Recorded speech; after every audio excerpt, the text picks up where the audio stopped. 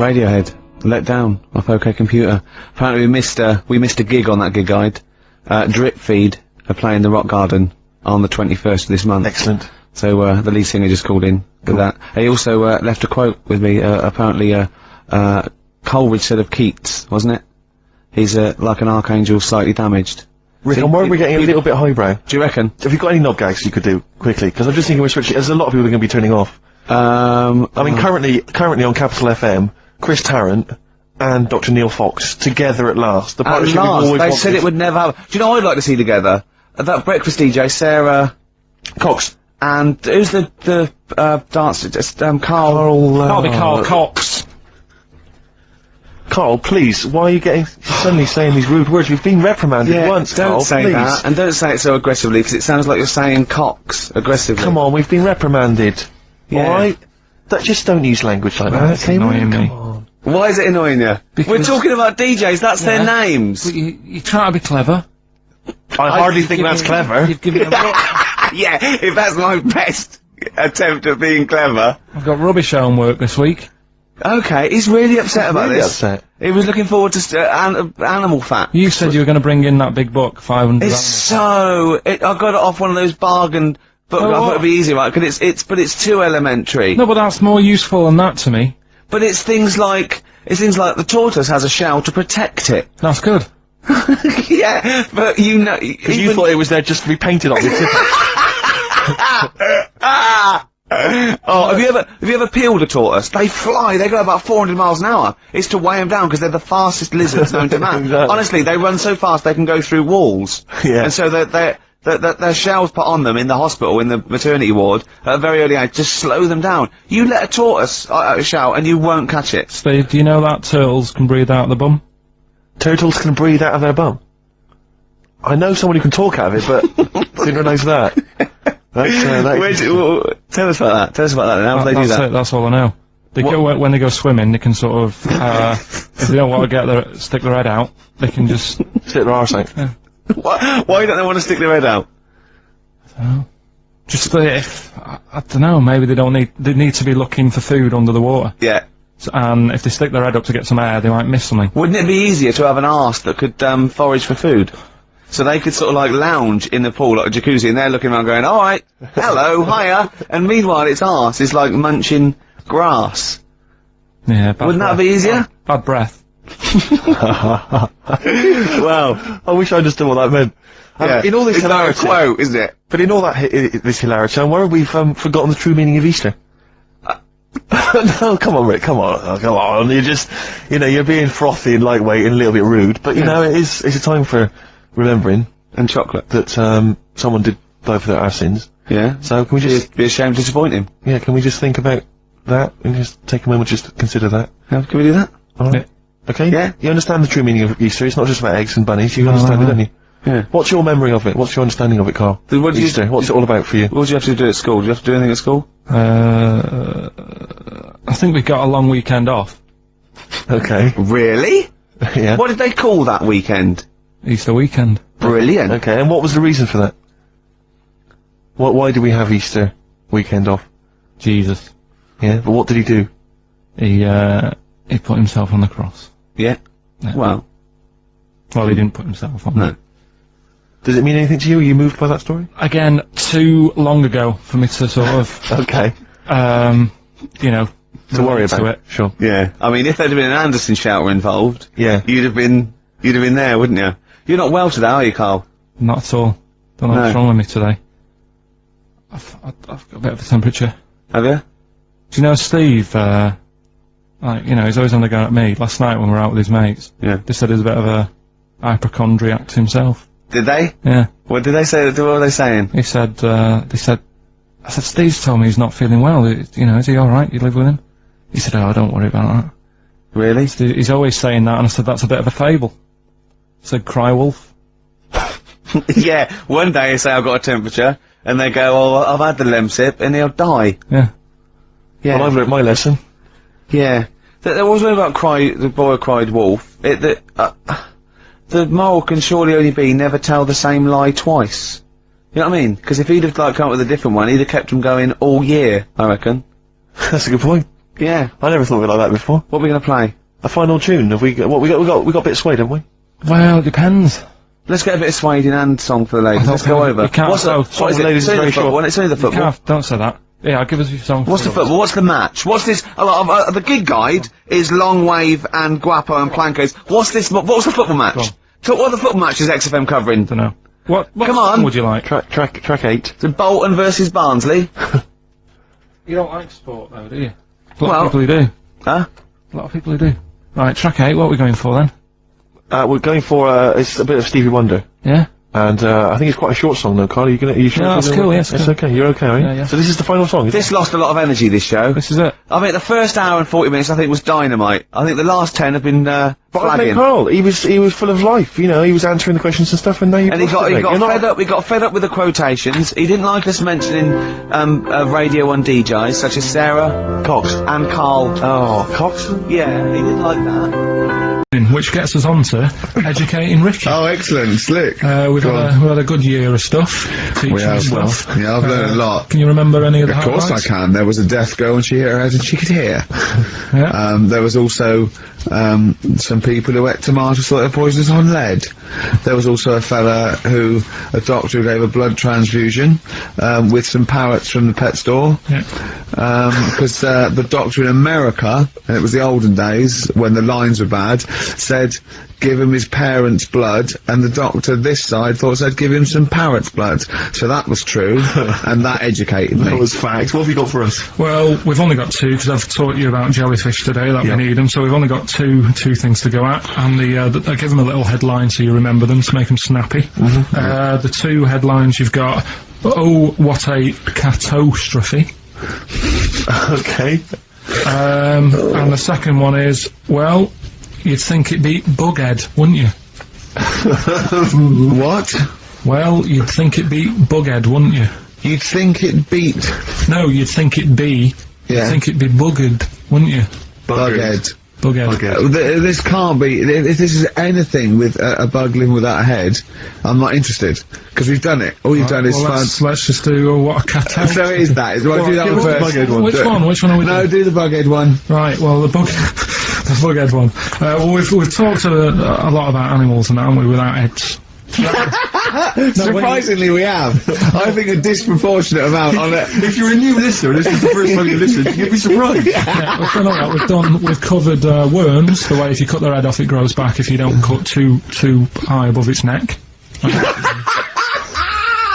We've covered The chicken. the fella who blinked. Yeah. I can't go into it again. Right. Let's not go into it again. We've had the chicken with no head that lived for Yeah. 8 months. Yeah. And we've had And we've had the cockroaches. cockroaches living for a week without an egg. Right, okay. Well, it's a bit more on the cockroach front, really. Right. They found, right, that if you get a cockroach Yeah. and you cut its head off, Yeah. right, and then you find a cockroach that's still got its head, but it hasn't got any legs, Right. right, it's not over for both of them, right? Because what you can do, you get the one that's got the legs Right. with no head, Yeah. sort of running around, get the one with the head, sit it on top of it, Right. get a little tube Okay. so that the fluids. So is this auntie's gone out of the Let him room? finish. Is this like Blue Peter? Let him You could get this for Christmas. Right, you get Yeah. a little tube, you sit that on top so the bodily fluids are still running between the two. Right. The head of the one on the top will control the feet of the one on the bottom. Okay. What about Good. And, will it continue to live? that? Yeah. Okay, you don't know that for sure, do you? That was just a No, question out of the that's- blue he wasn't expecting. What do you think of that? It's good, yeah, it's great. Yeah, it's just a primitive nervous system that can, yeah. Did you expect us to be more impressed and excited by that? Well, Did you fall off your chair when you read that? Did you literally topple off? Going, Did "Whoa," like a you cartoon? think you were going to be the Frankenstein of the insect world? Yeah. No, I just was thinking if they can do that, you know, With them, can they do it with them, can they humans? humans? Because I also did a bit of research Of course on. you did. Did you come to the sort of conclusion that apart from the moral aspect of it, that the human was probably more complicated than? Yeah, but do you know what I mean? Things move on, don't they? Do you know what I Modern mean? science, Rick. you know, I had Binatone as a kid. Now they've got PlayStation 2, and the difference in 10 years They is have amazing. found that if you lose your head, a cockroach can live normally on your body, but not the other way around. Your head on it cannot control its legs because it's too complicated for your brain. So, yeah. Well, then other research, because I thought if you don't learn from that, I'll give you something else for free, right? Go on. Free. That they can clone people. The only reason they don't do it, right? Say if like Ricky needed a lung, right? They could clone you and make you the same. But the only reason they don't want to do it is because it'd be a bit horrible, wouldn't it? So and it would take sort of 18 years for me to get an adult lung. And there's all kinds of moral implications. yeah. What do you mean, yeah? You hadn't thought of that? So sorry, because lest we forget, Rick, he ended with the only reason they don't do it is because it's a bit horrible and that. Which scientist said that? Right, let's That's leave a that then. quote. Right. That's true. not it. That's not the other one. That's it. No, that was just, you know, We've got another one to come. Oh, I Teach us can't wait. the headline again. What was the headline the again? headline, oh, what a catastrophe. Looking forward to it. Yeah, a bit more counsel. This is from his covers album. This is called Snowbird. He's so happy that the XFM listeners understand his stupid clues, and he knows it annoys me. We've got some right We'll answers be for giving out the Blockbusters. answers just quickly, just in case someone sort of missed one of them. I'll just quickly do them, yeah? Yeah, go on. First one, there's a load Your of letters. show. There's a load of letters there asking for advice. Put them on Claire's desk. Oh, and Merry Christmas. Ask your mum if you should. Oh, and Merry Christmas. And a couple of people were arguing in the supermarket. It was at the fruit Christmas, and that's veg why. counter. And that's B. Okay, we'll give those answers out shortly. Yeah. I just have to show you something, Rick, before we move on. I know we've got another Educating Ricky, but someone just sent this in. Yeah. They've been looking on eBay for Victoria Plum. You're joking? Come here and see the photograph. Oh, God, that's fantastic. Have a look. That's it. Oh, God, he's got that for his mum. It's the worst piece of tat I've ever Oh, seen. Carl! Carl. Imagine how... Oh, Gutted. Carl, imagine how... Look, think of him now, right? There it is. Oh, that's the worst thing I've ever seen. I'll tell you, it looks like a Diddy man gone wrong. It's it looks like extraordinary. a Diddy man prostitute. That is... Is that the one, Carl? Is that... Well, it was a different colour. It had a yellow at mine. No, but look, how do they get... Tell them they Okay, go, so, go into eBay. So you need to log on to ebay.co.uk. I'm sure you've used it before. It's the online marketplace, ebay.co.uk. And if you type in Victoria Plum, I'm assuming that you can track this down. That's amazing. It's the worst piece of Oh, rubbish just I've ever think seen. how cute he was as a kid, though, doing that. Just think of him, just going... just seeing that and thinking, oh, like, he likes gnomes! It's the worst thing I've ever seen! I mean, to be fair, I don't know what her prize collection of gnomes looks like, but I can't imagine they're much better than that. I mean, gnomes are a fairly grotesque thing. But certainly your mum's taste and discretion is... Did you have those houses on your estate? You'd go in there and it was just loads of those dolls still in their packaging all around the room. And sort of like one of those homes that keeps the sort of packaging on the three-piece suite. Why don't you buy another one for her for Christmas? Yeah. It's $3.99. It looks like that's £2.49 because that was $3.99. Well, Oh, buy it, Carl. I've sorted out her passport this year anyway. I'll get her that next year. Right, so listen, right? Okay. So, that's Educating Ricky of the year. Oh, Christ. What a cat toast. Yeah, let's do that then. Right. Victoria Plum. There's this woman, right? Yeah. This woman, she's reading Guinness Book of Records, Yeah. and she's flicking through, Yeah. and she notices that there's a world record for a cat, right, with 27 toes, right? So she reads it and she thinks, well, that's not right, because her cat's got 28. What do you mean your cat's got 28? Her cat's got 28 toes. So she was like, well, hang on a minute, mine should be in there. So there was I like, missed the very beginning of this. she was, She's looking for the Guinness Book of Records. Oh, Sees a woman was looking for the Guinness Book of The one Records. with the cat with 28 toes looking Right. through, and it said the record for the cat's toes was 27. She thought, hold on. Hold on a minute, Ross McWhirter. My cat's got one more than that cat, so go on. Anyway, so she said, you know, the person doing the interview with her said, you know, is it happy? And she said, yeah, you know, it's great, and it's really good in the snow. Right. It gets through a lot of nail varnish. Well, you know, that's what it said, right? It said it's really good in the snow. So, I just was thinking, I mean, that's it, really. That's not it. That's the end of that story. But Brilliant. But what I'm thinking is, right... It was two cats welded together. No, she said, you know, it's happy. So, is the other sort of disabilities where, in a way, it's not all bad? Oh, Christ. No, do you know, like, that book Steve brought in for me? And there was a fella there, wasn't he, who had 3 legs, who was a juggler. And I was like, what's the point of that? What do you mean, what's the point of that? What's the point Well, of he's what? not taking advantage of having 3 legs, is he, being a juggler? Yeah, he said he should be a footballer. Right? So, no, but in a way, he's used it, hasn't he? He's probably not even that good at juggling. But because he's got 3 legs, people have gone, well, I'll give him a chance. Let's go and see him anyway, see if he's any good. Yeah. Right?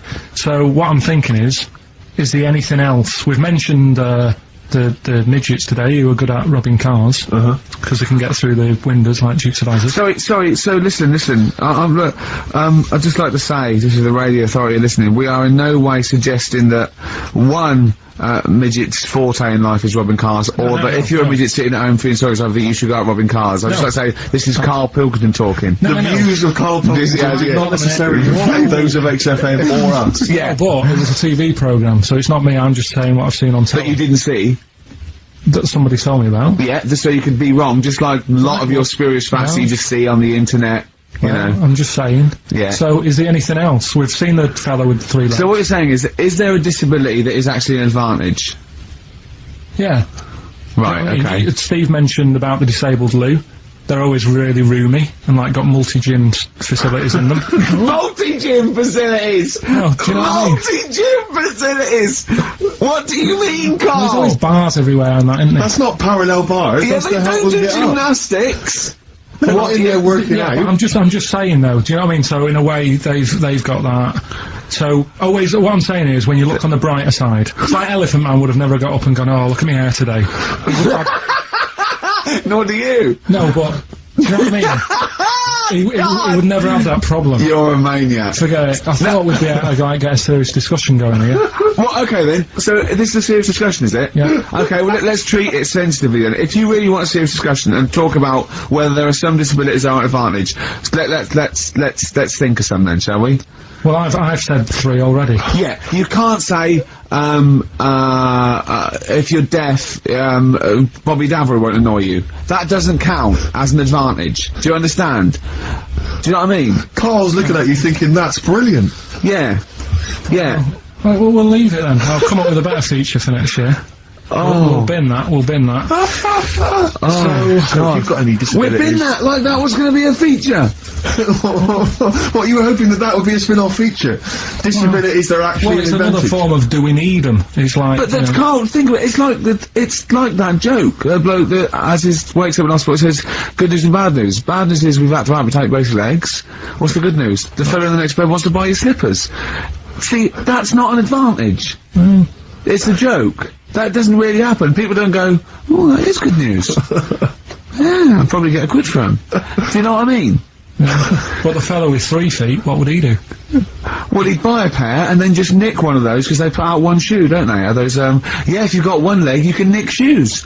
Good point, Right, Carl. now I'm getting you thinking. Yeah. Right, so we'll do Rockbusters Answers next then. Happy Christmas, war's over and all that. Indeed, yeah. Brilliant tune. Great tune. And Well, wonderful sentiments. I've had a great time. Merry Christmas, everybody. I hope we haven't offended you by some of Carl's rantings. Just think of what he's gone through in his life. That Victoria Plum incident. Carl, I've got a little gift for you here before we go. Oh, you're joking, I haven't got you anything. Well, no, you haven't got your girlfriend anything. I wasn't expecting much. It's not exciting, but it's worth taking. In fact, why don't you just re-gift that straight away? It's alright, cheers for that. He hasn't even looked at it. He hasn't- Champagne. That's not the champagne we got free from the BBC, is it? It's not actually, no, Rick, because that is far too good for the likes of Carl. Oh, right. And I wasn't good, so he wouldn't appreciate it. That's just sparkling wine. Oh, brilliant. Oh, I love that. Yeah, he won't. He doesn't know the difference. I'm seeing Carl on Christmas Day 'cause he's around Christmas Day in London, so I'll get a little gift then, Carl. Alright. That'd be good, wouldn't it? It'd be a nice little. Okay, answers. We must give the answers. You would have to go to bed at 6 though, so we can play. So, can we finish there now? Yeah. Yeah, What do you mean? What do you mean? Can we finish there now? Just play the ads and go. What? No, what are you talking about? We're going to play Jerry Mitchell Play all day. that then. Goodness me, Carl! Oh, look at We you! haven't got time. Merry Christmas, Carl. Merry Christmas, cheers. Carl. Enjoy the Let's give him a little kiss. Oh, little kiss. Oh, no. With tongues, it's Christmas. Stop messing about. Get off! Wow. You're getting celebrities asking you questions now, Carl. That's David Bowie. Is there life on Mars? Do you reckon? I reckon there's more going on than just us messing about. I reckon. I hope so. I think. Tell Steve your problem that you aired to me. Well, do you know how, like, I'm always thinking about stuff when I'm washing up? I'm just going to look at Steve for the reaction when this question comes out. Okay. There's been a few things I've been thinking about. Do you know, like, how I tried to confuse a computer by putting in Y in the search engine? Yeah. So, along the lines of that, I was thinking in the week, if you put a chameleon on a mirror, what would happen? and also, this is a bit of a bigger issue. We're always making more and more stuff, right? In the world, you know, big buildings, big planes, big boats, and that. Will we ever get to a point where all this is too heavy for the world to handle? Right, what error has he made there, Steve? What physical, scientific error has he made there with that question? I can't begin to explain it. Carl, we're not getting the rocks from other planets. It's already here. It's like having a big pile of books in a room and then moving them over to the other side of the room and building a thing going, oh, can the room take it? I'm building a lot of things out of these books. What about plastic? Where's that come from? Other chemicals that existed on the planet. Yeah. Do you see the point? Hang on a minute, though. What about a little tree? You plant that's an acorn, it grows, Rick. That's bigger. That's more stuff. Yeah. Don't listen to him, Carl. He's patronising What you. about acorns and that, though? Right, they grow from minerals and proteins already in our atmosphere or in our the mass of Earth. What about a cat, Carl? Right, you get it. It's a very tiny kitten, but it grows up and it's bigger. Carl, he's doing it on purpose. Elephants. Baby Elephants, they're very small to begin with, but they get bigger and bigger and bigger, and so they get heavier and heavier. Mind you, dinosaurs have gone. You know, but you, but you know that's famously that's how Atlantis disappeared. You know, you've heard of the legend of Atlantis. Have you heard of the legend of Atlantis? I think so. This was a city that existed. It's proven, Yeah. right? And what happened was they just kept buying stuff in mail order. They just kept ordering stuff, like the king and stuff. Just kept ordering stuff in mail order. He brought girls across, Carpets, lot of carpets. Carpets. He kept buying TV set, big screen TVs and stuff like that. And eventually, He bought up all the myrrh that the wise men didn't want. yeah, he just because he's from like olden times, and he just kept buying stuff crazy. Like he was just a shopaholic basically. Mental it was. And he was ludicrous. It was like, and in the it was end, too it just heavy. sunk. It just sunk. Too heavy. And it just sunk. So, to the Earth, the more planes we build, the more trees we let grow. Yeah. From acorns. And more than that, what about all the people who are overeating? There's only one your thing Rick to Wallace do. in this world. I think we've got to kill off endangered species and burn trees. That's the only way the Earth can survive. You mental. Right, what are you doing? Rockbusters? Is it that time? It is Yeah. indeed. Last week, of course, it was a disaster. Yep, every Saturday at 16 minutes to 2, we do Rockbusters. I have to say that I've not really gone through them, but the prizes look exactly the same as they were last week. Yeah. There's that T-shirt. So it's a There's rollover, still- but you haven't added to it. Have you not? The point of a rollover is you've got to add to it. That's the excitement. Yeah, not there's a couple of albums that were. Okay, well, it's also Okay. the Fools and Horses video with the free. I don't think I'm bloody jealous of that. I like that little yellow thing. It's a little. There's a little kind of model three-wheeled van. Rodney, you plonker. Oh, dude. What's that? This is what looks to be some kind of best of the stereo MCs. Don't call me a plonker, you wanker. The David Attenborough DVD collection. Oh, the Unc shit himself again. Oh yeah, the big prize that we tried to give away. you, now. Rodney.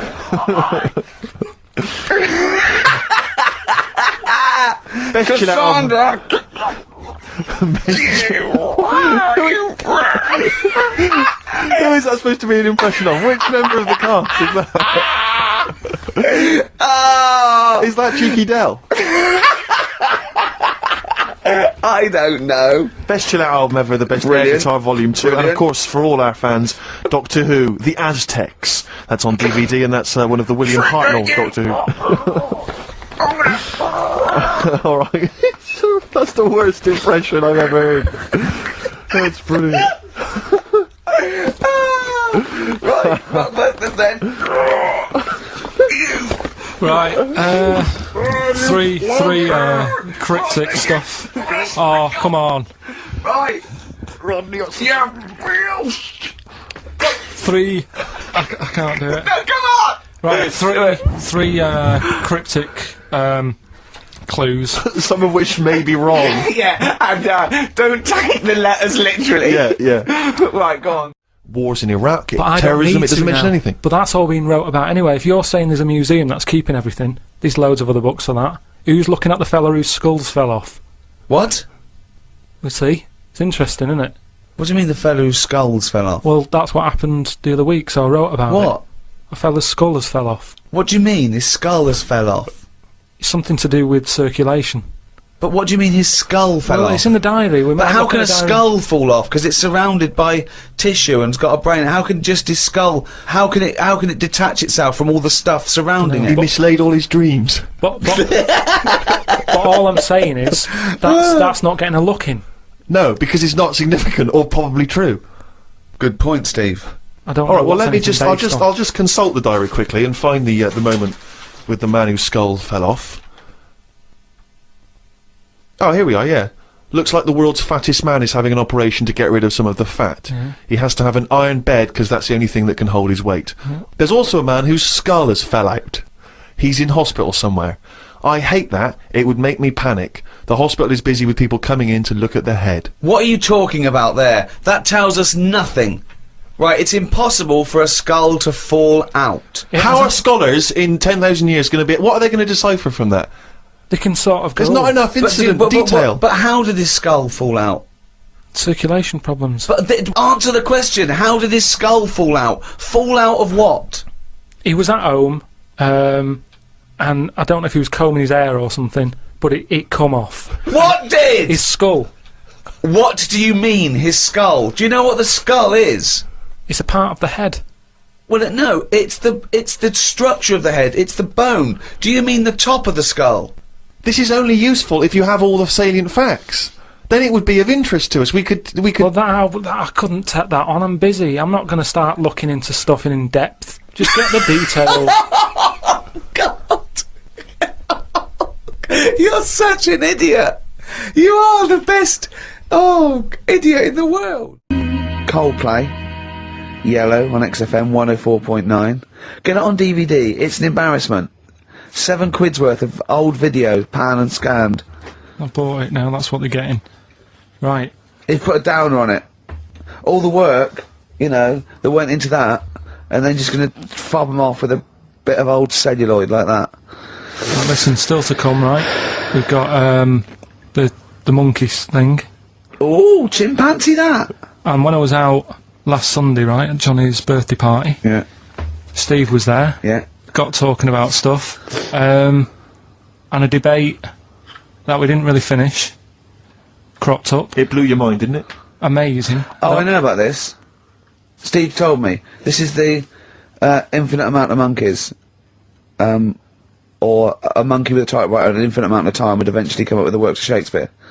Yeah. There was no debate. It's a philosophical, mathematical problem. There's no debate. It's true. It wouldn't happen. No, listen, Carl, listen. Infinity sorts it all out for you, right? An infinite amount of monkeys at a typewriter, right? They do everything. They type everything. Infinity just sorts it all out for you. There's no get into it and they're going, oh well, let's have a look what they've done. This one's come close. Did Romeo and Juliet? It would do it all. It would type everything ever possible, conceivable. Yeah, but It's a mathematical thing. Well, Infinity we've heard sort- your side of the argument, really. I'll be honest with you, it's a persuasive one. But let's hear Carl, because he heard about this in a pub last week. Yeah, so what's your he's got some problem? strong What's your ideas problem with himself. it? What's your problem with it? Well, first of all, right, you're saying it's a load of monkeys. It's not just one monkey. That Depends. can live forever. No, wait. It's either a chimpanzee with a typewriter with an infinite amount of time. He would eventually, by definition, mathematically, type everything ever possible. Okay, or it's an infinite amount of chimps with typewriters, and one of them will type it first time. But already, that's not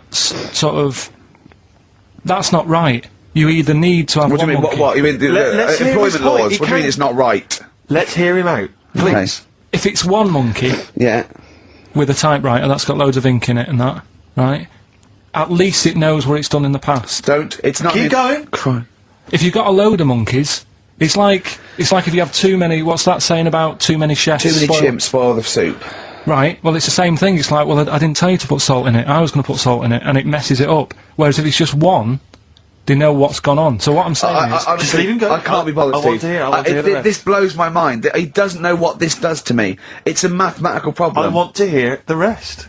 well, it's just I just don't think it will happen. What I do you mean you don't think it'll happen? Infinity works it out for you, by definition. Well, what's stopping them typing the same thing again? They would. In fact, the problem should be, if you had an infinite amount of time, that it would type, that worked to Shakespeare an infinite amount of times, and everything else an infinite amount of times. But, you know, that's not as... But not Shakespeare. Oh! Shut up, you know- idiot! Rick, do you know what he said to me? I said to him, I explained it to him, I said, God. you've got an infinite number of monkeys, infinite number of typewriters, they will type the complete works of Shakespeare. He said, have they read Shakespeare? You're an idiot! Play a I said record, 'cause no. I'm not having this They're not doing conversation. it from I'm not memory. having it, because it really, really winds me up. But you're saying they'll do it with no spelling errors. Well, they do it an infinite amount of times.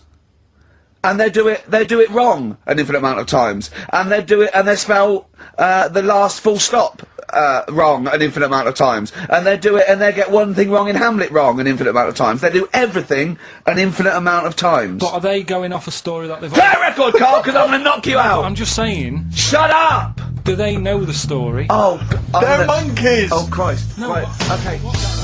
Our Freaks Electric, Richard Eccles, Sugar Babes on XFM 104.9, Steve. Absolutely. I'm Ricky Gervais, with me Steve Merchant. Hello. Carl, the producer. 7 minutes past 1 of a Saturday, and what a lovely Saturday it is. It is indeed.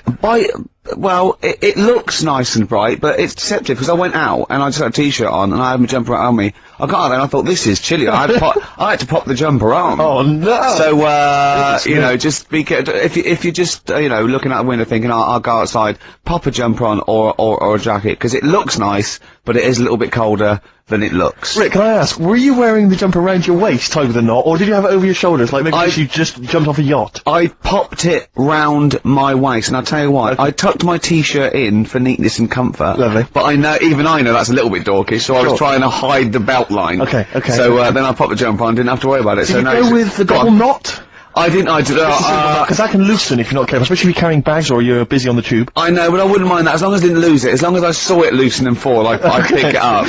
And You'd be devastated if you and fell then off clean the it. Not in the washing machine though.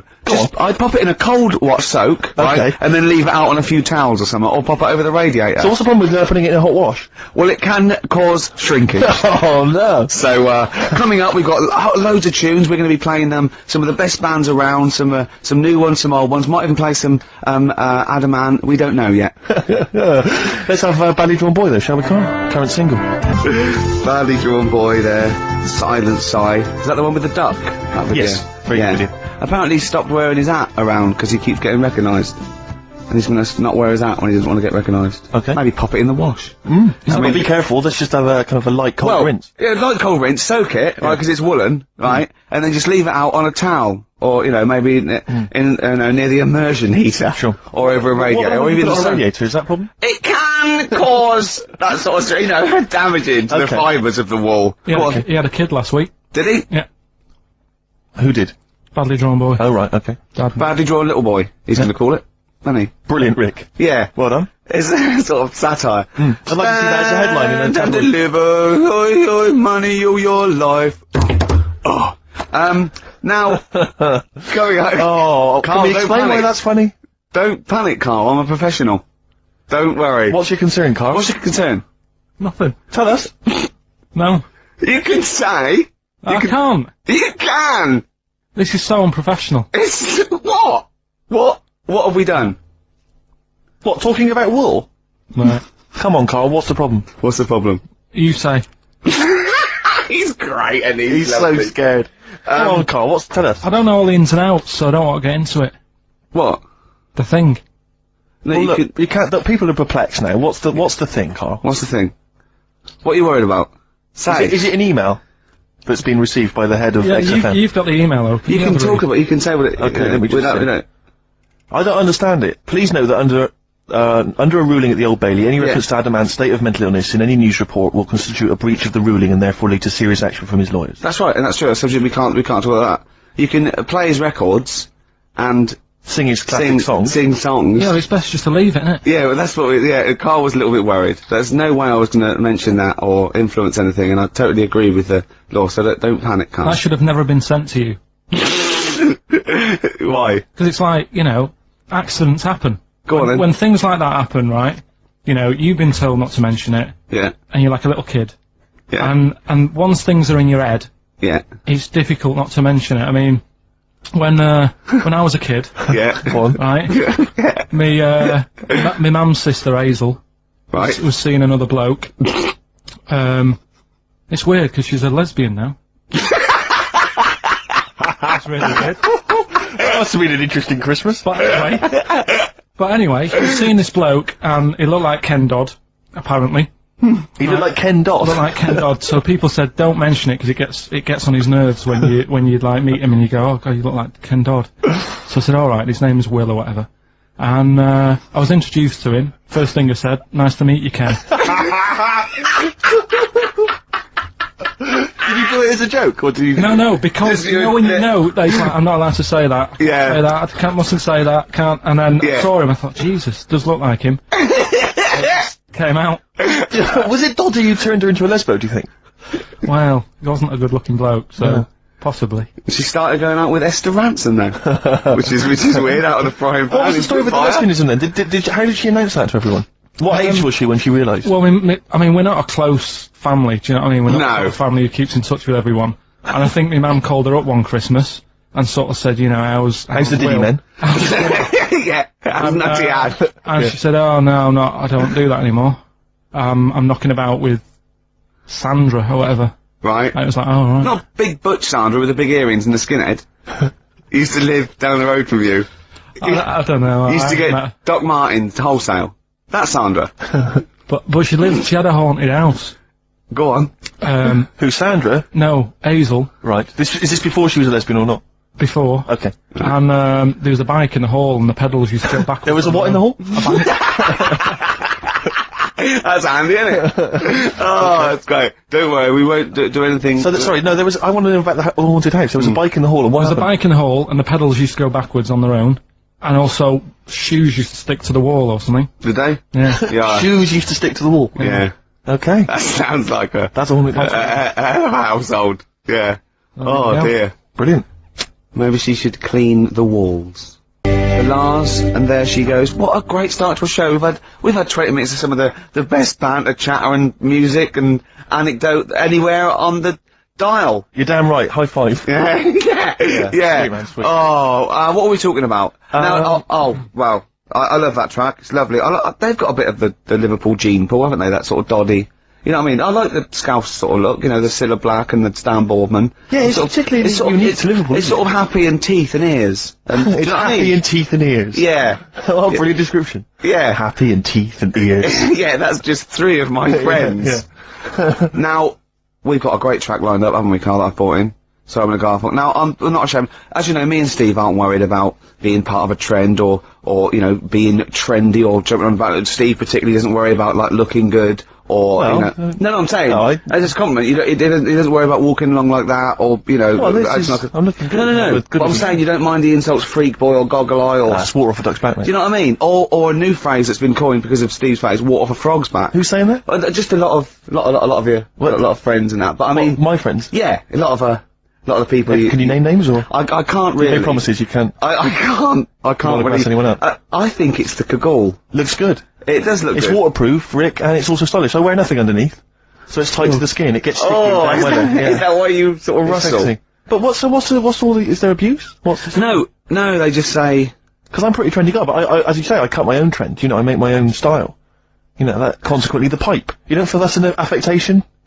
I don't think. I think because you're young and tall. Yeah. The pipe looks a little bit silly. Go on.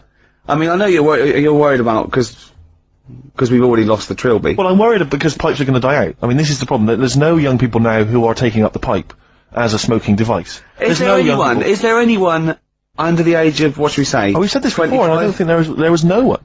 I think there was some nutty old woman who phoned in and said, I smoke a pipe. But I'm talking about, you know, because years ago it was like an Oxbridge student, you know, you'd be at Cambridge or something, you'd have a lovely pipe, you know, tweed suit, you'd be there studying. That was, you know, and that was the young gent always smoked a pipe, but no one is now. I'll tell you this, in the year 2050, there'll be no pipes. They won't exist. Well, I think all drugs like nicotine and alcohol will be banned, and we won't be allowed to think our own thoughts. We'll have to live in the sewers like eating rat burgers That's or true something, enough. won't we? Yeah. And it will have to download our memories or something. Oh, probably. God. And But I'll be a rebel, Rick. I'll just No. be down there listening to jazz. No, you won't. Yeah. You'll just have a little chip in the back, and you'll be going out with a big fat man with a big toga on, and you'll be touching him. But will I think he's a beautiful woman? Yeah, you will. Yeah. Yeah. And I'll be fighting with the rebel underground. No, you And won't. I will. No. I will. I'll be dead, won't I? You'll be dead, yeah. I'll be dead, yeah. In 2050, you will. I'll be dead. Unless because obviously you're becoming quite wealthy now. You're becoming a very rich man, obviously, from all your, you know, celebrity endorsements. I'll have my brain put into a robot. Exactly. Made of titanium, and I'll have it, Would you be cryogenically frozen if you could do it? I would, but I'd leave myself out on a towel. Right. Never, because if you do it too quickly, there is shrinkage. You've got to be careful. Did you read in the paper this week? This is true. Apparently the world's oldest man, who's 113, lives in some little part of Japan. Sure. Like a little island in Japan. But apparently, the world's oldest woman also lives in exactly the same place. Now, I don't know if she's since died, but she lived in the same place as well. Do you not think there's something suspicious going on there? I mean, isn't that a bit eerie to you? I'm thinking, have you ever seen them together? And have you ever found lipstick in his bag? I think that'll be one and the same. I wonder if it's something like, you know, what brought Godzilla back? There's some kind of, some antics over there. No, there might be, they're sort of like, yeah. Although, just hearing like, some of Karl's stories about school, there's something going on there where he lives. Yeah. Did you say you did live near a sort of, nuclear plant or I something? found out it wasn't a nuclear plant, it was a chemical plant. My God. Yeah. Really? And is that really true? What colour was the tap water in your area? It was better than it is in London. Right. I was Really? talking to someone about this the other day. Yeah. Water in London's ropey. And I use one of them water filters. Do you really? And the guy down in the office was saying it's a waste of time though, because they only work for a couple of water, like you fill your jug twice, and then the water's going through the same muck, isn't it? That's true enough. But So it's not, it if it's doesn't not work. getting through, it's not getting through. No, If but it's a filter, it doesn't matter, does it? still not good though. Fair enough. Yeah. Good point. So are you just throwing it away based on what that bloke said? Did he Is he currently did he in the sell bin? you another one that he had on Yeah, him? Did a he better- sell- a better updated model. Yeah. Did he have a suit and a When big... you say, like, he works here, was he actually hanging around outside? Yeah. Did he have a suitcase with with, a lots cart? of these in? Yeah. Yeah. Brilliant. Alright. So you alright then? It's going alright? But why did you take this long to call? We asked you to call since the very Because I was beginning. We've been watching phoning you. Why is your phone Yeah, switched off? I heard the beginning. I heard the beginning of the show. I thought, yeah, it's going alright, the there and stuff. Turned it off. In You fact, turned it off? No, I put a tape in though, because even though I'm ill, I'm still showing an interest in it. Well, you're not. If you're watching football and shaking. Yeah, well, I'll listen back to it later, so I hope you haven't been dissing me. No. Right? Definitely not. Don't listen back to it, it's not worth it, but we haven't been dissing, you know. And I've just been watching, bit of football, right? Did you watch the Monkey programme last night? You told us to watch the Monkey programme. We all stayed and watched the Monkey programme. Alright, wasn't it? It was rubbish, wasn't it? Obviously not half chimp, half human. Well, I mean, they missed out a lot of the interesting bits. But it didn't have any interesting bits. Those are bits that you made up to make it Well, more the interesting. bits that I told you about 3 months ago before they decided to make the programme. Yeah. What were the bits that you came up with?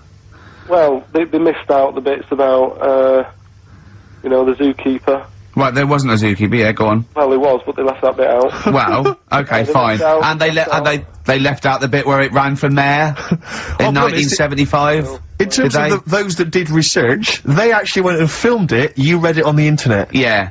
Yeah. Chances are you're the one with the facts wrong. Yeah, I think they also left out the bit when it jumped over 3 double-decker buses on a Yeah. motorbike. On Evil Knievel's motorbike. Yeah.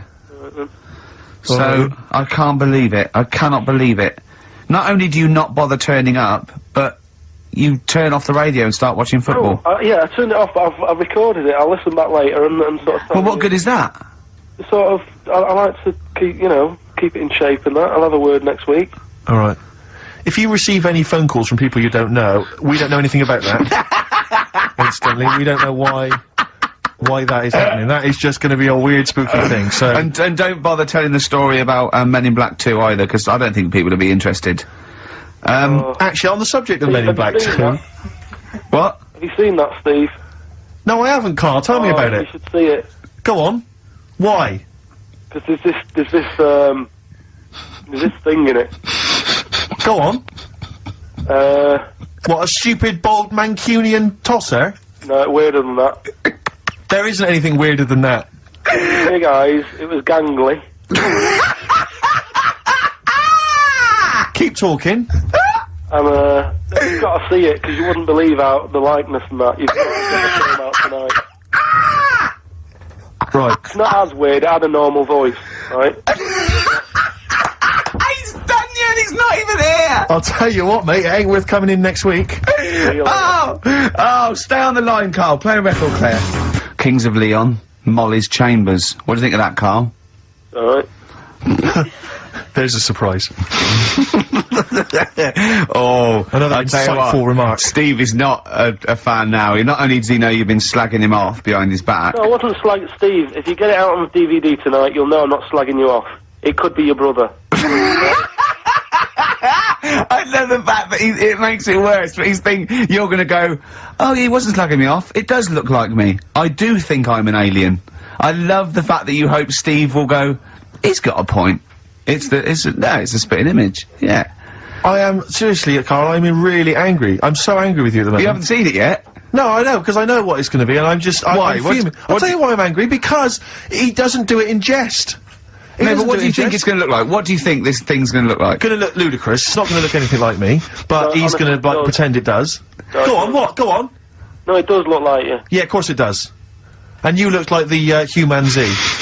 Well, I mean, to be honest, you did a bit, Carl. You walk like him, you're bold like him, you got a sort of gormless face like him. Any more? I don't smoke. That does. I'm not arguing with you. I'm not well on that. Oh, you're not well. What exactly is wrong with you? You whinger. Well, it's just, do you know, like I always tell you about the restless leg syndrome I've got. It's like Yeah. that, but all over. So you're just shaking around the house. I'm just, yeah. What do you look like, Elvis? What are you doing? You're shaking around the I'll house. tell you, with your bald head, you probably look like an enormous vibrator. Oh, That's what you probably look like if you strip naked. oh, you'll have a Scottish widow coming round. Oh dear. That's, what's her name, by the way? I heard you talking about that. That's, Amanda Lamb. Amanda Lamb, who's in the Place in the Sun programme. Is she actually a widow? Is she a Scottish widow? Just, Hoots, man, my husband's dead. Do you want any money and a bit of my clam? Brilliant. Alright? That's the sort of quality you've missed out on today. Well, anyway, you're going to be back next week. We need you back next week. yeah. Yep. Well, how do you know? It's also, how did you know you were going to be ill today? Because you phoned and arranged this yesterday. Convenient. And I spoke to you yesterday and you didn't sound very ill. I felt ropey yesterday You've got a bit of a bunged up nose. Even though I Have a bit of a bunged up even though I was nose. ill, I still sorted it out. Yeah? I'm a little bit sweaty. Even though I was Carl, ill, sorting it I out does sorted not mean out. you phone up Sturgis and send her down. That's not sorting it out, that's making things worse. Have you learnt nothing?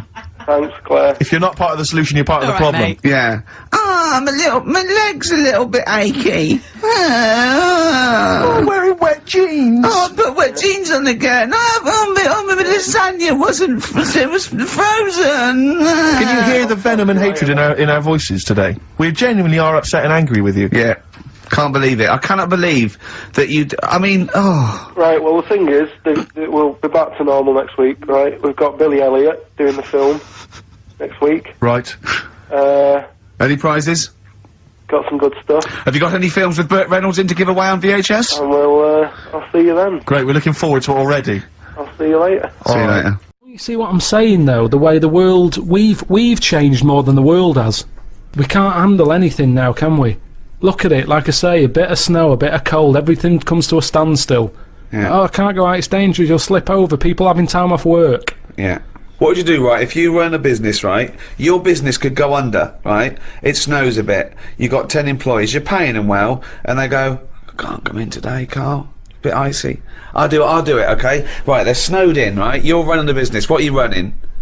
It's a, let's not, Don't- I'm not don't going to you- big myself up, it's just it's a don't you run factory, it- it's doesn't it make U-bends, bells that I make knock? no, Doesn't it? U-bends, Yeah. U-bends for... Toilet, so yeah. you run a, okay, right, okay, plumbing so, type. plumbing, you pay them all right, don't you? I'd say most of them are on above average, So you're there, what time do you get in? about 9:15. 9:15, waiting for them to come in at 9, yeah? Yeah. Okay, right, it's snowing, it's a bit snowy, you got there, it took you a bit while, you'd set off early, did you, or? Gave myself a bit more time because I had to put the heating on in the car. Okay, ring, ring, ring, ring. Hello, KP Plumbing. Oh, is that Miss Pilkington? Yeah, it is, yeah, who's that? Oh, it's Sheila. Listen. Sheila, shouldn't you be here by now? Yeah, no, I was gonna set off. Well, we'll set off now. Stop wasting time. We've got a big order on. No, I know. We're all but on a bonus here if we get this done. I'll see you in 10 minutes, shall I? I can't make it. What? I can't make it. Why not? The car won't start and it's slippy on the drive. I just can't get out. Get the transport. I'll see you in... I'll give you 20 minutes, alright? Don't No, worry about it. well, Thanks for calling. I can't, I'll see you in a I'm bit. also scared of the ice. I'm scared of the ice. I'm not gonna come in today. It's dangerous. So what are you going to do? Well, I'm gonna wait until the ice and snow goes away, and then I'm gonna come But in. they're predicting it's going to be about 2 weeks before they Yeah, clear all I'm this. not, I can't really travel in this. It's a bit dangerous. Well, I'll tell you what. You stay at home. I'll replace you because I need someone to come in. We've What, got are a you big firing order. me because I can't get into work with this? Well, I got think- into work, Sheila. Yeah, I know, but you don't live with me, do you? If you did live with me, then No, but you'd it probably was see bad. how... It was bad where I was as well. Yeah, I'm here. do you know how bad it is here? When you come round and have a look how bad it is here, no, you drive I'm my... not coming Tell you round what, here. you come round and drive my fucking car because I'm snowed in, you fucking calling me a cunt. And I'll tell you, if you fire me, I'll tell you to drive you, you bald-headed wanker. Right, you're fired anyway for that. You're in fucking trouble then. Right then, see ya. Right, and then Right. she's done with. She's weak anyway. Ring, ring. KP Plumbing. Hiya, is that, Miss Pilkington? Yeah, it is. Yeah. Hi, it's Bob here. Bob. Yeah, bit of trouble. In my area, it's absolutely snowed. It's possible no one's getting out. I live near Sheila. Bob, by the way. listen. Yeah, well, Sheila's just been on. She's saying she can't get in either. She can't. I've just seen her out there trying to dig her car out, and she's about. She's really tried hard to get to work, but she can't do it because she's not very rich and her car doesn't work. She hasn't got the right tyres, and there's no public transport. They've cancelled those. Wrong snow on this country. I'm not going to make it in today, son. So I'll see you tomorrow, right, boy? Well, no, you're saying you'll see me tomorrow. Yeah. But you'll probably call up tomorrow with the same thing. Well, only if it's snowing still. Now It listen. might not have- Well, I can't run a business like this, Bob. Yeah, it's not my fault, is it really? So go round to Sheila's and like slag me off if you want. But I tell you I'm not what, slagging you're you not off, coming just- back here. Fuck off. One chance. Give them one chance. Well, you didn't even give him one chance. No, because they've done it before.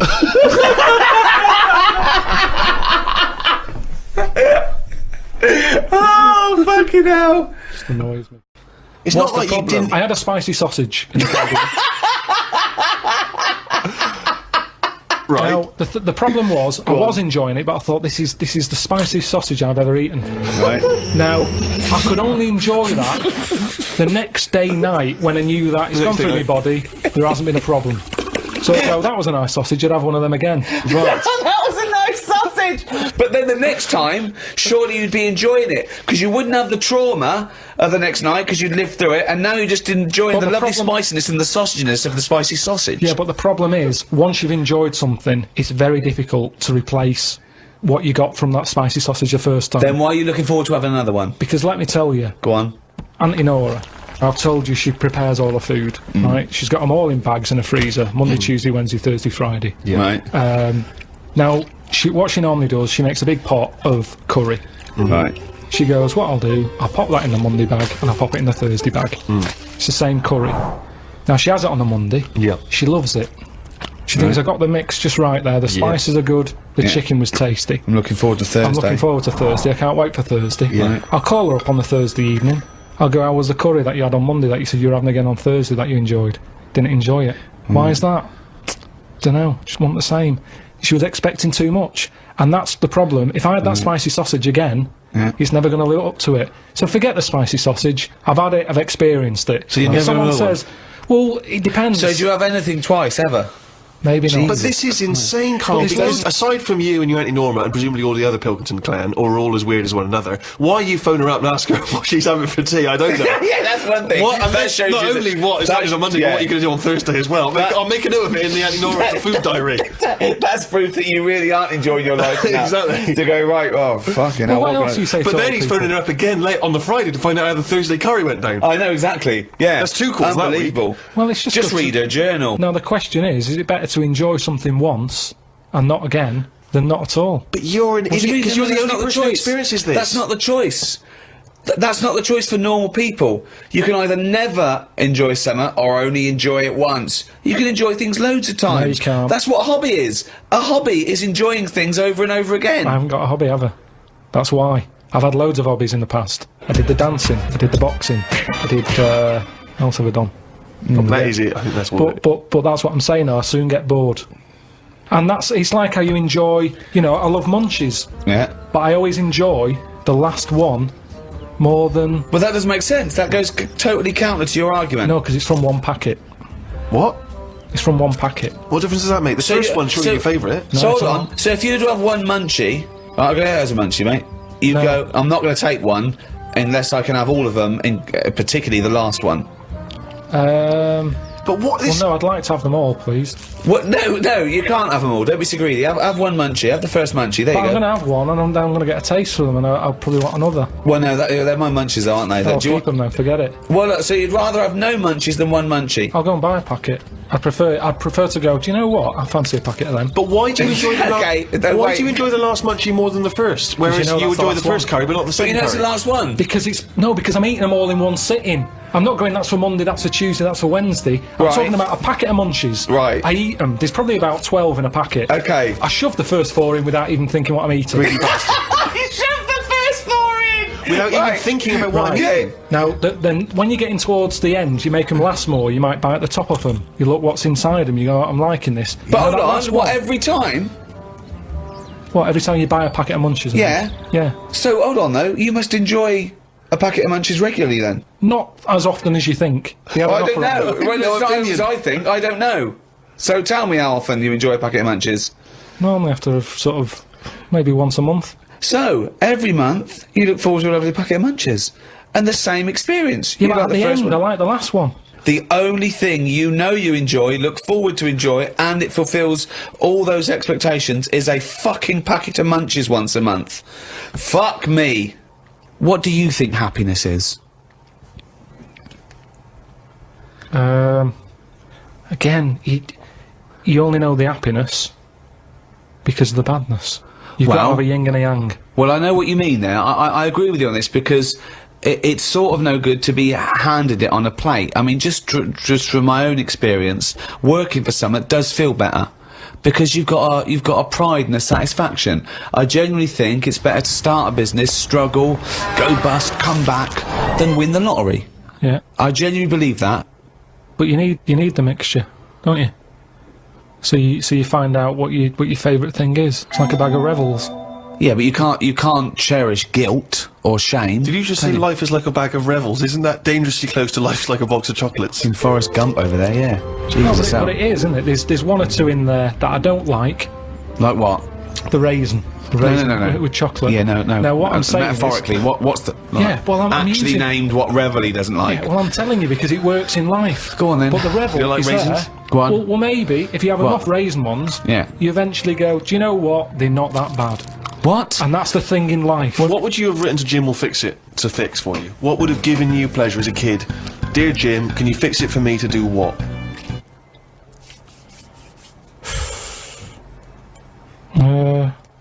When I watched Jim will Fix It as a kid, they never really lived up to what the kid wanted, did they? But what would you have requested? So I don't think I would, because I think I saw how disappointed most of the kids were. God, it's A kid like whistling, they brought out This is Roger Whittaker. exhausting. Yes, because they look at it and they go, can you fix it for me to go into space? No. Can I dance with Bananarama? No problem. That's the ones they pick. Yeah, so that's why I wouldn't write in, because whatever you ask for, you're always going to get a watered-down version. But if Jim could fix it for you to do anything, what would you have chosen? There's not many things I wanted as a kid. One though. thing. Just one thing. To choose one thing, please. That my name was Brett.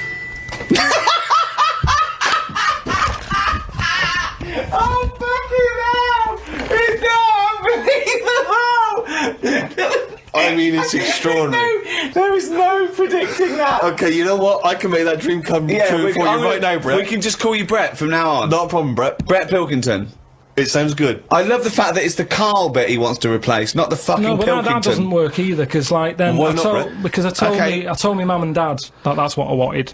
They started calling me that, but then I forgot that. They went along with it. Yeah, So you said, Mum, Dad, call me Brett from now on. And they went, alright. yeah, but then I kept forgetting that I was Brett, so I wasn't answering, so they went back to KARL. It's amazing! So you've had that dream come true. Yeah, and it wasn't that good, and that's what I'm saying to you. Things never live up to what you want. Dreams, what are they? When I was on holiday recently, Yeah. I got talking to an old fella, because where I went, it's mainly for old people.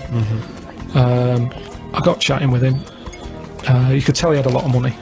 Yeah. He sort of tanned. He had that sort of rouge-coloured sort of jeans, Oh, yeah. which is always sort of... Telltale sign. It's kind of like he's got money. Yeah. And, The red jeans are twice as much, sir. That's okay, I've got money. yeah, it's sort of... It's either that colour or yellow. But you Yeah. can carry it off when you're an old man, and especially with the tan, you think, yeah, he's got a few quid. I'm a millionaire. Do you have any yellow jeans?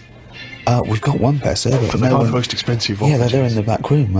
Could I just see your bank account first? Yes. Oh, yeah, you can afford yellow jeans, all right, sir. Come this way.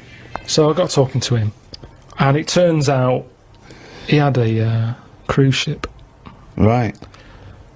Loads of money. Now, I was chatting to him for about 10 minutes. Yeah.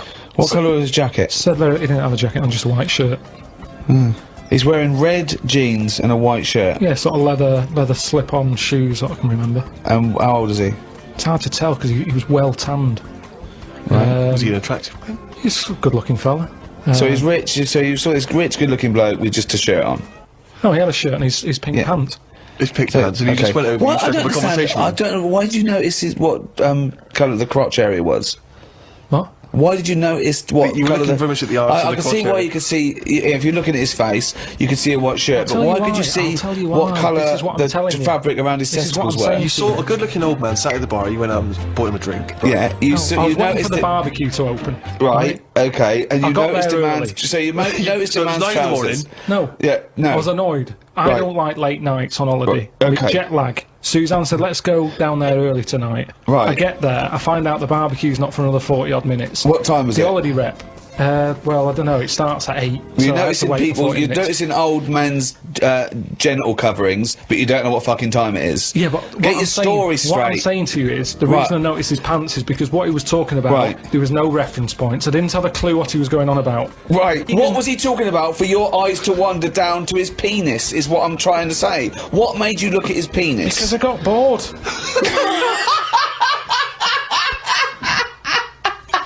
I didn't know. What I'm trying to say to you is his reference points. I had no idea what what was he he was going on talking about. When about? you're talking to a stranger, aren't you meant to keep it Above the waist, keep it looking at his bollocks, to erect.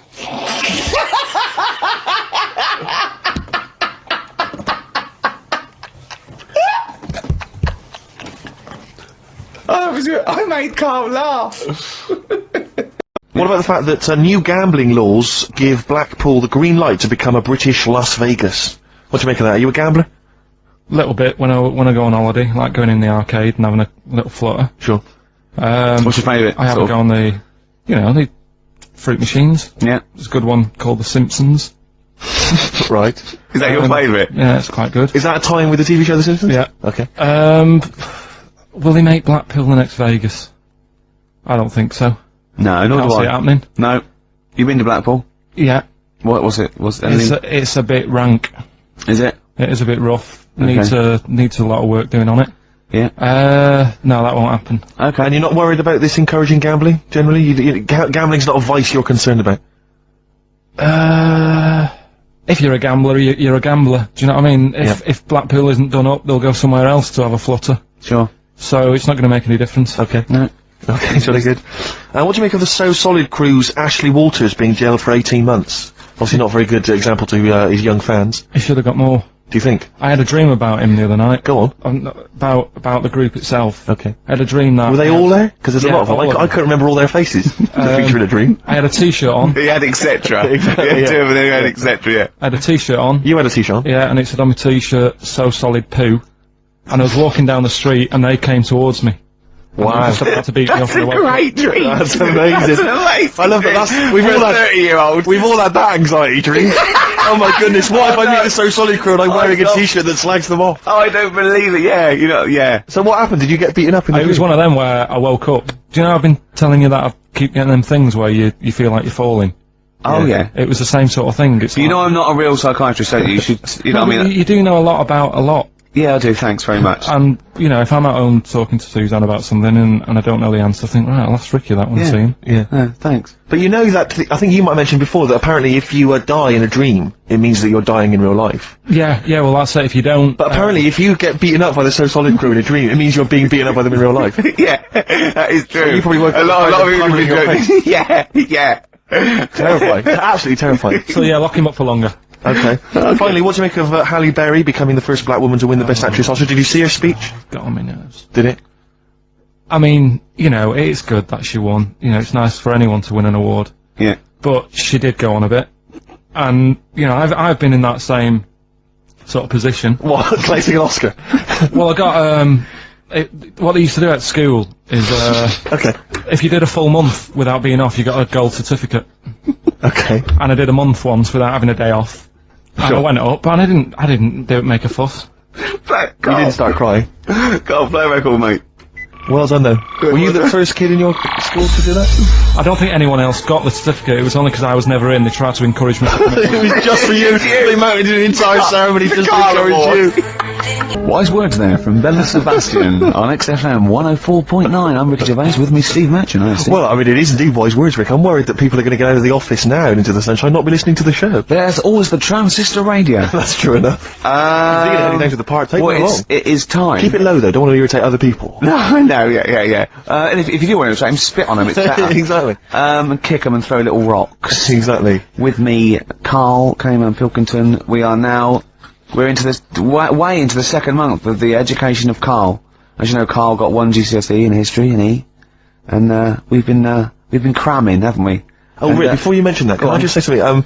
Obviously we always do this thing with the Sun, White Van Man, where we read this thing out from the Sun and query, KARL, and I was out with some friends last night, and my friend Dan always listens to the show, and he said, KARL, you know, I love the bit when you answer questions in the Sun. Why, do you ever know what the questions are before they're asked, or is that your first answer? And, KARL said, no, that is it. They don't let me see what the questions are first. They don't show them to me, and I always get really anxious and really get really paranoid. And I was just wondering, have you seen the error there, KARL? Have you seen the mistake you've been making? Right? You're worried that you didn't get the questions beforehand, right? What? How could you maybe combat that, do you think? How could you combat that if you're really nervous? You know, coming Maybe up you wanted to sort of have some views or ideas Well, beforehand. it's your error, isn't it? Do you know what I mean? It's your show. If you want to like take a chance with me. No. So His that's point not is the this: that if you're really worried about it, how could you get hold of those questions in advance? Is there any way you could get hold of those questions in advance? Yeah, but is it always in today's? Is it always in Saturdays? Yes, So they don't do that every day of the week. they do, but I always take it from this Saturday. Right. Well, yeah, but that would cost me money. I'm not on enough as it is Sure. working here on a Saturday. Okay? How much is the Sun? 30p. Yeah. Well. You're not made of money. I understand. Yeah. Actually, it's 40p on a Saturday, I don't know what I was thinking. Well, you were studying Aesop's fables, weren't you, this week? Now, I'm going to be very liberal here and let you talk about it. I'm not a test, I'm not, hey man, just like chill out, I'm not this like rigid sort of, you know, box in society. Just tell us your views, just tell us your vibe on Aesop. Tell us something, what have you learnt from these fables? He, made a bit of money out of something that's quite simple. Yeah, I don't know if he did make any money out of it, I mean, you know, I think it was published like thousands of years after his death, but go on. Yeah, they're just little stories, I mean, enjoyed them. Yeah. Didn't learn anything from them. Or did you, you see? Because it's teaching through sort of like metaphor and analogy, and maybe it all seeps in and it's all subliminal, and maybe in a way your but subconscious it's is teaching you. No, it's silly, Rick, it is silly. If the stories were done in like a real way, that there's like a man and a woman, and it's a little story that something happened to them in life, then you learn something, but it's all about, you know, a gorilla and a fox are walking through the woods. How often does that happen? Sure, so you're saying if it was more like If it was more true to life. If it was more like, maybe, if it was maybe more makes like of yours. real stories, like, you know, a kid on his grifter and a magpie pecking at his head, or two frog boys with webbed hands. I mean, if it was real stories from real life that people could believe actually happened, maybe, you know, it would teach us something. But why not do that? Like, take a real situation. Say, like, the So Solid Crew guy. Yes. Going down for carrying a gun. Use that in some way.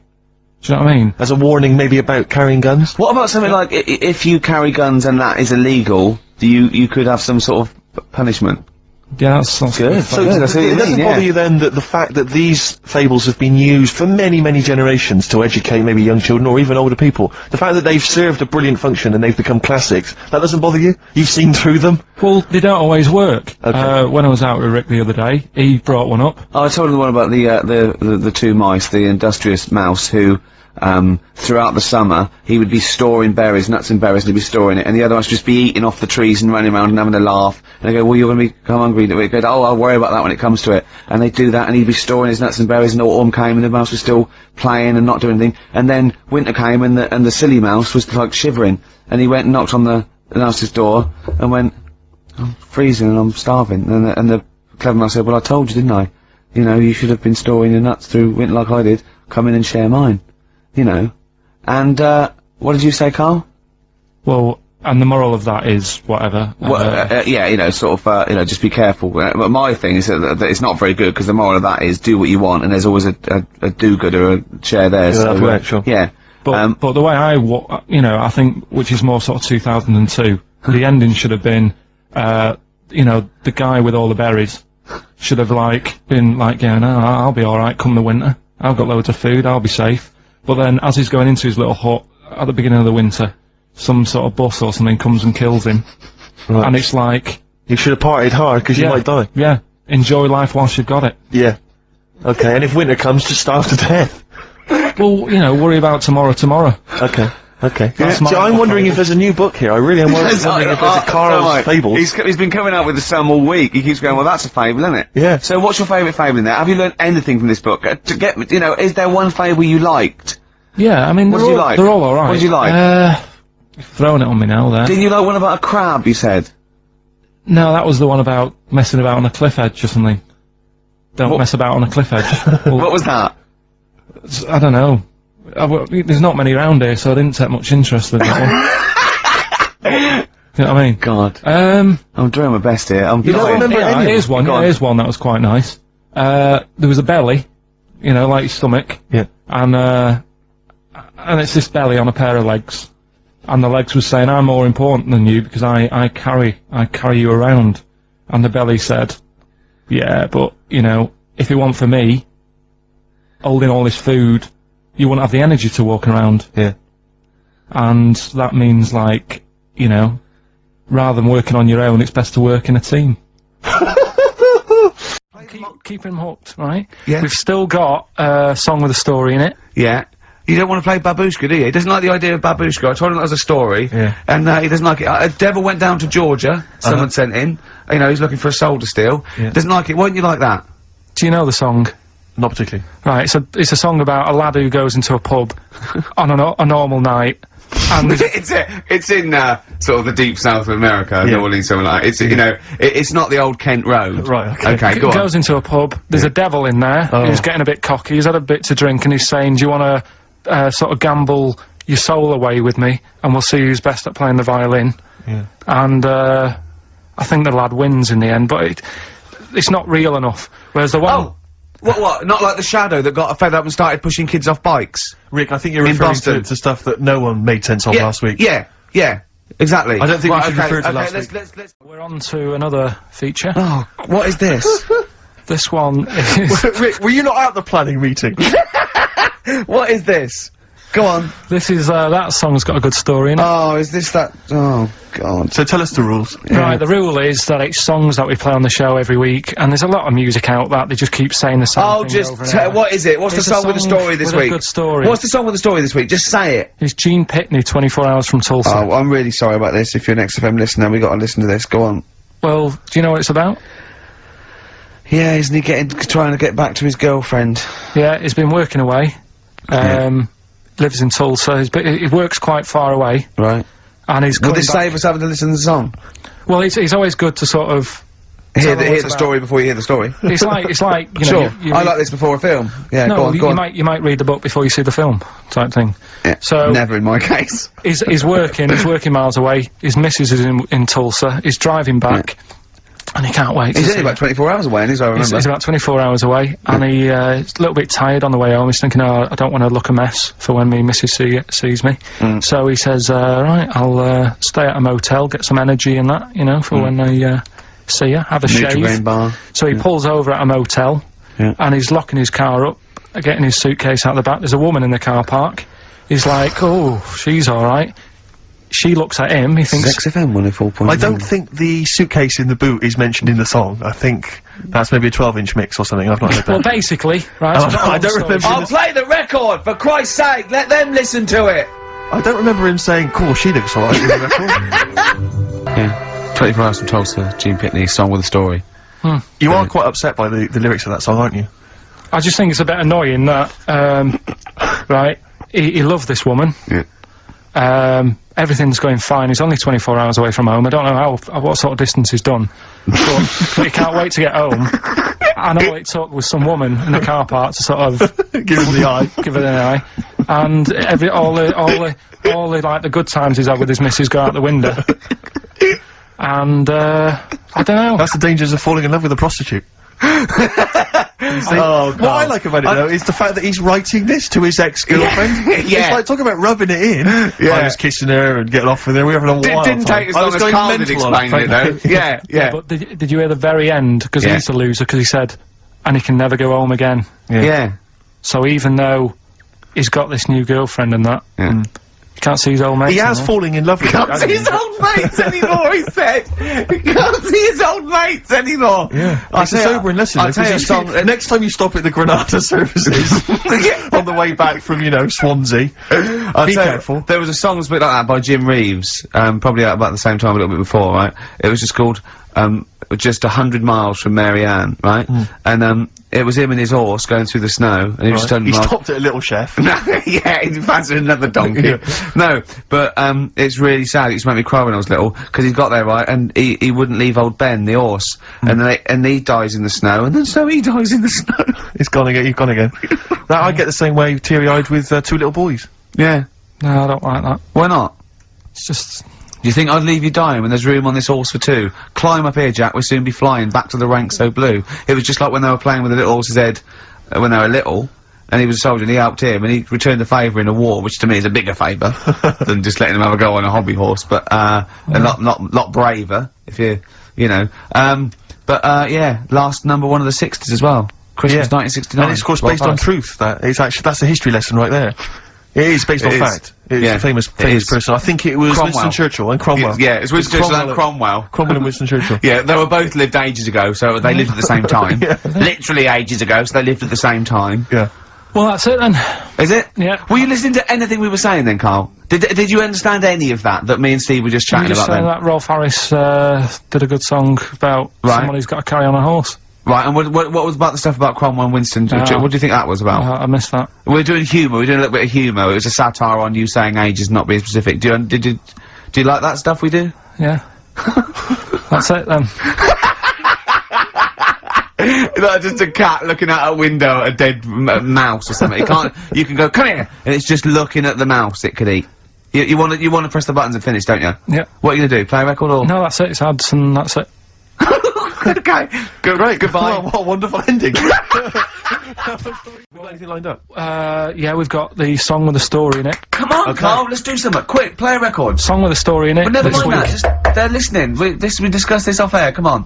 Play a record. Play it. It's Song for- Kinks. yeah, Kinks. the Kinks. It's a song with a good story in it. You got to listen to the words. Carl, what was that? That was your little song with a story. That's wasn't it? another little feature that we do every Saturday. Little So song. make sure you tune in. It's a song that's got a good story in it. There's a lot of music about these What's days. that story about then? What's that story you about? don't know what they're going on about. Whereas that classic from the Kinks called Lola. Yeah, what's it about? I'd listened to it for the first time properly this morning. Yeah. And what I've worked out from it is, there's a fella who goes out for a normal Saturday night out. He's in Soho. Yeah. He's having a Coca-Cola or whatever. And Cherry Cola, yeah. he sees this woman. And he thinks, yeah, she's all right. Won't mind a bit of that. So he wanders over, and he sort of gets talking to her. He looks at her. She's got a great figure, nice face, and all that. Lovely knob. And she speaks, and he goes, "Oh God." Got a bit of a bloke's Frog in the voice. throat, Got a bit of a voice like a bloke. But he thought, but you know, that's her only down point. Sure. So he dances around with her, and I think he sits on his knee, I think he said. Yeah. Anyway, it turns out it's a fella. Yeah. Right. So, A sobering lesson. Yeah. What do you take from that?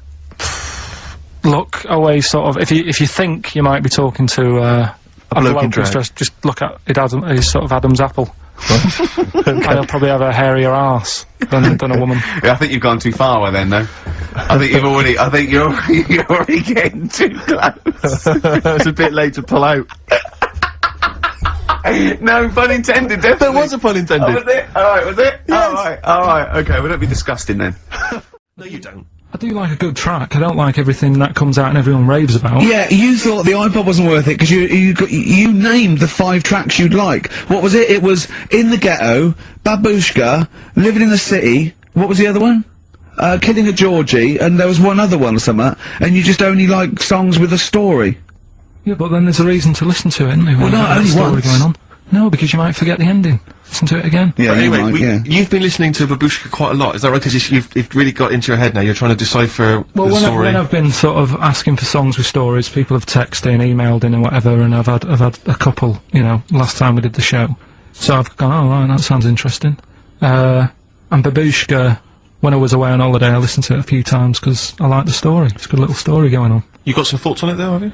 Couple of questions. Will we have a listen Well, to let's it? have a listen to the track, and then I know you've got some queries you'd like to raise. It's just about a woman in it who, I don't know, she's ugly or something, aged badly, and her husband gets bored with her. Have a listen, see what you think. Right. XFM. You're listening to Magic 105.4. That was all the way back to 1979. Kate Bush, Babushka. So, we would like your suggestions for songs which have stories in them, which may entertain Carl. They could shoot to the top of his list. What do you think of that, Carl? That as a little story there. I like it, but So she tests her husband. Yeah, she writes him letters. She gets a letter back. It's a pseudonym. Babushka's her pseudonym. It's not a real name. Her real name is Molly Strank.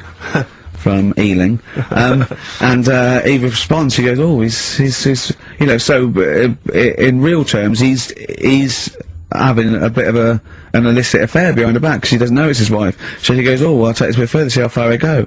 He turns up. She turns up. He gets it on with her, and he's falling for her because she's acting like she used to act. You know. yeah, but was he just playing along with it? Was he like, No, it's not, because they'd have said that in the song. They don't leave it up some to... people do that, don't they? to Well, sort it of start wasn't. the Kate Bush relationship would have up. said, and by the way he's playing along, she'd have given us a clue. He's not. He's fallen for it. She went along incognito. He thought it was another woman. But how much work can you do to yourself to, say if like, I wrote a letter to Suzanne, Yeah. right? Saying, She'd know it was you. It'd have egg stains on it. It'd be spelt wrong. No, but- and you'd but, you sign know, it Carl, I wrote crossed to, out Babushka. I wrote to, I won't pick Babushka. I mean, that's a ridiculous name. That wouldn't have worked anyway. You just get a vision in your head of, I wouldn't have answered a letter from someone called Babushka.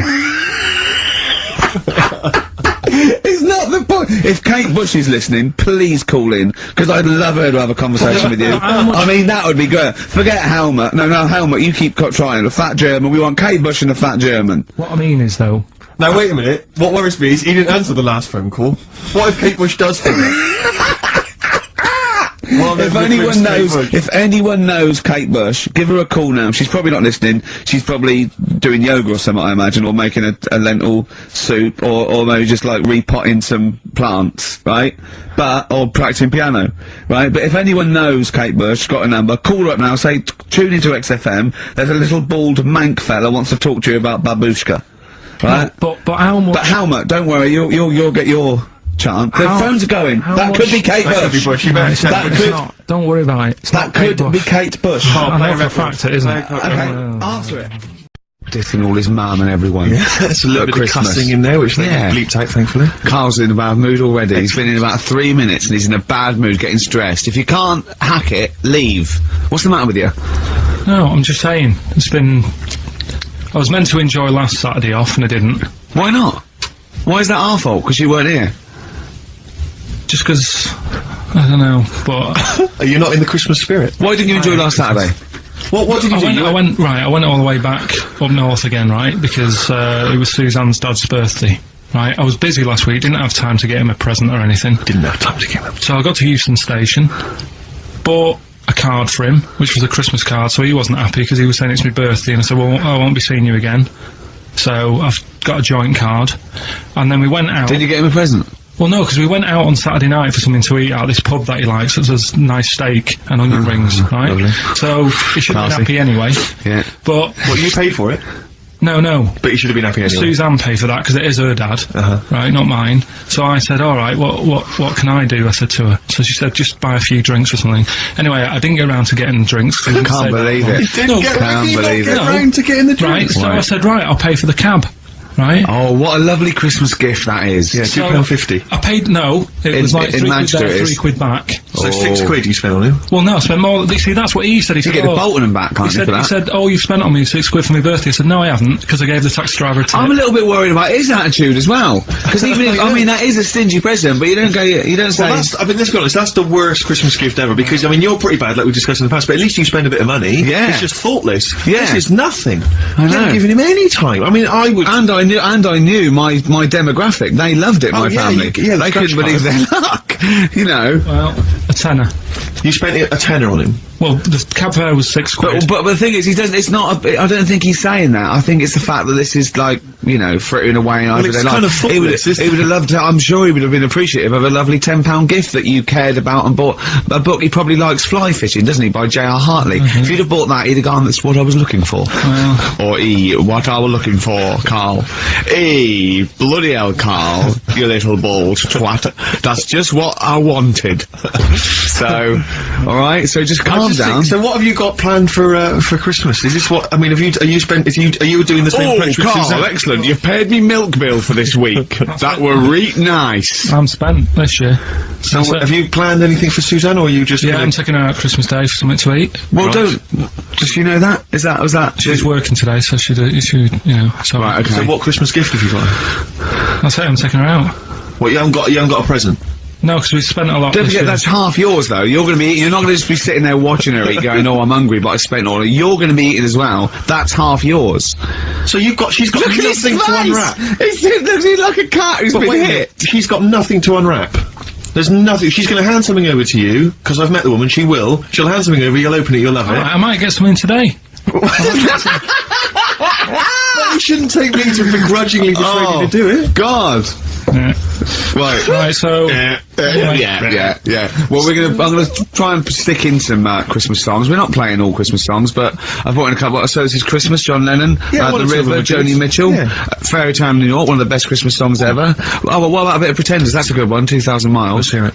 Pretenders, 2,000 Miles on XFM 104.9. This sort of Christmas edition. We're not here next week, are we? No. KARL is, aren't you? Well, you are in a way. I was doing the best of, innit? Yeah. Is it a best of? Yeah. Brilliant. Have you been putting it together? Not yet. Okay. You want to get I'll a do move it. I'll do it today.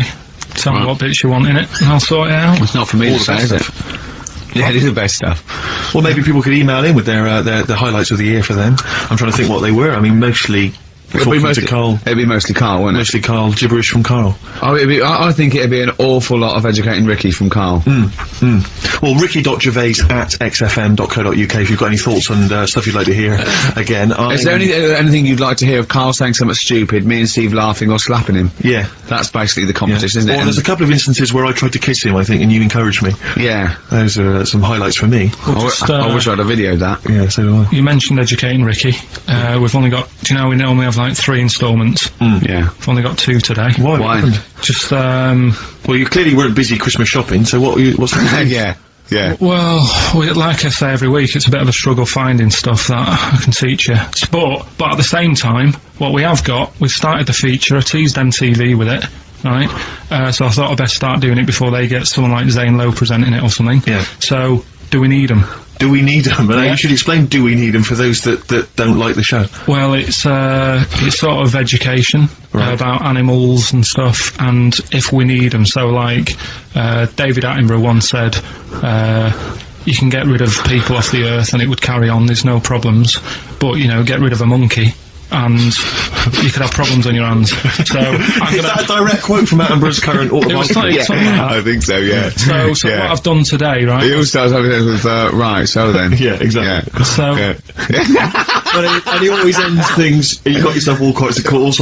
yeah. So that's done. That's coming up. Enjoy that. Enjoy that. I've spoke to a woman about jellyfish. Oh yeah, because I know you're not a fan. Not a fan of them, so we'll be speaking to an Women or expert. jellyfish? This is a woman. Either. So that's jellyfish. Yeah. So we'll be sorting that out before 3 o'clock. We'll be finding out if we need them.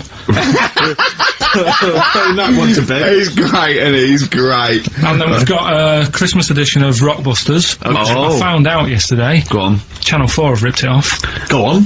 It's on their teletext thing. That's outrageous. Yeah, on their teletext page, someone said. What are they doing then? Like Rockbusters, they're copying the format. You sure they're not copying Blockbusters? No, it's someone said it's a cryptic clue of a band and that, and initials, and you work it out. That is despicable. I mean, we should investigate this. So they've fundamentally ripped off the idea of being allowed to do a cryptic clue to guess a band. Yeah, but they sort of clever cryptic clues. Oh, so they certainly ripped you off then, have they? I'm just saying. Hey, I should just point out, because it's Christmas time, we've had an email from Dickie Anderson. Oh, Dickers! Yeah, RA is, well, he's, I suppose he's a long-time listener. Yeah. And he emails us most weeks. Ricky, if, as I suspect, I'm your only listener, I wouldn't bother with your show today, as I've got to attend some family Christmas nonsense at Auntie Marion's house. That's from Dickie Anderson, and he's good because considering he hates the show and everything we stand for, he does take the time to email every week. That counts. That counts to advertisers. Yeah. I think we've got a lot like him. As we've also had a lovely Christmas card here from Alexandra, right? Who's wishes she loves the show. She loves you, Carl, and she's enclosed some biscuits for you to save you a bit of money because she knows you goes out and get your own biscuits. And we've got a little packet of Fox's Well, why don't you wrap Creations. them up and you can give them to your girlfriend?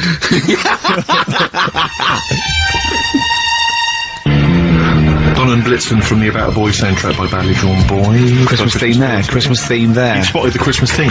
Yeah.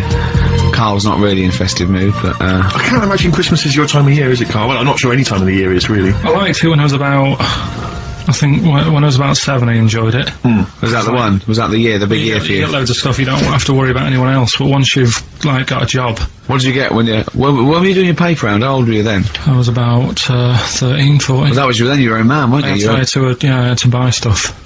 Oh. But you're still not You're having quite a a good time. selfish man, aren't you? I didn't realise this. No, it's just that And Christmas. that's coming from him, Carl. My dad always said. Oh, right, steady on. Dad said Christmas morning was for, like, you know, for me. So he used to stay in bed. So he never. That's brilliant. That's a great thing to say, isn't it? Yeah. Christmas morning's for you. Run wild. Do what you want. Just don't bother me. I'm going to Honolulu for 2 weeks. That's great. Dad, it's Christmas. Do I have to do anything? No. So my mum used to get up because she used to like to see my face light up, you know, when I open my presents. And then, Investigating fireworks. and then, then I'd have to go to my bedroom from about 6 o'clock onwards, because, like, my mum and dad were into having big Christmas parties, and I wasn't, like, old enough to go. Right. So they'd say, right, you know, you've had your fun there, you go up to your bedroom, stay in there. And, Really? yeah, I remember one year, right, I got a train set, that's what I wanted. Yeah. Right? It's brilliant. Playing with it all day. I thought, I don't mind about the party, I'm happy staying up here, playing with this. Brother comes in, he's had a few, right, he's going, yeah, give us a go on your train. How old is he? He's a bit older than me, so he might have been like, let's see. Well, let him be must 18. Yeah, probably about 18, 19, And how old something were you? like that. I had a train set, so, I don't know, about 14. something like that, right? So I'm playing on that, loving it and stuff, and then he comes in and goes, oh, give us a go. He turns the transformer up to, like, 14. He went really fast for about 5 seconds, broke it, and then he went back downstairs. Wow. So Christmas, I hadn't even got to Sounds like Christmas Day. the Conservative government with British Rail. Satire, that is. Satire, Rick, I just thought that there's satire.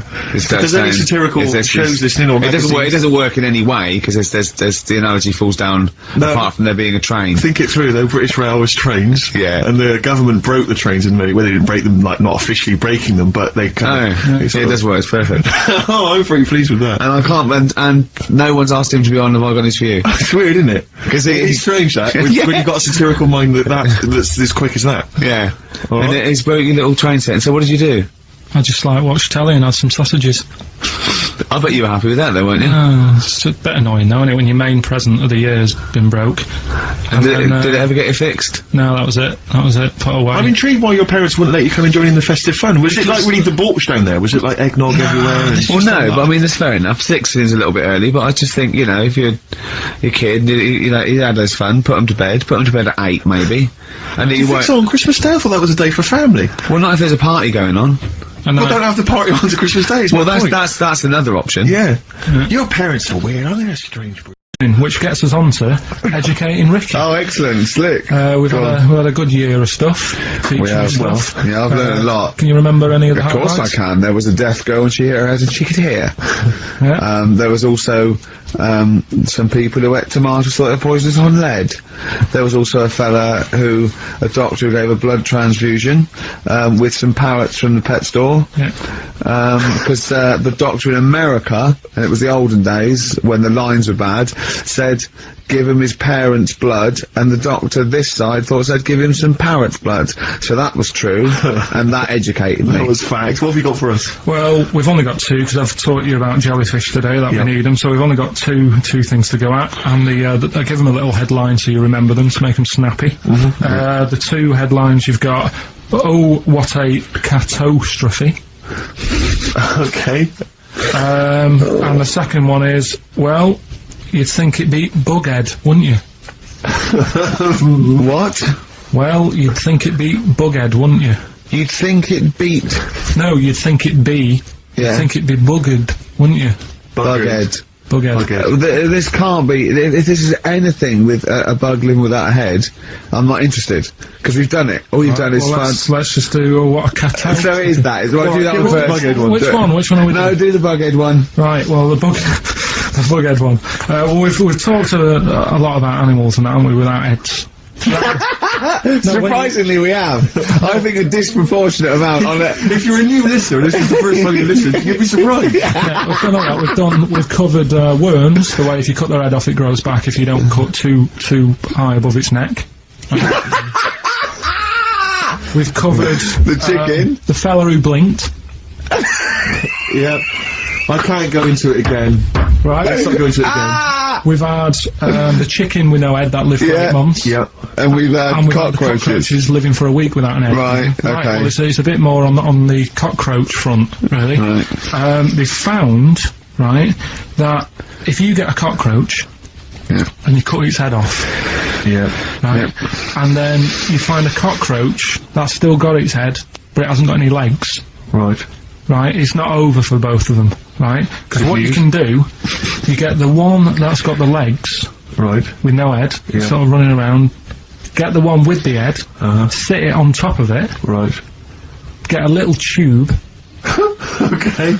so that the fluids. So is this auntie's go out of the Let him room? finish. This is like Blue Peter. Let him You could get this for Christmas. Right, you Yeah. get a little tube, you sit that on top so the bodily fluids are still running between the two. Right. The head of the one on the top will control the feet of the one on the bottom. Okay. What about Good. And, will it continue to live? that? Yeah. Okay, you don't know that for sure, do you? You're just guessing. That was just a No, question out of the that's- blue he wasn't expecting. What do you think of that? It's good, yeah, it's great. Yeah, just a primitive nervous system that can, yeah. Yeah. Did you expect us to be more impressed and excited by that? Did you fall off your chair when you read that? Did you literally topple off? Going, Did you "Whoa," like a cartoon? think you were going to be the Frankenstein of the insect world? Yeah. No, I just was thinking if they can do that, you know, With them, can they do it with them, humans? humans? Because I also did a bit of research course on. you did. Did you come to the sort of conclusion that apart from the moral aspect of it, that the human was probably more complicated than? Yeah, but do you know what I mean? Things move on, don't they? Do you know what I Modern mean? science, Rick. You know, I had Binatone as a kid. Now they've got PlayStation 2, and the difference in 10 years. They is have amazing. found that if you lose your head, a cockroach can live normally on your body, but not the other way round. Your head on it cannot control its legs because it's Yeah. too complicated It's for too your confusing. brain. So, yeah. Well, then other research. Because I thought if you don't learn from that, I'll give you something else for free, right? Go on. Free. That they can clone people. Uh-huh.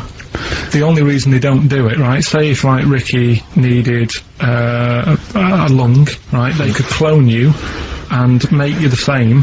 But the only reason they don't want to do it is because it'd be a bit horrible, wouldn't it? So And it would take sort of 18 years for me to get an adult lung. And there's all kinds of moral implications. yeah. What do you mean, yeah? You hadn't thought of that? Because lest we forget, Rick, he ended with the only reason they don't do it is because it's a bit horrible and that. Which scientist said that? Right, let's leave That's that a then. quote. Right. Understand what that- That's not it. That's not the other one. That's it. No, that was just, you know, We've got another one to come. Oh, I Take us can't to wait. the headline again. What was the headline the again? headline, oh, what a catastrophe. Looking forward to it. Yeah, a bit more counsel. This is from his covers album. This is called Snowbird. He's so happy that the XFM listeners understand his stupid clues, and he knows it annoys me. We've got some right we'll answers be for giving out the Blockbusters. answers just quickly, just in case someone sort of missed one of them. I'll just quickly do them, yeah? Yeah, go on. First one, there's a load Your of letters. show. There's a load of letters there asking for advice. Put them on Claire's desk. Oh, and Merry Christmas. Ask your mum if you should. Oh, and Merry Christmas. And a couple of people were arguing in the supermarket. It was at the fruit Christmas, and that's veg why. counter. And that's B. Okay, we'll give those answers out shortly. Yeah. I just have to tell you something, Rick, before we move on. I know we've got another Educating Ricky, but someone just sent this in. Yeah. They've been looking on eBay for Victoria Plum. You're joking? Come here and see the photograph. Oh, God, that's fantastic. Let's have a look. That's it. Oh, God, he got that for his mum. It's the worst piece of tat I've ever seen. Carl! Carl. Imagine how... Oh, Gutted. Carl. Imagine how... Look, think of him now, right? There it is. Oh, that's the worst thing I've ever seen. I tell you, it looks like a Diddy man gone wrong. It's it looks like extraordinary. a Diddy man prostitute.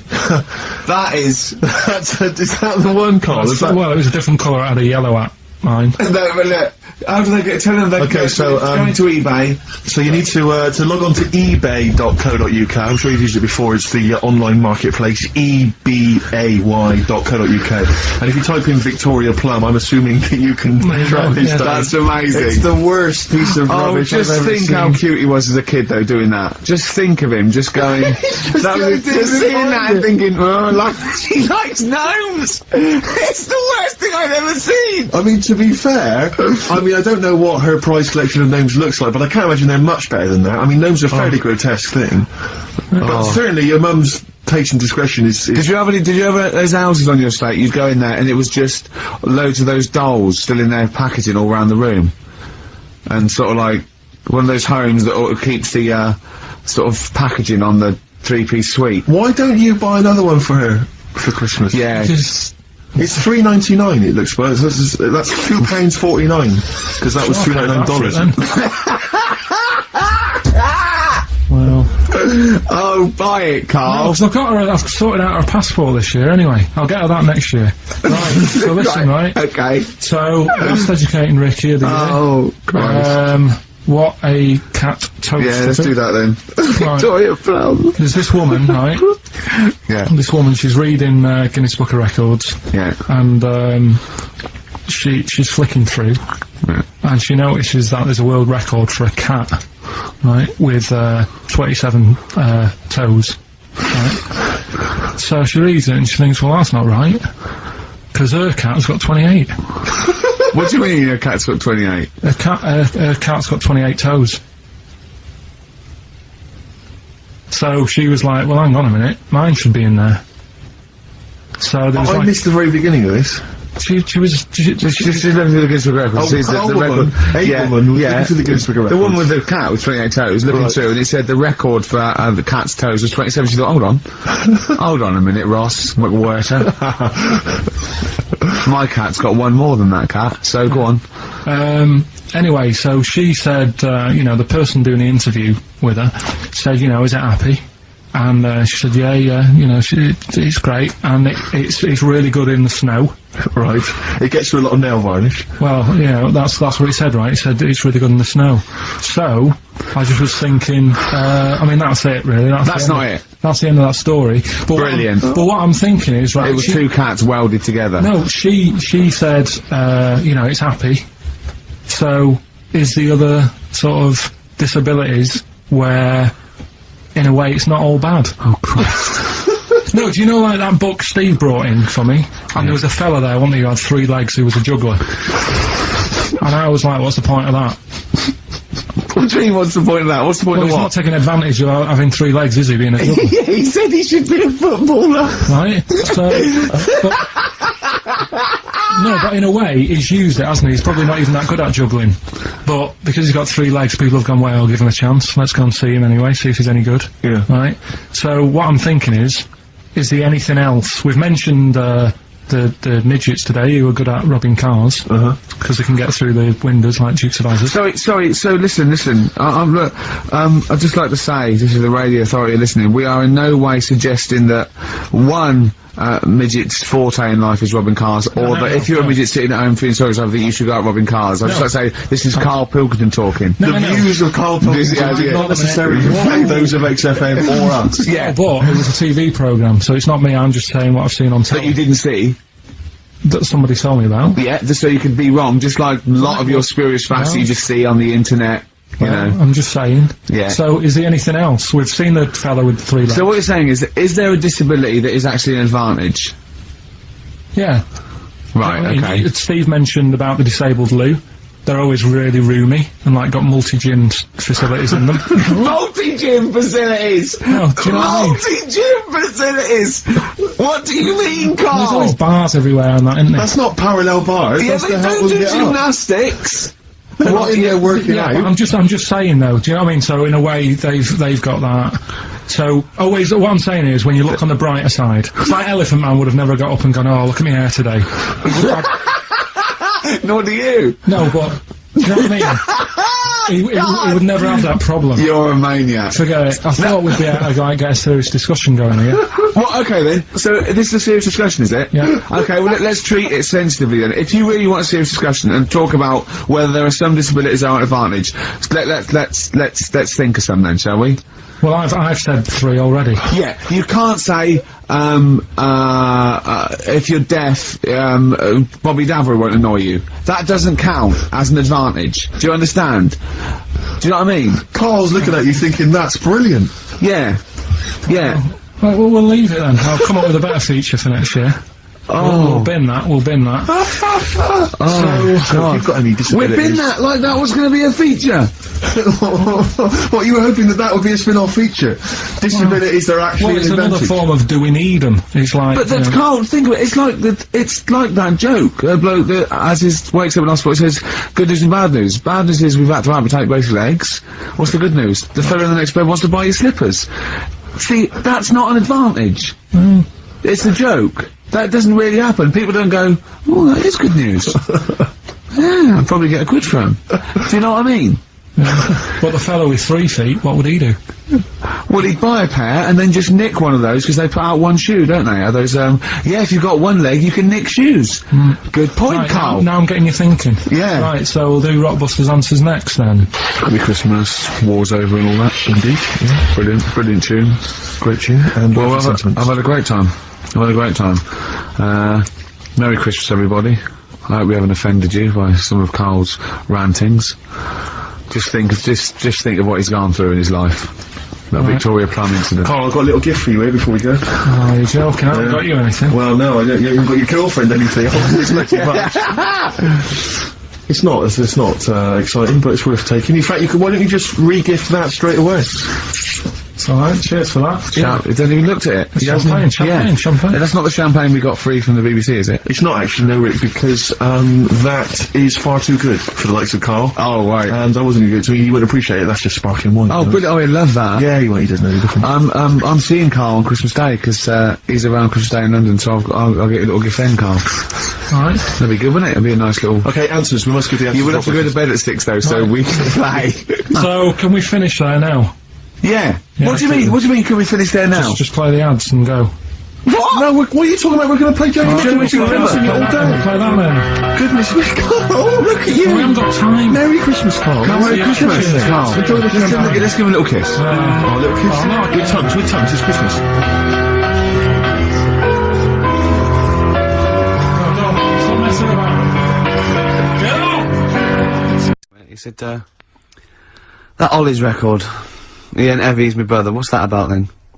And I went, oh, I don't know, I heard, it was about someone who had a disabled brother, and, it was lifting him in and out of a car or something, and someone said, oh, do you want a hand? And he went, no, he's not heavy, he's my brother. I.e., this isn't a burden for me. Yes, yeah. Right? Yes. Carl, what did you say? I'd say... No, I'll tell you what he said. He went, well, that's ridiculous, he was still heavy. And he said, don't turn down help. Which... We were talking about that, because a new feature we're starting about this time every week. Oh, yeah. We start about this time every week? Yeah. Yeah. We'll do... that song's got a good story. Okay. Yeah, love it, snappy. Go on, go on. And, there's loads of songs out there, isn't there, with songs that you couldn't fade out. When you hear them on the radio and that, you don't want anyone to talk over the start or the end. Yeah, because oh, it's a- but remember we did this one before with Killing a Georgie by Rod Stewart. Yep. And I was a bit worried that it might have been a true story because we were, you know, joking about it. And he went, "Oh, you know that Killing a Georgie?" He went, "I think it is a true story." I went, "Why?" He went, "I listened to it again, and Rod Stewart at the beginning says this is one of my best friends."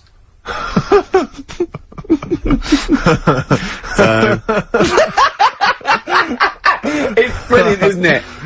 It's genius. So there's loads of songs out there, and what I want to do, we want to get the audience involved in this, so if you've got, like, a favourite song that's got a really good if you've got an story, audience. Yeah, go on. and they email in ricky.gervais@xfm.co.uk, and they say what the song is now. What would examples be then? Examples, ones that jump to mind straight away for me, Elvis, In the Ghetto. Yeah, good one. Brilliant. Andrew Gold, Lonely Boy. Absolutely. Don't know that one. Eminem, Stan.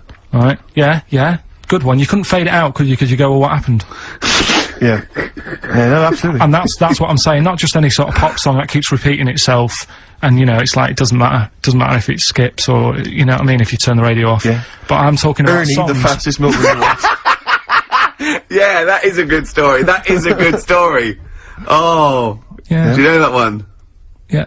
It's, well, it's a story. Yeah. Ted from Teddington, he drove the baker's van. Well. Oh. So what have we got then? Have we got one? So we're going to kick it off today with Stevie Wonder, "Living Just Enough for the City." Okay. And, just briefly. Sum it up. Right, Yeah. if you are nipping out, maybe you're in the car and you're about to pull up somewhere and get out, what it's all about is a lad who's growing up in, like, America in some rough area, right?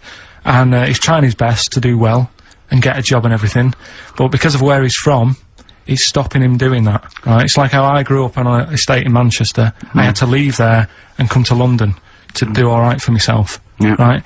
And it's his whole family, and it's a tale of, like, how his mum works dead hard and works loads of hours, but the kids are always well dressed and cleaned. It doesn't mean just because you haven't got a good job, you let your house run down. Do you know what I mean? She's looking after it. The sister, you know, she hasn't got new clothes, but they're always clean, and her knees are clean, I think it says in one point. Excellent. Clean knees, always important. So will we give it a listen? Let everyone Brilliant, hear it's it? a Well, I great don't track. think Stevie can do it justice.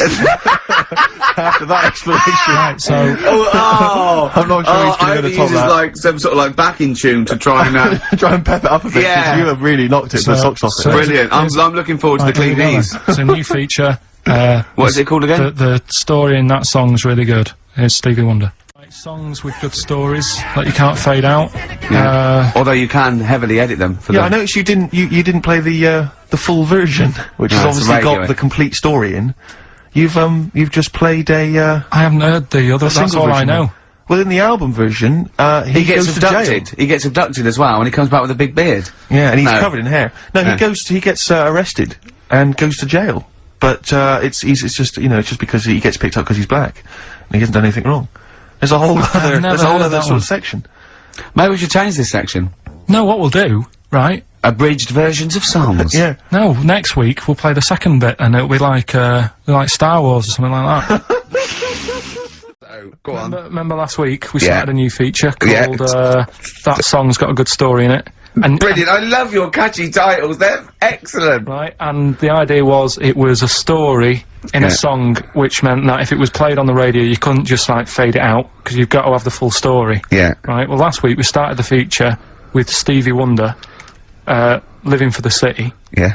Right. But you played the version where it fades out. Yeah, I didn't know there was more to it, so Steve told me what album it was on. Yeah. I've gone and got it. We've got the second half to that story Yeah. this week. Yeah. So you've got half the story. What was it? What had happened is like the lads living in Mississippi. There's not much going on there. Mississippi.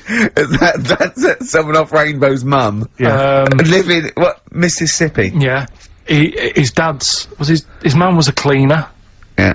Trying to get by. They didn't have a great life, but they still looked after the kids and stuff. There's more to it than that. Have you got it ready? There's more to it than I haven't got it that. ready. I should hope so. We'll probably do it at about 11:30. So look forward Okay. to that, the second half got of that. Stevie Wonder's Living for the City a week later. I love a show that's carefully planned. So listen, I watched the This isn't a show. This isn't a show. This isn't a radio show. This is. I don't know what this is. No, I don't know what it is. We just might as well start banging tambourines and it's ridiculous. This is rubbish, right? But wait, like, some people emailed in, put him in a wheelie bin, went to Blackpool, right? Some people emailed in the stories, songs with stories in it. One of them was Babushka, and he went, "What's that?" And I went to ask Katie Bush, "What is it?" I said, "Oh, it's about a woman who dresses up as another woman and seduces her husband." He went, "They wouldn't work." Just dismissed it like that. Why didn't you think it would work? Because you'd know. I mean, say like, right, Suzanne, right, who I Yeah. go out with, Yeah. right? She can see me from, say if I'm coming down the high street, Yeah. she knows it's me by the way I walk. Right. So, just the fact that this woman went and put a wig on, there is no... You haven't even heard the song! I know, but you're saying that she put a disguise on and he's Yeah. like, oh, I fancy her, and he takes her out, and he doesn't know it's his missus. I just... You're not buying it. I mean, I'm controlling this Whereas feature. the flea with your brain going to Glasgow, perfect sense. So last week, yeah, you were playing your feature, that song I shouldn't switch off because I'm enjoying the story. Yeah. And we played Living for the City, only you played the single mix, which doesn't have the entire second act, if you will. So, Carl, you've not heard it before. I've You're never heard it excited. before. You're excited to hear the second act because, as far as you're aware, there was a young guy. He's living with his family. They're fairly impoverished in Mississippi, but you know they're happy. They're getting on all right. But you're not even aware that he's moving to the big city. No, it just fades out. Well, And that's the city in question. I mean, I've liked this song for, must be, 3 or 4 years, and I've always listened to the single version. I had no idea that I didn't know the full story. So, Yeah. It's not. I mean, and I know your attention to detail. You like to know the full story, like where everything well, was. the whole and- idea of the feature is to say, Yeah. you've got to listen Where to the was the song. lead plate thing? Where was the lead plate thing? Where was the lead plate thing? That was like a few years Where? back in, Where was it? Where was in it? Britain and Scotland.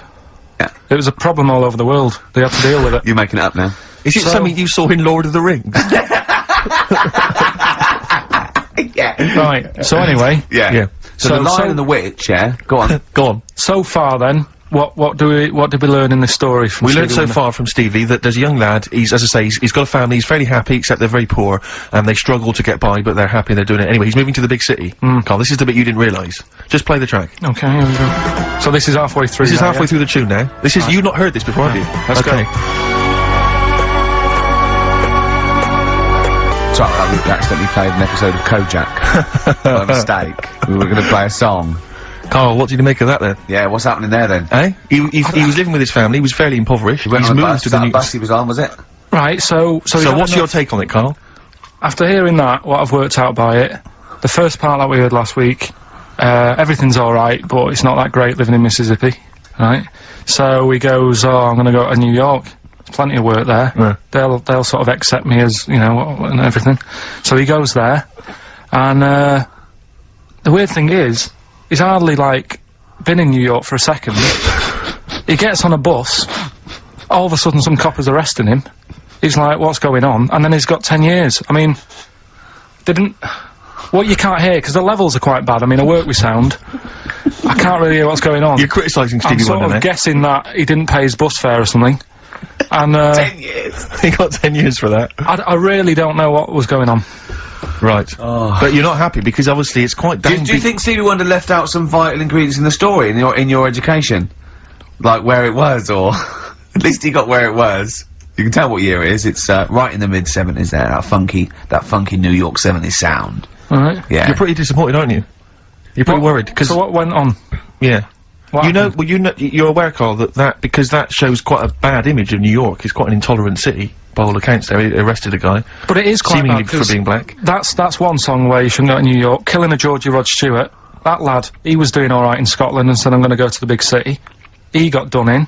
Yeah. Seems to me it's that you don't go there if you've got, like, problems, don't think New York's the answer. Right. Oh, hold on, yeah. So what you're saying, that if you're a bit fed up with your life, but you live with your mum and she's, like, really nice and you got friends, and life's not that bad, Yeah. don't go and be murdered, or what? What are you saying? Don't go and be murdered. Well, don't leave what? Go on. Leave home, but don't go to New York. Right. There's other places. Where would you go? Sheffield? Don't know, but... Yeah. But you're a little mank lad, weren't you? You're in your garden. We had your train set. Your brother blew up. There was a horse next door, and you thought, oh, I want to go to London. So, do you know what I mean? You're like that. Yeah, but... You're in many ways like the fella Yeah, in well, that song, and like Georgie. No, because In many ways, you are a bit like Georgie, aren't you? I had a car, so... No, are you a little bit like Georgie in many no, ways? I didn't get on a bus, I had a car. So, I wasn't gonna have the problem he had, for a start. Right. But, I mean, I suppose there's loads of things you can look at that story and take out of it. That's what I like about the feature, right? Radiohead, Let Down, off OK Computer. Apparently we missed a gig on that gig guide. Drip Feed are playing the Rock Garden on the 21st of this month. Excellent. So, the lead singer just called in with that. He also, left a quote with me, apparently, Coleridge said of Keats, wasn't it? He's, like an archangel slightly damaged. Rick, and why are we getting a little bit highbrow? Do you reckon? Have you got any knob gags you could do quickly? Because I'm just thinking we're switching. There's a lot of people that are going to be turning off. I mean, currently on Capital FM, Chris Tarrant and Dr. Neil Fox together at last. The At partnership we've last, always they wanted. said it would never happen. Do you know what I'd like to see together? That breakfast DJ, Sarah Cox. and who's the dancer? Just Carl. That'll be Carl Cox. Carl, please, why are you suddenly saying these rude words? We've been reprimanded once, don't Carl, say please. that, and don't say it so aggressively, because it sounds like you're saying cocks aggressively. Come on, we've been reprimanded. Yeah. Alright? Just don't use language like that, That's okay? annoying Come me. on. Why is it annoying you? Because- We're talking about DJs, that's their Yeah. names. You try to be clever. I hardly think that's clever. You've given me Yeah, if that's my best attempt at being clever. I've got rubbish homework this week. Okay, he's really upset about Really this. upset. He was looking forward to animal fat. You said you were going to bring in that big book, 500. It's so... I got it off one of those bargain books. Oh, I thought what? it'd be easy, right? Because but it's too elementary. No, but that's more useful than that to me. But it's things like the tortoise has a shell to protect it. That's good. Yeah, but you know... Because you thought it was there just to be painted on the tip. Oh, have you ever peeled a tortoise? They fly, they go about 400 miles an hour. It's to weigh them down because they're the fastest lizards known to man. Exactly. Honestly, they run so fast they can go through walls. Yeah. And so their shells put on them in the hospital, in the maternity ward, at a very early age, just slow them down. You let a tortoise shout and you won't catch it. Steve, do you know that turtles can breathe out the bum? Turtles can breathe out of their bum. I know someone who can talk out of it, but didn't realise that. Tell us about that. Tell us about that. How do they do That's that? it, that's all I know. They go when they go swimming. They can sort of, if they don't want to stick their head out, they can just Stick their arse out. Why don't they want to stick their head out? just if I don't know. Maybe they need to be looking for food under the water. Yeah. And if they stick their head up to get some air, they might miss something. Wouldn't it be easier to have an arse that could forage for food? So they could sort of like lounge in the pool like a jacuzzi and they're looking around going, alright, hello, hiya, and meanwhile its arse is like munching grass. Yeah, bad Wouldn't that breath. be easier? Bad breath. Well, I wish I understood what that meant. yeah. In all this It's like a hilarity, quote, isn't it? but in all that this hilarity, I'm worried we've forgotten the true meaning of Easter. No, come on, Rick, come on. You're just, you're being frothy and lightweight and a little bit rude, but it's a time for remembering And chocolate. that someone did die for our sins. Yeah. So can we just Be ashamed to disappoint him. can we just think about that and just take a moment just to consider that? Yeah, can we do that? All right. Okay. Yeah. You understand the true meaning of Easter? It's not just about eggs and bunnies. You understand it, don't you? Yeah. What's your memory of it? What's your understanding of it, Carl? Then what do you- Easter. What's it all about for you? What did you have to do at school? Did you have to do anything at school? I think we got a long weekend off. Okay. Really? Yeah. What did they call that weekend? Easter weekend. Brilliant. Okay. And what was the reason for that? Why did we have Easter weekend off? Jesus. Yeah. But what did he do? He put himself on the cross. Yeah. Yeah. Well, Well, he didn't put himself on. no. Does it mean anything to you? Are you moved by that story? Again, too long ago for me to sort of, Okay. to worry relate to about it. Sure. Yeah. I mean, if there'd been an Anderson shouter involved, Yeah. you'd have been there, wouldn't you? You're not well today, are you, Carl? Not at all. Don't know No. what's wrong with me today. I've got a bit of a temperature. Have you? Do you know Steve, he's always on the go at me. Last night when we were out with his mates, Yeah. they said he's a bit of a hypochondriac himself. Did they? Yeah. What did they say? What were they saying? He said, I said, Steve's told me he's not feeling well. Is he alright? You live with him? He said, oh, don't worry about that. Really? He's always saying that, and I said, that's a bit of a fable. I said, cry wolf. Yeah. One day they say I've got a temperature, and they go, oh, I've had the Lemsip, and he'll die. Yeah. Yeah. Well, I've learnt my lesson. Yeah. There was one about the boy who cried wolf. The moral can surely only be never tell the same lie twice. You know what I mean? Because if he'd have come up with a different one, he'd have kept them going all year, I reckon. That's a good point. Yeah. I never thought of it like that before. What are we gonna play? A final tune. Have we got, we got a bit of Suede, haven't we? Well, it depends. Let's get a bit of Suede in hand song for the ladies. I Let's don't go think over. we can't What's go. what Song is for it? the ladies It's is only very the football short. one. It's only the football. Don't say that. Yeah, give us your song. What's the football? What's the match? What's this? The gig guide is Long Wave and Guapo and Plancos. What's this? What's the football match? Go on. So what are the football matches XFM covering? Don't know. What Come song on. would you like? Track 8. So Bolton versus Barnsley. You don't like sport, though, do you? A lot Well- of people who do. Huh? A lot of people who do. Right, track 8, what are we going for then? We're going for, it's a bit of Stevie Wonder. Yeah? And, I think it's quite a short song though, Carl. Are you sure? Yeah, that's cool, yes, It's cool. okay, you're okay, are you? Yeah, yeah. So this is the final song, is This lost a lot of energy, this show. This is it. I mean, the first hour and 40 minutes, I think, was dynamite. I think the last 10 have been, But I flagging. think Carl, he was full of life, he was answering the questions and stuff, and now you've And he lost it, mate. got You're not- fed up. He got fed up with the quotations. He didn't like us mentioning Radio 1 DJs such as Sarah Cox. and Carl. Oh, Cox? Yeah, he didn't like that. Night Cycle Club there. Spread your love on XFM 104.9. I'm loving this, Steve. It's a lovely day. Yep. But We're playing some great we're music. playing some great tunes, aren't we? Absolutely. We're having some great chat. Yeah, yeah. So let's carry on. Let's Well, continue. absolutely. Well, obviously, Carl was out with me last night, and he saw that I'm, he knows I'm a ladies' man, and that was obvious, Carl. You could see the vibe around me, couldn't you, when the chicks were talking to me. And, just remembered recently, actually, I was on a train coming back from, hometown Bristol. and I was on the train, and this girl walks on, good-looking girl. I thought, hey, largely empty carriage. I'm thinking, well, luck's in, you know, because I take every opportunity, Carl. That's the thing about me, you know. I don't choose. She was a good-looking girl. She sat down. I thought she sat down right near me. I thought, brilliant. As this guy comes up behind her, and I think it's probably a boyfriend or something. Sits down next to her. And I listened in on the conversation, you know, because I'm pretending to read. It was very clever. I read the same page for hours, so I was pretending to listen. I was listening but pretending to read. And, I realised that it's not her boyfriend or anything, it's just some guy she's met on the platform. And I'm thinking, brilliant, if she's the kind of girl who's just gonna start talking to someone, you know, on a platform, on a train, brilliant, I'm gonna be in here. Because he was only going one stop. So I'm thinking, what's the worst that can happen? He'll nick off, you know, I'll get chatting to her, you know, and, who knows, I could join the... is there a train equivalent? Foot High Club. The Foot High Club, brilliant. And, so I'm excited, you know, I'm listening in. And, they're talking, it turns out that they're both kind of, graduates, they've just finished university, or they're coming to the finals or something. And they're chatting away, you know, and he's making a couple of witticisms, you know, and she's kind of tittering at his jokes. I'm thinking, well, I'll tell you this, if she's laughing at this kind of material, I am gonna blow her away, you know, with my kind of anecdotes and wry observations, you know. Yeah. It was weak stuff, I gotta be honest. Really? He was coming out with nothing. He was running on empty, as far as I'm concerned. Yeah. And she was loving it. So I'm thinking, brilliant, I'm gonna be right in here.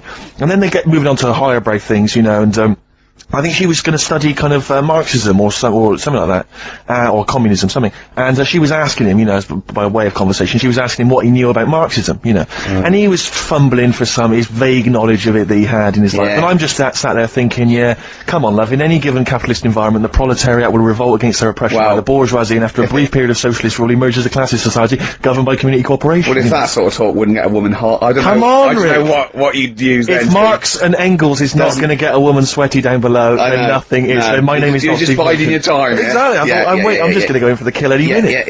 Yeah. So anyway, it comes to his stop, right? He gets up. I'm thinking this is a piece of cake, and he gets off, and off he goes. He walks off, and I'm thinking brilliant. And I thought, I'll wait. You know, I'll wait till the train's pulled away. I'm not going to leap in straight away. No. And he comes back along the carriage, and I'm thinking, hang on a minute. He goes, listen, do you mind if I give you my email address, right?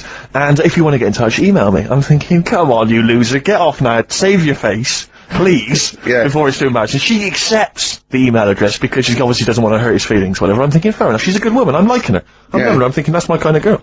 So anyway, he gets off. I'm sat there, the train pulls away, I'm thinking, yeah, I'll wait a few minutes, you know, I'll just, you know, give it some time. Her phone rings, it's her friend on the phone. And, she starts to, and I was listening in, and she was going, yeah, just met a guy on the train. I'm thinking, yeah, that's true enough. She goes, yeah, he was a good-looking guy. I thought, you're having a laugh, love. To be honest. Because I was looking at him, and she said to her friend, he looks a bit like tennis player Boris Becker. I thought, you should be so lucky, frankly, because I saw him, he had awful facial hair, if that's what makes him look like Boris Becker. Terrible little goatee beard, it was laughable. I thought, I don't know, and then she goes to thing, and she's like, yeah, I met him, we got chatting and stuff, you know, and she was going, it's not often that you meet someone, you know, generally in life, who's, you know, kind of thoughtful and intelligent and funny. I thought to myself, I'm not even gonna waste my time with you, love. Frankly, if that's what you thought of him. You just walked away. And I'll be honest with you, I didn't even bother talking to her. No, you were I just didn't even above waste it. my time with her. If she thinks that bloke is not If only she thought he great was looking, funny, but great funny looking. and intelligent, and she got on well, and he was polite, and it was a chance meeting, and he thought, and she thought that you were like a freaky looking dork who didn't even have the nerve to If speak. that is what she was thinking, then then I she's don't not- want to know it. I couldn't, you walked away, and good luck to you. And I have my dignity intact. Yes, and she's nothing. Travis, Flowers in the Window on XFM 104.9. Well, coming to that time when we do White Van Man. Absolutely, with producer Carl. And Carl's also going to be telling us his slant on fables, on Aesop. Absolutely. I was out with Carl. I know I shouldn't be. Yeah, well, I broke the rule as well. I know. Well, I was out with him the night before, I think, and we were just chatting. And as you know, we're going to Edinburgh for a week. Yeah, that's all three of us. That's all three of us. Yeah. It wasn't. I just wondered for a minute if there was some arrangement you two had made, like next weekend, just popping out there seeing the sights. Yeah. No, we're going to do a week's broadcasting from the Edinburgh Festival, and you know, and Carl's going, I bet you lie in, don't you, and all this. And I was going, well, yeah. He's going, well, he wants to be up at 9:30 and out looking at the sights. You know what I mean? Yeah. But anyway, and I said, have you ever had haggis? And he went, it's black pudding in it. I went, no, it's mince. He went, I like mince. I went, yeah, but wait, it's mince in a sheep's stomach, right? And he went, what, they force feed a sheep, then kill it? Imagine that, Carl. It makes sense, though, doesn't it? No, it doesn't make sense. They force feed a sheep mince, and then kill it till its stomach's nice and full, and they go, oh, this one's full, kill it, before it starts digesting it. Of course they don't. it's a membrane they've. And the other one, he was talking about like he likes Richmond Park. He goes, I like to see all the deers. I went, it's deers plural. You don't need to say deers. I try and educate whenever I can. What's that one? I said The deer is already yeah, plural. deer is plural. I said you know like sheep or fish. So you can say fishes. And we were laughing at us. I said, do you know the plural of mongoose? Because a lot of people think it would be mongoose. It's not. It's mongooses. Do you know what Carl said? Plural of mongoose. Mongoose, yes. Plural of mongoose. It's worth a competition. No, it's not. No. No, go on. Carl, what did you think the plural of mongoose was? Mongs. Play a record after this white van, man. Do you want to play, Oh, let's play a bit of Dylan, yeah. This is a beautiful track. It's Just Like a Woman. Well, I think that's a beautiful record. It's by Bob Dylan, and it's Just Like a Woman. And Carl went. He's got his headphones on, so he's speaking a bit loud. The harmonica's playing. In a whiny Manc accent when the harmonica's going. That's an annoying sound, that, innit? God. Oh, bless Bob him. Dylan there. An annoying sound there. did you hear about... The annoying sound of Bob Dylan, that could be a new album. Yeah. Just that sort of sound always reminds me of, a one-man band. Yeah. Have you heard the story about Leo Sayer with his song One Man Band? No? Years ago. What year was, oh, God. I'm in the mood for dancing. What's the song that he did about a one-man I'm band? a one-man band, it was called. Right, yeah. Funnily enough. Go Yeah, on. he did that, one-man band, and he was playing it at the Dominion Theatre. Yeah. And apparently, whenever he sort of sang this song, he got the audience involved. And the line in it was, I'm a one-man band. Nobody knows or understands. Is there anybody there who can lend me a hand Right. to my one-man He band? said that, and what he used to do, he used to reach out Oh, yeah. and grab people's hands, and then he'd walk down the middle. Anyway, he said, well, anyone lend me a hand? He stuck his hand out, grabbed like a hand, and was walking down. Everyone looked horrified, and some woman who had like a plastic hand, it had come off. And he was walking down the middle of like Dominion Theatre with his plastic hand in his hand. And he said, oh, it's a moment I won't forget. He knows how to tell a story, Leo Sayer. Right, well, it's time for White Van Man, which is where we ask Carl the questions that the Sun asked someone else. Exactly. It's an article in there where they ask them, you know, typical man on the street, the big questions of the day, gives them their platform to the nation, and we think this is just too good to let out, because we only care about one person's opinion in the country now. That's true enough, Mr. K-Man, and there he is. There he is, right. Carl, your thoughts, please, on Kylie Minogue slagging off Britney Spears for ignoring her fans at her premiere. Are you aware of that story? No, go on. She got booed at her premiere of her new film, Britney, because she'd left her fans waiting for like an hour. Some of them had travelled up from Bristol, other parts of the country. 3,000 of them. Loads of them screaming for her. She just went straight into the theatre an hour late, just gave them a quick wave and straight in. Didn't even And they bother to were shake their crying hands, and sign any slagging her off. autographs. So they were booing. What do you think of that, Carl? And Kylie's obviously said that was outrageous, you know, and you should treat your fans with respect. What do you make of it? So she did wave. Like, Yeah, but literally as she was walking into the theatre. was it raining? No, I don't think it was. He's like a defence lawyer. Yeah. But who hasn't really read the brief. So I was He's just winging it. Judge's first joke, was it raining? No? Ah, shit, I was relying on that. It was raining. Was she running late for the start of the film? Yes, but that's her own fault. I mean, the people are inside. They're not going to start the film without her. It's Britney Spears. Yeah. She could take some time out. You know, when Tom Cruise came here, he spent like an hour and a half just shaking people's hands, talking to people on their mobile phones, all sorts. That's Tom Cruise. He's a bigger name than Britney. I know, but... He's a smaller person, but he's a bigger name. What do people want from people? Do you know what I mean? Yeah, An autograph, things like that, a photo. This one's going nowhere, Steve. Is there another one? Fair enough. You know, it's not bad. If she had more time, she might have done it. I bet she would have done it on another day. I mean, I'm not feeling too good today. But you're going to still take time out to sign people's autographs, surely, when you leave the building. Yeah, there's always a bit of a crowd, isn't there? Next. Go on. What do you make of New York's ex-police chief saying we need more bobbies on the beat? He's come over here, he's the guy that sorted out crime in New York City. He's come over, he said, you're going all over the place here. You need more bobbies on the beat, more policemen, a visible police presence. There was something last week about some copper in London who was sat on a bench, and he was asleep or something. Okay. And people were like outraged because like he should be looking after, you know, England's people, not nodding off on a park bench. which is a bit daft because They were shouting he should be looking after England's people. Was this the 16th century you went back to? What do you think he should be looking after England's people? you know, wherever he was, if he was in like a park somewhere, Yeah. they were like really annoyed because he was asleep. But Sure. the way He's I probably look at it, undercover. well, no, but the thing is, if there would have been any trouble, I'm sure he would have woke up. Yeah. If there was any sort of, if someone needed help and he screamed, he would have woke up. So I don't know why they were having a go at him. Yeah. And, And he might not have been there at all, so, you know, it was, you know, so... Yeah. He would probably have his radio turned on, didn't he? Yeah. Listening to Heart. So you're not concerned then that there's not the crimes I going up? think there's and- enough. I see quite a lot of them whizzing around. Okay. You're happy then? Yeah. As long as you're happy, Carl. So you don't think it's too much crime? No. Just the right amount, just the right amount of crime. So what do you want now? Well, what about Song with a Story? See, right, well, last week, Look at him, he's in a genuinely foul mood. No, he's actually rocking. Yeah. He's actually rocking like Rain Man as well. last week we did, like you say, Eric Clapton. This is the section where we play a song with a story. I think every song, if it's a good song, it's got a story. You've got to listen to it, sort of, you know, from the start. You get in the middle, you're going, oh, how's it going to end, and all that. You wait another minute, you know the ending, you're happy.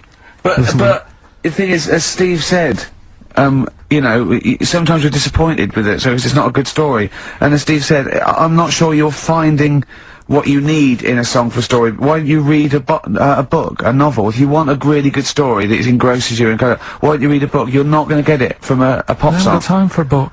Song's 3.5 minutes. And that's it, is it? And that satisfied you. Well, yeah, it gets you thinking for a few minutes, then you move on.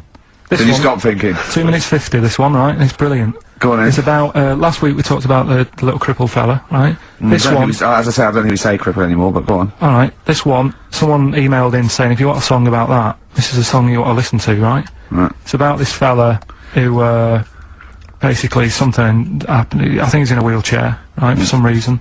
You thought that last time. His wife, you know, likes going out. She doesn't take him with her when she goes out. Right. Is it Ruby Don't Take Your Love to Town? Yeah. Good, brilliant song. We'll just play it then. Yeah, great song. Alright.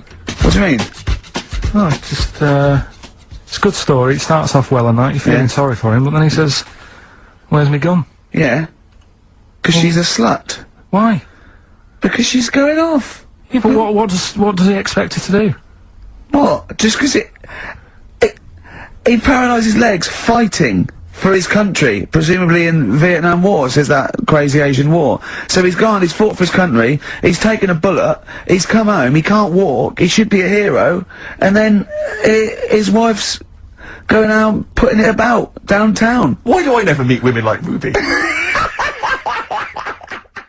It's the start of a new strand in the show, a new quiz, a new competition to replace Rockbusters. Now that's quite a tall order, but what have you done? Right, like I said, right, if you've only just tuned in, what it is, I've took, and I'll be taking, a well-known saying every week from the show, something that crops up a lot. First one that sprang to mind was, There's a little gay fella standing next to me in the urinal. that's next week. Okay. This week, there's this airy Chinese kid, right? Yeah. That's cropped up quite a lot, Sweeping the nation. right? So what I've done, I've got 5 songs, Yeah. and I've edited them together to make that saying. You've got words from songs where any part of that sentence occurs to recreate it. Yeah. Now, what do they need to do? Do they need to say what the song is? Just the 5 songs? I mean, I was going to say song and artist, but if you want, just a song. So there's 5 things there, and if someone doesn't get all 5, it's still worth emailing in, because we might give it to the one who's got the most, and then... Yeah. Can I suggest we go for artist rather than song? Only because sometimes it's quite tricky to get a song title. Sometimes it's very odd, or it's not quite what you think it is. So maybe artist is an easier one. Are you happy with that, Carl? It's your that all right? competition. I mean, Steve always does this whenever I come up with an idea. Oh, yeah. I'm just trying to make sure it's just the best it can Yeah. be, Carl. Yeah, no, he came up with a few game shows, and Steve was going, no, it's no good. And Carl said to me, he said, it's the one of The Office ever got on telly. Yeah, but well, we shall see how Cheapest Chimps plays out. But frankly, the fact that you said to me, Steve, I've come up with the best game show ever. It's called Cheapest Chimps. What's the idea? I don't know. I just like the name. It's something to do with chimps. I thought, well, I'm not sure that's the best game show ever. And what was the other one you came up with that you I told think me a few about? people will be disagreeing with him, Carl. I think people will say that Cheapest Chips could be the best game show ever. You know, when I was at school, people like you, I really didn't like. You're a stirrer, Gervais. He flits, doesn't he, from one side to the next, Carl. The one thing, we may argue, mate, but at least we're consistent. Ricky Gervais flipping from one side to the other. One day he's on Carl's side. When was the last time Steve wrestled you to the ground and got you in a leg clamp? No, you're right. Never. What, is that supposed to be a good thing? Well, did you see us? Yeah, I saw you struggling in Carl's office earlier. He was punching my legs to release me. We were on the floor, and I was squeezing him with my mighty legs, wasn't I, Carl? What? It was like, I imagine that's what a crab feels like when an octopus has got it. We were playing that, weren't we? So anyway. So, I'll play you this clip now. It's 10 seconds long. We'll play it a couple of times, because you'll need to take it in.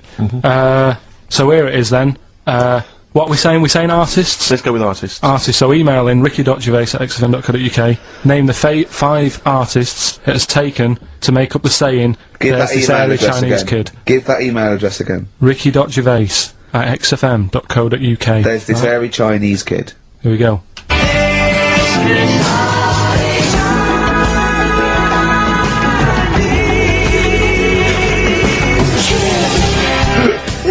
Play it again. Play it again. Here we go.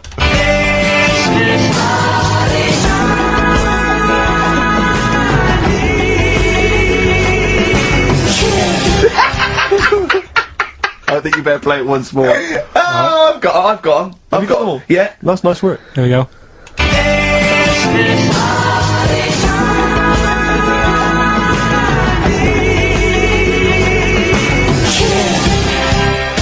I can just remind you now that the prizes include a Red Dwarf DVD, Marion and Jeff, the first series of that on VHS, a Live Forever Britpop CD, and also the very best of Led Zeppelin. Let's play one of those actually while we're here.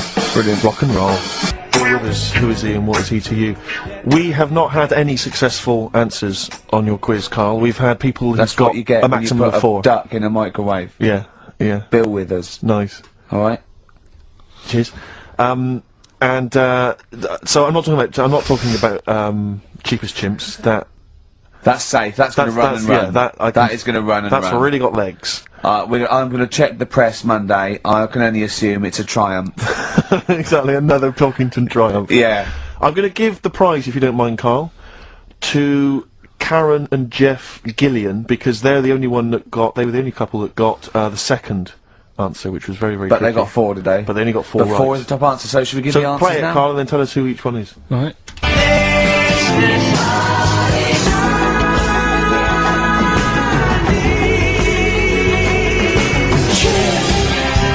So there you go. I didn't know the second one. There's Play it this again. airy Chinese kid. So the first one, the Lars. There she goes. That's George Harrison. No. That's Philip Bailey. And that's Deacon Blue. Right. So it was the Lars, Yeah. What's the second one? Strokes, That was very tricky. That is hard. George Harrison for yeah. airy. That's all I could get. It was Ari. Ari Christie, yeah. Brit- no. Chinese, Phil Bailey. Chinese War is. Yeah. And Deacon Blue, Real Gone Kid. Real Gone Kid, yeah. There's this airy Chinese kid. Very, very hard. I love the fact that the normal bit of that, right, the normal bit is like the well-known phrase, there's this hairy Chinese kid. Yeah, exactly. Like, nothing happened there. That's normal. There's this hairy Chinese kid. As a phrase that often... In fact, you're right. We must have said that phrase 20 times today.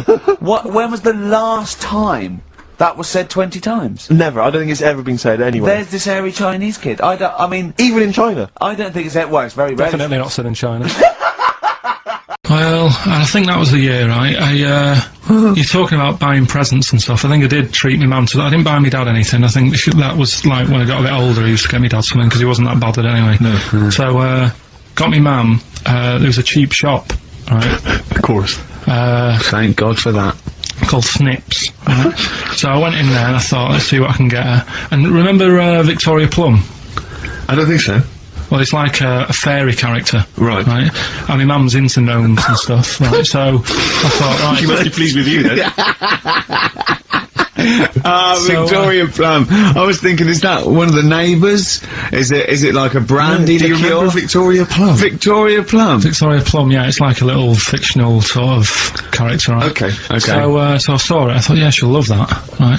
So I did my paper round, saved up for 2 weeks, right? Aw. Got that sorted, went to Snips, bought the Victoria Plum. Next day, I'm in town with her, right? So I think, I know what I'll do. I said, come in here a minute, right? So we go in, and we're looking around, and I tested her, right? I went, look at that there, that's alright, isn't it? And she goes, oh, it's bloody awful. Oh, Carl. Oh, Carl. Oh, God. So then, Christmas Day comes, and I said, don't bother opening it. She said, no, why? I said, Oh, "Don't." no! Why did you still give it to her? So, well, it's too late, I'd already bought it. Oh, Carl. So she opened it, and I was like, and she said, oh, that's nice. I said, why are you saying that? I said, the other day, you said it's bloody awful. She said, oh, no, I thought you were pointing at something else. Oh, no. So that's why I don't get anyone anything anymore. Oh, God. Play record. Oh, God. Oh. That's good, isn't it? Not bad. Gold Rush. Let you down. I'm actually quite affected by Carl's Victoria Plum scenario.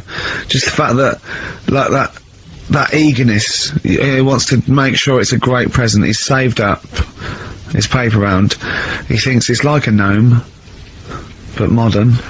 I'm worried that you're using it as an excuse now, and that's why you're not buying anyone any gifts, because you've had your fingers burned once. I mean, you were 6, 7 years old. To be fair. No, you weren't. You were about 13, weren't you, if you're doing your paper round? Yeah, well, it must have been, yeah, 11 or 12 then. Alright. Yeah, so I'd saved up. Oh, no, I'm not using it as a thing, it's just What that... do you get your mum this year? I've sent them some money so they can get a passport. So they can get a passport? What do you mean, where are they? Are they trapped No, somewhere? Well, they're in a holding bay somewhere in Dover. Yeah, I've got What do a you friend mean? who's a truck driver who's going to sneak them across. What do you mean? So they can buy a passport. What do they do? Sell it when they're No, a bit down in their luck? No, they haven't got that much money, right? They've never been abroad, and the mate said they might take them next year, and they said, oh, we haven't got a passport, so I You've got to thought... buy a passport, have you? Isn't that your God-given right as an Englishman? No, you've got to pay for them, they're 30 quid each, so you better had to, otherwise they're conning me. Right. They said you it's sent them 30 quid. You 60 don't quid. get born with a passport, of You course you sent them don't. 60 quid in an envelope, have you? Well, check. Right. I love that. He'll be watching telly and France will come on and he'll go, oh, what do you think of that? She goes, it looks bloody awful. We go, oh, don't open it. no. Don't open it. Don't open it. So you've not paid for a holiday for them. You've No, I've just sorted out the... Well, it's the better prize, isn't it? Because they can't go anywhere without it. Well, the passport keeps on giving. Yeah, It's the perfect so- 10 years. That is, yeah. So, but no, I never used to, I mean, I can't think of other things. I used to get me dad once I started getting him stuff, it sort of used to be a dressing gown, and then, but as an extra surprise, I used to put like a cigar in the pocket, so he'd think that was it. Yeah. Then he'd put it on and put his hand in the pocket. Right, Go, and then he what's just this? hit you because he thought you'd nicked it.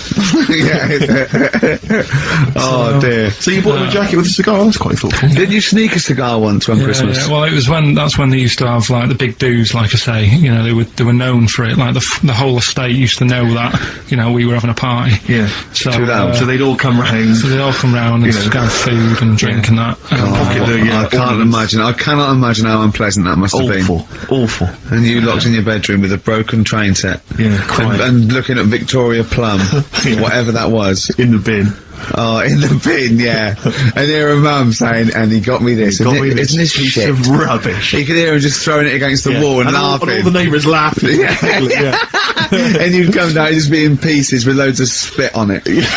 Just loads of gob on it. Eyes. And all the Polaroids of them just like laughing at it and pointing. stamping on it. Alright. It's brought all flooding back. But no, I used to get up in the morning and then like they'd still sort of all be there asleep on the floor and on the sofa. Oh, that's awful. Oh. That's terrible. Christmas is surely the one day a year which is a family thing. It's for the kids. They're the ones No, but that was Boxing Day. Well, I know. Oh, that's all right. It's over. Yeah. Back on the Christmas bike. is over. All right. Who's going to pay for this? What, me? Yes, Carl. You're doing 2 rounds today. Yeah, what's your paper round supporting the entire family? Yeah. No, so I used to get up and like go downstairs, and they'd be asleep, so I'd be mooching about trying to find like another present that's still working. I love the idea that these people from the estate had like squashed his presents. So I found a cigar that had been sort of lit up and then put out, so I thought, oh, I'll have a go at that. I went outside and had a go, and that's the last time I smoked. Right. So I tried it, I thought, I don't like that. I love that he does everything once. Yeah. In his life, it's a line of, I've done everything once, I don't need to do it again. Oh, dear. You know, I've said in the past to you, Rick, that my grandparents, so I love them dearly, but it's like, for the last 30 years, they've been waiting to die. I know, It's yeah. like they just sort of, it's like, you know, the novelty wore off of like... Life in the 50s. Yeah, they got kind of bored of it. Life, in the 40s, it was brilliant. All sat around the old Joannas, the Bob's Yeah. singing, they loved that. The 50s, you know, that was great as well, because that was the post-war years. It was, you know, it was a bit tight in the pocket, but it was alright, everyone pulled together. And then the 60s came along, all the crazy music, the funny hair. Let's stay in bed. Yeah, exactly, and they basically stayed in bed. And it was one Christmas when my grandmother said to my dad, what do you like for Christmas? What do you fancy for Christmas? And this must have been, I don't know, 20 years ago. She said, what do you fancy for Christmas, Ron? And he went, well, you know, I could do with a nice big kind of warm winter overcoat. She said, don't worry about that. Don't worry about that, because your father will be dead soon. It's right, you can have his. Meaning my granddad. Well, to be honest with you, my father's still waiting. Which is good news. Good news for my grandfather. Less good news for my dad. Freezing. He's freezing. He's freezing. He finds out, how is he today? He's fine. Oh, okay. Oh, I'm freezing. It's such a weird mindset, that. I think it's that, to me, is what sums up people from that older generation, the 40s and 50s. And it seems to me that you've got that kind of mindset. It's like you were born in the 30s. And whenever you talk of your childhood, it's like you had like a baked potato to take to school. And a hoop and a stick as a Christmas The other gift. thing is, I think that that sort of generation, it seems that the man is dependent on the woman. There's a total dependence. Oh, absolutely, If she dies, he's done. Yes. He's done for. Just pine away. If he dies, she's got 30 years of pottering. Absolutely, yeah. Do you know what I mean? Yeah, And going to, like, you know, the youth club and the Yeah, I know church. what you mean, yeah. It's sort of like that. It's sad. Of course, it's sad for them, but it's sort of not the end of their life. No, sure. And it sort of is the other way around. I don't know why that is. Yeah. It's terrible. That's a little melancholy thought for I this know, I've Christmas really time. you brought it down, you've brought it down, I've brought it. This isn't a nice show at all, this is terrible. I We're didn't gonna have really people wanna make just it- killing themselves. What? Well, I didn't really want to make it a Christmassy type show, because I don't really like it. Oh, he's done it again. What, you did Christmas once, didn't like it? No, it's just, Play a I'm record. not religious or anything. What are you? You're not anything. Teenage Fan Club from the XFM Christmas album, and that's Christmas Eve. Their guitar sounds are just brilliant. They're just always so nice. Alright, Carl, would you like that? Would you like Teenage Fan Club? Yeah, they're good. Carl, I feel like you've never kind of enjoyed the wonder of Christmas. I don't think, I can't ever get the sense, maybe except when you were very, very young, you know, that kind of bright-eyed, you know, thinking of Santa, you know, kind of, landing on the roof and coming down the chimney and drinking the sherry or whatever. So I like the idea of it, right? Sure. The sort of, you know, I used to get a couple of annuals every year, you know. Yeah, so did I, yeah. And I was allowed to open one on Christmas Eve. Oh, that's brilliant. Just, yeah, so... So they could throw it on the fire. I think we, It is sort of Well, have a quick skim through, do the work, so you're right. Yeah. I think that's a light of a cigar off the cooker. Oh. Well, anyway, listen, a good friend of ours, Ross Noble, the comedian, brilliant, he gave me this picture, Carl, which he's got from a magazine. He loves you. And I have to say, I think this, I'm just looking at it then, I'm obviously it's not going to mean much to the listener, Oh, this is but it is self-indulgent. currently but available, I think it's in the current edition of Bizarre magazine, so, you might want to buy Is that. it- it's and you not can have horrible though, is it? There's a certain grotesqueness about it. Oh, But I just think it's a deformed person, isn't it? Well, to a degree, but I think what it's going to do for Carl is give him, I think for you and I, Rick, we're going to see his face. Light up. Lighten up, like opening a wonderful Christmas gift. Oh, you know excellent. what? I think I've seen this. Is this the one with the kid with the big head? I'll be honest with you, Carl, it is. Have you seen it already? Yeah. Let me just show it to you again so you can kind of me have a mark look. like it It's again. like I haven't seen it. It's like. Yeah. We shouldn't be laughing at that. No, but that is like the kid who I went to school with. That is the same. That can't be the So same. do you recognise him? Seriously, that is the same thing he had. I mean, I have to say, it does look like it's been computer generated, it's so odd. Yeah. Oh, But look at the child's face. I Look know, at his well, reaction. Don't take another photo of me. I'm not sure this is right. It's not right, but I was hoping that would give you, Carl, just a little glimpse of, We've had a the request wonder. as well on the best bits. So someone wants to hear you talking about your mates with the big heads. I can't believe it, because every time we go there, we get some sort of complaint about something. About what? Just leave it. Well, that for some reason that always goes from the story with my dad going to Blackpool, so taking those kids there. And what kids? And leave it. No, what? I don't know. There's people that know what you're talking I'll about. tell you when we put a song on. No, well, I know what it is, but Well, you can't if you just say wanna that. know, Is well, it when? email Is in. it okay? Is it when your dad put a kid in the wheelie bin because he was getting out of hand? Yeah. So we're gonna We be can't doing- go through it we're again, gonna, Rick, it's too controversial. We're gonna, what's her name? No, well, the thing is, right, you were just saying about what are you, about Christmas. That's the funny thing, right, because in our house there's no one who's religious, right? No. My dad got annoyed when I went to church that day. He was like, what are you doing that for? Of course. I went to see a gig in Liverpool.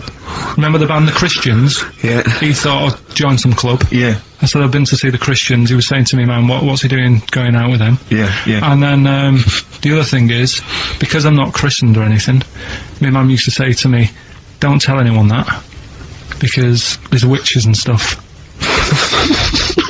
I want to go back and see his upbringing. I just want to go back and see him at 7. One day in the life of Carl, age 7. Just have 3 ghosts visiting tonight and take him back to his time. But we could go with him. We can be some of the ghosts. Yeah, I the just ghosts like- of Christmas past. Remember this? That's incredible. Because So- what? just say She a bit thought, more. so she wasn't visible. She thought maybe someone could take your soul because you weren't There's christened. like, there's cults and that, isn't there? And if they find out you're not christened, then... Right.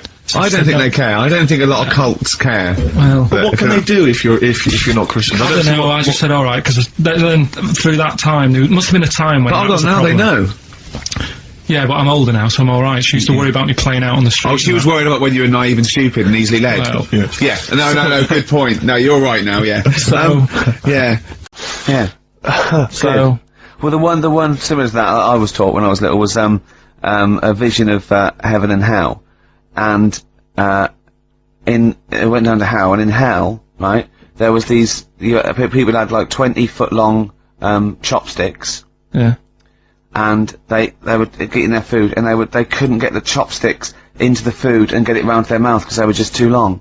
Right. Right, that was hell. And in heaven, they had exactly the same thing, but they were feeding each other. What?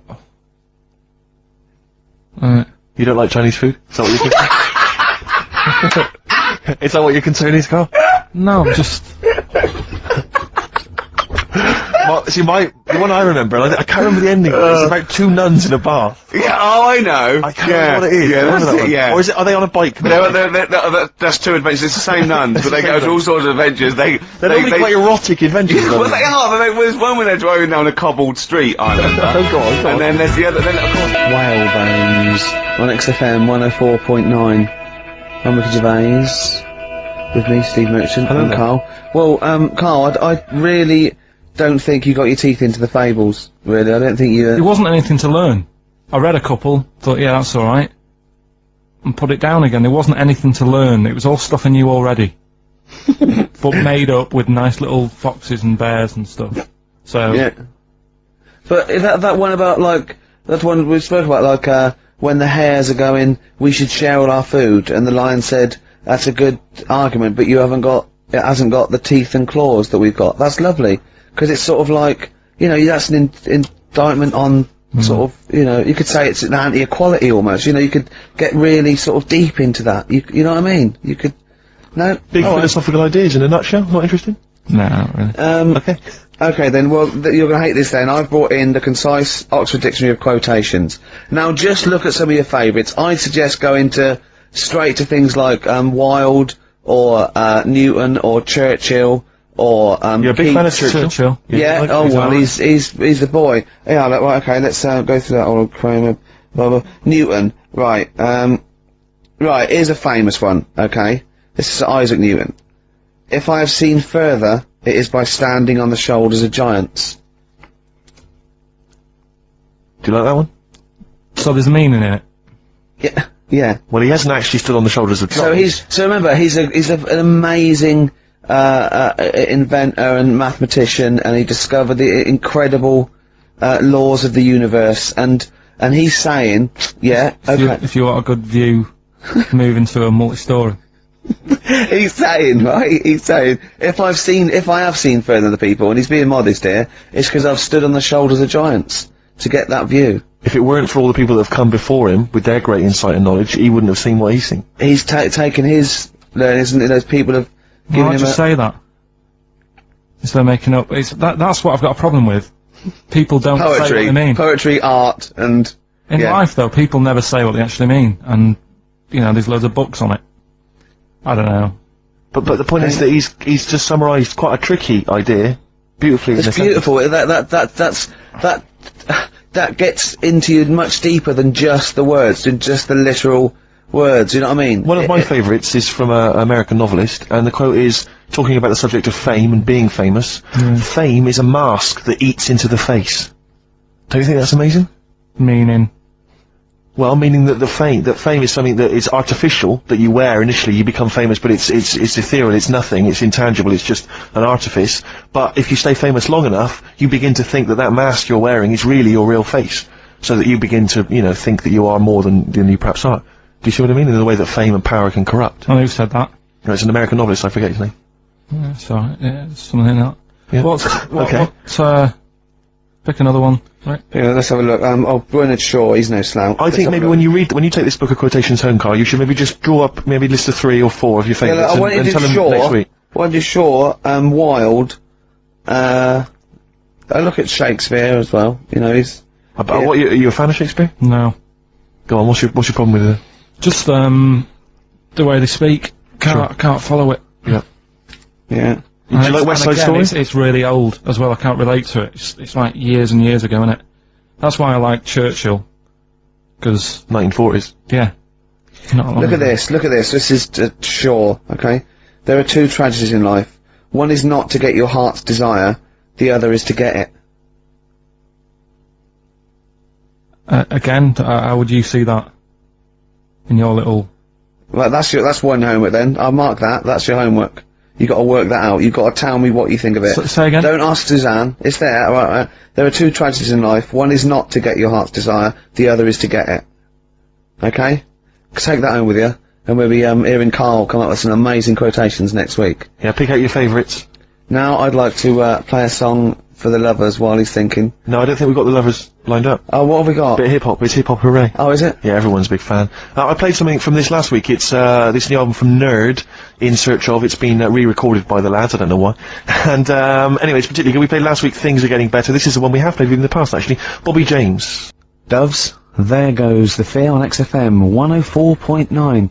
Well, just read that book anyway. Could I just say, this is one of a beautiful, is Keats, right? What do you think of this? A thing of beauty is a joy forever. Its loveliness increases. It will never pass into nothingness. See, this is just like how it was at school now. The last couple of weeks I've been quite interested in what you've been giving me. Now it's really like, okay. I really don't care. Now what about this? Now I did philosophy, and philosophy is obviously the quest for knowledge, and look, listen to this though. This is what Keats came out with. Philosophy will clip an angel's wings. Isn't that beautiful? Yeah. Don't be constrained by what's, dream a little, you know what I mean? Just go beyond. I don't agree with it, but it's a lovely bit of poetry. Yeah. Yeah? So you're gonna read that for me, are you, Karl? Yeah? Yeah. Just pick out 5 of your favourites. Yeah. The ones that mean something to you. And then next week I'll bring you in pictures of animals. Brilliant. Okay? We'll do it. Okay, and some sweets. Rick, I've had a word with some of the top brass here. Or they had a word with me in the corridor.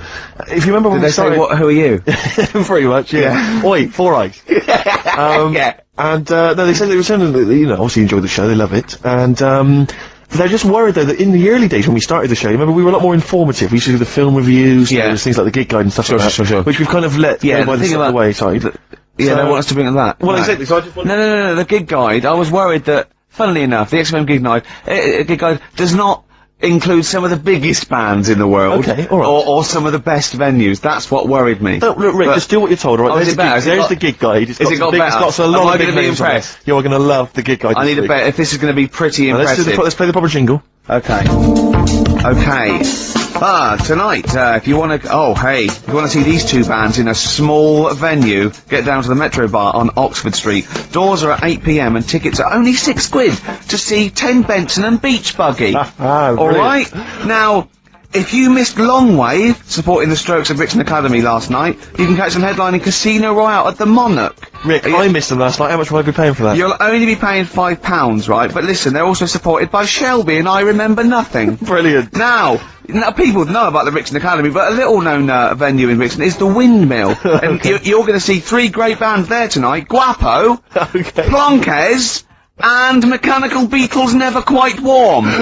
So, Orange Goblin and Grand Magus play the garage, and, Diefenbach and Sudden play the Rotar sessions at Nine Hills Arts Club. So that's the gig guide, next FM. What a load of rubbish. I mean, switch off the jingle. Look at this. We've discussed this before, haven't we? Names for bands that will never be anything. Ladies and gentlemen, please welcome to the stage, Mechanical Beetles Never Quite Warm.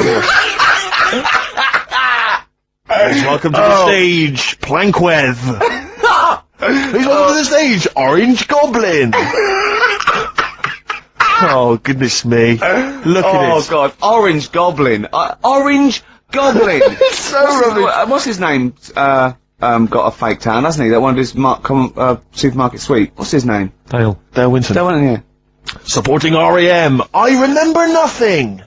Never gonna happen. I mean, please, come on, people. Think. Hey, here's a band that plays big venues. Doesn't make them better, sure. But this is Radiohead. This is Song for the Lovers and Let Down off OK Computer. This is beautiful. So, see, a thing of beauty is a joy forever. Doesn't that move you at all, Carl? Philosophy will clip an angel's wings. There was an old lady from Ealing who was putting... What about another feature we'd like doing? What? Song with a story. Okay, he's been working on this, hasn't he? He's like a producer, isn't he? Yeah. But with a completely round head. Just, you know, I was saying that, you were saying I don't like music, but I'm saying I do if I can hear what they're singing about. And there's a reason to sort of listen to it. Have you turned into 50s dad? What is this? No, but you know, it's like, it's nice to have a song where you go, you know, I can't turn it off because I need to know how it ends. You know what I mean? It's like a mini... It's like a mini film. He can't sit through a film unless it's got a grotesque in it. He can watch The Elephant Man, because he's getting a glimpse of this... He's waiting to see the bloke's face. That's all he's waiting for, right? And so, 3 minutes is about as much as you can maintain his... well, last week we did, Babushka. Yeah. You know, that woman dressing up, sort of tricking her husband, then it sort of backfires and that. Don't know how it ended properly, I don't know if they split up or whatever. But this week... There's no follow-up. Kate Bush isn't now penning the sequel. Right, go on then, what's this week? Pinball Wizard. Right, okay, what's the story there? It's about this sort of deaf, dumb, blind kid. Right. Who's good at pinball. That's it. See, I don't believe he would be good at pinball. But even if he is, it's a lot to give up, isn't it? Just for that. Well, he didn't give it up. No, but it's not like, well, you can't even say to him, oh, you know, a lot of bad news and that, but you're good at pinball. It's just a bit rubbish. I mean, does he even know he's playing pinball? Is what I'm saying. Do you know what I mean? And it's not hard, it's just moving the thing, isn't it? Just hitting the buttons hard. Yeah. It's not like, you know, if he was good at Pac-Man or something, you go, oh, yeah. But... It wouldn't scan, would it? Well, I mean, what were they thinking of? What were the Who thinking of when they wrote this? Well, let's have a listen to it. But, you see, now, being He's a Pac-Man wizard. It kind of works. Yeah. He's deaf, dumb, and blind, though. Yeah. That's pretty grim, isn't it? It's rubbish, isn't it? Well, don't say that. Oh, that's alright, I can't hear you. No, but it is like, it's just the worst, isn't it? I can't imagine what that would be like. It's pointless. Not being a tapeworm or something, isn't it? It's just... No, but what I'm saying is, what sort of a life is that? It's horrible. It is a bit like being one of those creatures deep in the ocean. Well, look, can I just answer your questions? It must be terrible. Yeah, that's what I'm saying. Yeah, job done. But would you want a song about it, and, you know, he's good at pinball? But it's not a real person, which, I mean, we were getting onto the realms of people with disabilities, but he is not a bloke that existed they sang a song about. Well, listen to it, anyway, let's... Well, it's not a true story, I don't need to listen to it. Let's have a listen. Oh. Okay. Pinball Wizard by The Who. A little song with a story there about a little deaf, dumb and blind kid. Thoughts, Carl? I just, it's depressing, like I say. I don't know why. Is he enjoying playing the game? I don't know, let's get Pete Townsend on the phone. Carl, what are you talking about? I'm just trying Listen to the lyrics, right? Deaf, dumb, blind kid. He can't hear, no bells and bells. He can't see any flashing lights. He plays by sense of smell. Now, I'm pretty sure that isn't a scientific document Pete Townsend is reading out there when he wrote this song. He's making it up. But the thing is, with all songs or stories, there's got to be a little bit of realism to it. What do you know what I mean? Why bother putting money in it? Just let him hit the buttons if he's happy. That's true. That's a fair point. That is a fair point. That is a fair point. Yeah. That is great. Yeah. Well, I think you've made Daltrey and Entwistle and the whole crew look like fools. Yeah, they won't get fooled again. Yeah. Nice. We're supposed to. I mean, of all the thing, I mean, it is horrible. We're not like having a go. This is what I always worry about when we play. But at the end of the day, that's what he's singing about. So we're not having a go. No. And it's not a real person. It doesn't really exist. I say again, it's a fictional person playing pinball and always getting a replay. Okay? This fella's saying that he's good at pinball, he's played from so to Brian, but there's this little deaf and blind kid. He can't believe it. He cannot believe it. If you had to lose something, Steve, right? It wouldn't be money. That's fair enough. Your sight or your ears. What? That's too much, I can't decide. That's too painful.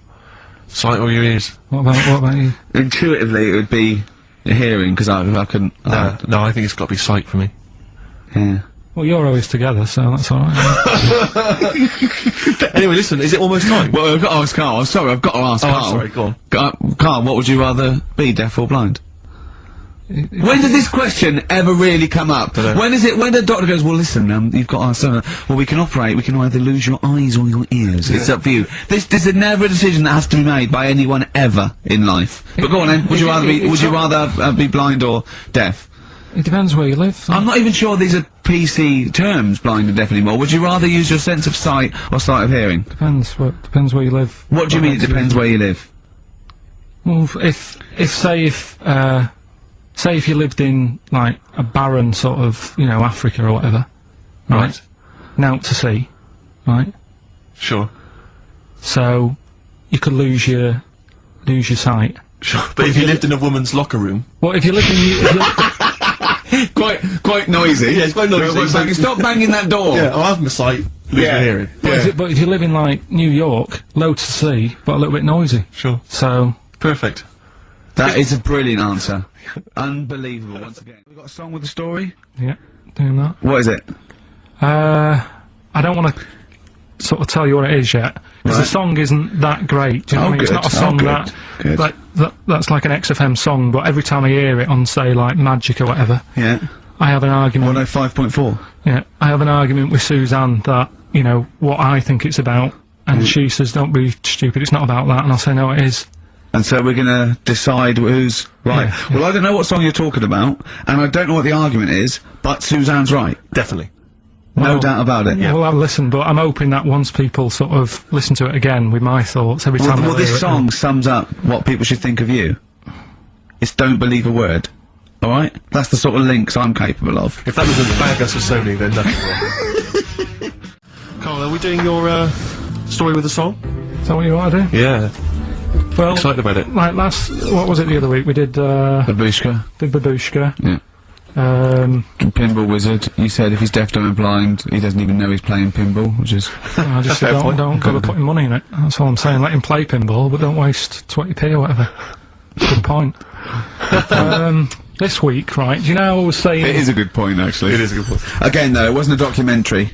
It was What? just, it's not, didn't really happen. Yeah, well, do you know I was saying sometimes I listen to song... I like a song to be obvious what it's saying. Pinball Wizard was a good story. You need a song to be obvious. In the ghetto, you know, it's a kid growing up and all that ghetto, rough area, gets killed for nicking cars and messing with guns and that. Living in the city, growing up in New York, rough area, how you cope with it and that, right? But they've got to be as simple as that. Otherwise, I'm not that I've happy. got a brand new combine harvester. Yeah, It's I'll about give you like the machine. key. It's brand new. Yeah. It's brand new. But even though it's new, he's willing to lend it out to other people. No, but what I mean is, if you start trying to be clever, Yeah. the story's lost on you, innit? Yeah. not necessarily me or Rick, but yeah, sure. Go on. We know what you mean. Go on. On primates, yeah. Well, this song here, right? It's not an XFM song, and you'll probably hate the song, to be honest. Go on. What is it? What's the song? Yeah. It's Wonderful Tonight. Right? Eric Clapton. Okay, it's all right. It's a It's a bit sort of nothing, bluesy sort of ballad from the late 70s. Yeah, it's all right. But I'm always arguing with Suzanne, because every time I hear it, I'm getting different pictures in my head Yeah. of, like, what's going on, right? Okay. And I'm convinced it's about, like, this little crippled fella in a wheelchair, right? And he's knocking about with his wife. And We this don't is- say cripple anymore, do we, Steve? Do we say cripple? I don't think we've said that since, 70s? I think it's the 70s when we stopped. Alright, just a little fella in a wheelchair then. Okay. And the story is all sort of, you know, how he's being pushed about by his Again, wife. that's not literally. By his wife, she's wheeling him about, what do you mean? He's wheeling him about, they go to a party, everyone sort of looks round and looks at him. What makes you think that he's in a wheelchair? What's the clues? What's the words? There's loads of little things. There's Go on. like, well, like I say,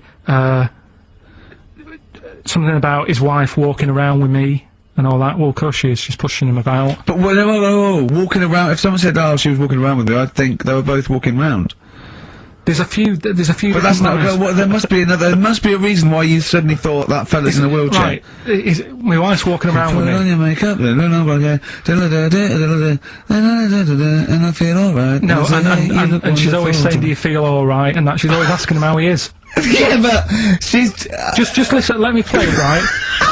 And try and picture the scene, right? But now I'm only thinking of a little fella in a wheelchair. Well, have a listen to it, Oh. and you know, just everything that's been said. Okay. Understand why I'm thinking what I'm thinking. That's what I'm picturing. But that doesn't mean it happened. You picture people that are half man, half moth. It doesn't mean it's possible. Do you know what I mean, Carl? What you think is usually not true. Suzanne is totally right. There is no reason. I have never ever thought that Eric Clapton was singing about a little fella in a wheelchair. And the one clue in that, there's two, isn't there? Are you alright? Oh, let me say that, little cripple. Right, and, so I'll give her the car keys. Oh, why's she driving? He ain't got any legs. Pushing him around and that. No, pushing him around. So we'll do one more next week then. We've got a good song with a story later. Go on, what we got? Don't want to tell you yet. Alright. Now, is it as pitiful as last week's, where you somehow misheard that Eric Clapton song? What was the Eric Clapton song? Well, Wonderful Tonight, and he was convinced it was about a bloke in a wheelchair for no reason. No evidence at all. Other than she's walking around with me. Yeah. Well, yeah, walking around with me. No. I I walk mean, into a room and everyone's head turns Yeah. to look at her, which you didn't seem to Helps hear. him to bed. because he's drunk. He's had a few. Oh, never mind. Yeah, well, you're totally wrong. Well, we've got to do Pilkington, haven't we? Do you want to? Yeah. Okay, we should explain this, I think. Well, it's Carl's new idea for a TV show. He wants to do a TV show called Do We Need Him, where he goes round and he talks to experts like David Attenborough, David Bellamy, maybe Lenny Henry doing David Bellamy, Right, yeah. if he can't get the real one. And he just picks on an animal that he doesn't really like, doesn't think you need him, and an expert will tell him if we do. If this is the first instalment. Let me put a song on, right? Now we've got him, and then I can set it up and stuff, and tell, you know, we can Explain it fully. explain it and that. Let's do a classic. Let's do a big stomp in one of the best Christmas songs of all time, shall we? What are you thinking? Fairy Tale in New York. Excellent. Oh, it's always Homes amazing. featuring Christian McCall on XFM 104.9, the Christmas edition. Indeed. Next week, we've had loads of suggestions, Carl, for your best bits. It's basically all your best bits. Me and Steve are largely irrelevant in the voting. Yeah. So yeah, you can compile your best bits next week, and they'll be loving it. We had a request for the little Chinese fella in his pants, a horse in the house, cutting your hair on the railway station. If you haven't heard those stories, what does that mean? The little Chinaman in your pants, you've got to be tuning in next week to find out what that is. The only thing is, the old horse in the house was in the last best of. Was it? Yeah. Well, that doesn't stop what's his name? If you're one of those people that want to see these clips again, tune in. Oh, It'll be alright. Christmas. It'll be alright on the night 84. Yeah. Someone kill me. I think I'm gonna live forever. It's like we said before, who goes to the recording of one of those? There's always people in the audience, Yeah. aren't there? That'll be People great. you know, Tickets for it'll be alright on the night. and they laugh at his jokes, but I mean, I don't know I what think the how jokes many are. takes it, you know, I mean, how long it takes to record that. The show's about 3 hours, so the recording must be about 9. Have you ever seen Kirsty's home videos on Sky I One? think so, It's, Kirsty Gallagher. dogs falling down It's slides. like, it's like you in frame, but falling over in a wedding. it's got audience laughter. But I'm assuming it can't be a real audience. I'm assuming it must be like No, the they've Flintstones. just lifted it from the Flintstones. Yeah. They laughed from the A lot of Flintstones, people yeah. forget that the Flintstones had an audience. If you watch the Flintstones, there's laughter when Fred does something funny. Yeah. The idea of people being shipped in But we were to talking watch a about, cartoon. I like the idea that some jokes weren't as funny as others. Exactly. Like the director going, we'll put a laugh on that, and the producer going, it's not as funny. I think Dino it's should not get as funny. Dino should get a round of applause every time he comes in. Everyone knows him. The kids love him. He's a bit. We're making it up. Yeah, and Barney getting disgruntled because his jokes never get a decent Yeah, laugh. he's like wise. Exactly. Yeah. He's like really wise. Okay, Anyway, so Carl, what here we we go. It's an exciting feature that will, I think, will be picked up by Channel 5. It's going to be Carl Pilkington, Do We Need Them? Where Carl goes around checking out animals with top experts, asking whether we need them in the world. Yeah. So, this is the first one. We won't do it next week, but I'm already sorting out the contact. We will be looking at octopus, because they're a bit weird. So that's what you got to look forward to in 20, in 03. Again, if you have an animal that you feel is unnecessary in the world, then email us, and I'm sure Carl will investigate for you. Well, the other thing as well, whilst we're on to that, I want to sort of have a bit of research with me, so when I speak to the bloke or the woman about the octopus, right, I want, You want to be armed with the response, facts. well, sort of response from listeners, so I can say, well, 70% of XFM listeners said we should get rid of them. Sure. Do you know what I mean? Like Jon Snow does on Channel 4 when he does all, politics stuff. So, if you agree with me, just send an email saying yes. And Well, if you don't- so yes, we should get rid of them. yes, yeah. Or, Yes, get rid of them. Because the house believes always we should get rid of these animals. You're picking animals you want to get rid of. So yes is, get rid of them. No is, don't get rid of them. well, and not no, it's Noah, because they go on the ark. The ones we keep go on the ark. That element I'd completely forgotten about, and I think that's a wise move, because I don't think that's working. I don't think he thought through the whole Noah. So that's just complicating the show, I think. So yes, we get rid of them. Noah, they're saved on the ark. Yeah. Right, okay, Right, so here we lovely. go then, jellyfish. So Do we need 'em? today we're looking at jellyfish in Pilkington.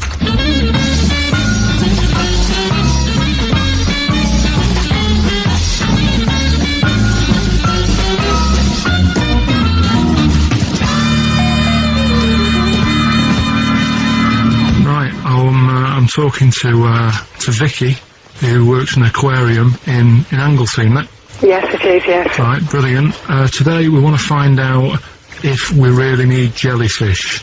I've got a bit of a problem with them anyway, because I've been stung by one, and I've done a little bit of research into them. So I'll tell you what I know about them. Okay. You might learn some stuff from me. Oh, well, you never know. And if I'm talking nonsense, just tell me. Absolutely. Yeah. Right. So first of all, they don't have eyes, do they? No, they don't. Right. So I'm right with that. No lungs. No. No lungs. They haven't got a heart. No hearts, heartless. And they're made up of like 97% water. Yes, they are. So they're pretty useless, really. Well, they have got a nervous system. They're actually about 650 million years old, so they've evolved and they've outlived the dinosaurs, and they're even older than the sharks, and they can even outfox us, because NASA scientists have worked with them to try and work out how they operate in weightlessness, and they still don't know how they do that. Took them into space actually to figure out how they did that. Seems like a bit of a waste of money, but... Do you know Port Maddock? I used to go there a lot from the holidays, and there used to be a load of them washed up on the beach. People on motorbikes used to go over them and stuff. Yeah. Well, we get the moon jellyfish. That's the ones with they've got pink bits in the middle. Yeah, that's their reproductive bodies. I think that was them. I think they're the ones who went over on the bike because you could see pink bits. What do they do? If the jellyfish went, would we have a problem on our hands, do you think? Okay. You might have a bit of a knock-on effect, because things like turtles eat jellyfish. Yeah, but do we need turtles? Well, don't forget that when you take out something from the marine system, something normally feeds on. I mean, they're not just there for the fun of it. Something either feeds on it or feeds on what they excrete. What you're saying is they exist to sort of feed others and also to eat some stuff that's Well, in the yeah, sea. they control the population of other fish and species that might otherwise be a problem. Okay, well, let's kind of wrap this up, right? The question that I'm asking today is, do we need them? Say if Noah Yeah. had his ark, right? You've swum and got on the boat. You're all right. You're safe. He's going to keep you to sort of populate the world as well, right? So it's you and him. He's not a bad-looking fella, so you're happy. Yeah. He says to you, Vicky, do we need him? Absolutely.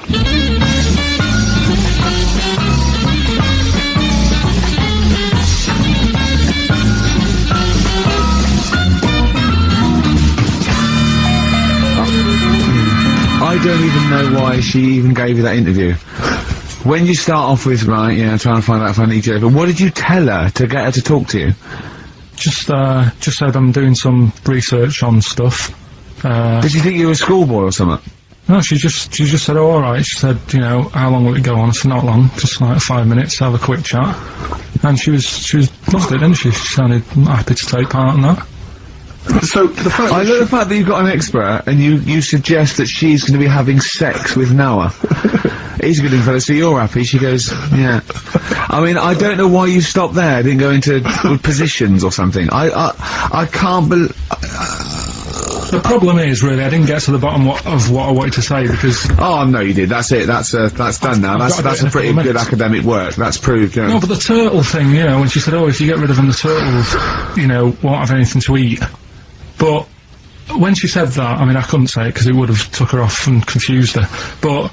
Well, she's a scientist. She's easily confused. Well, say, like, when Suzanne is working, right... I'm not a very good cook, so I always get, like, an Indian in. What? To do the cooking for you? So, right, I'll have an Indian. Right, now, say if, for some reason, it closed, I get a Chinese. So why don't the turtle just... There's loads of stuff in the sea. But I didn't want to get too heavy on her, but... It's pretty deep. Oh, that is genius. But we'll look at... But so the fact that she said, yes, you need jellyfish, does that mean that you've changed your... I mean, what I'm saying is, does her answer go? Does that stand? Yeah, it does, yeah. It does, does it? It does, yeah. Whatever I get the expert to say, I try and get them in a corner. Right, you try and, argue them into a corner. Argue them into a corner, but that time she wasn't having any of it, so we've got to carry on having them. Yeah. So in the new year, we'll be looking at octopus. Okay. Yeah? Yeah, great. Brilliant. Place and feeder. Christmas. I think this often... Carl with his Victoria Plum. I want to see a Victoria Plum. I want to know what it is. Does it look like a little gnome? It's a woman gnome. A female gnome? Yeah. A little gnome. Did your mum collect gnomes? She likes anything gnomes, she likes fairies, she likes, Indians. She collects all that stuff. Yeah, and it doesn't matter what it is.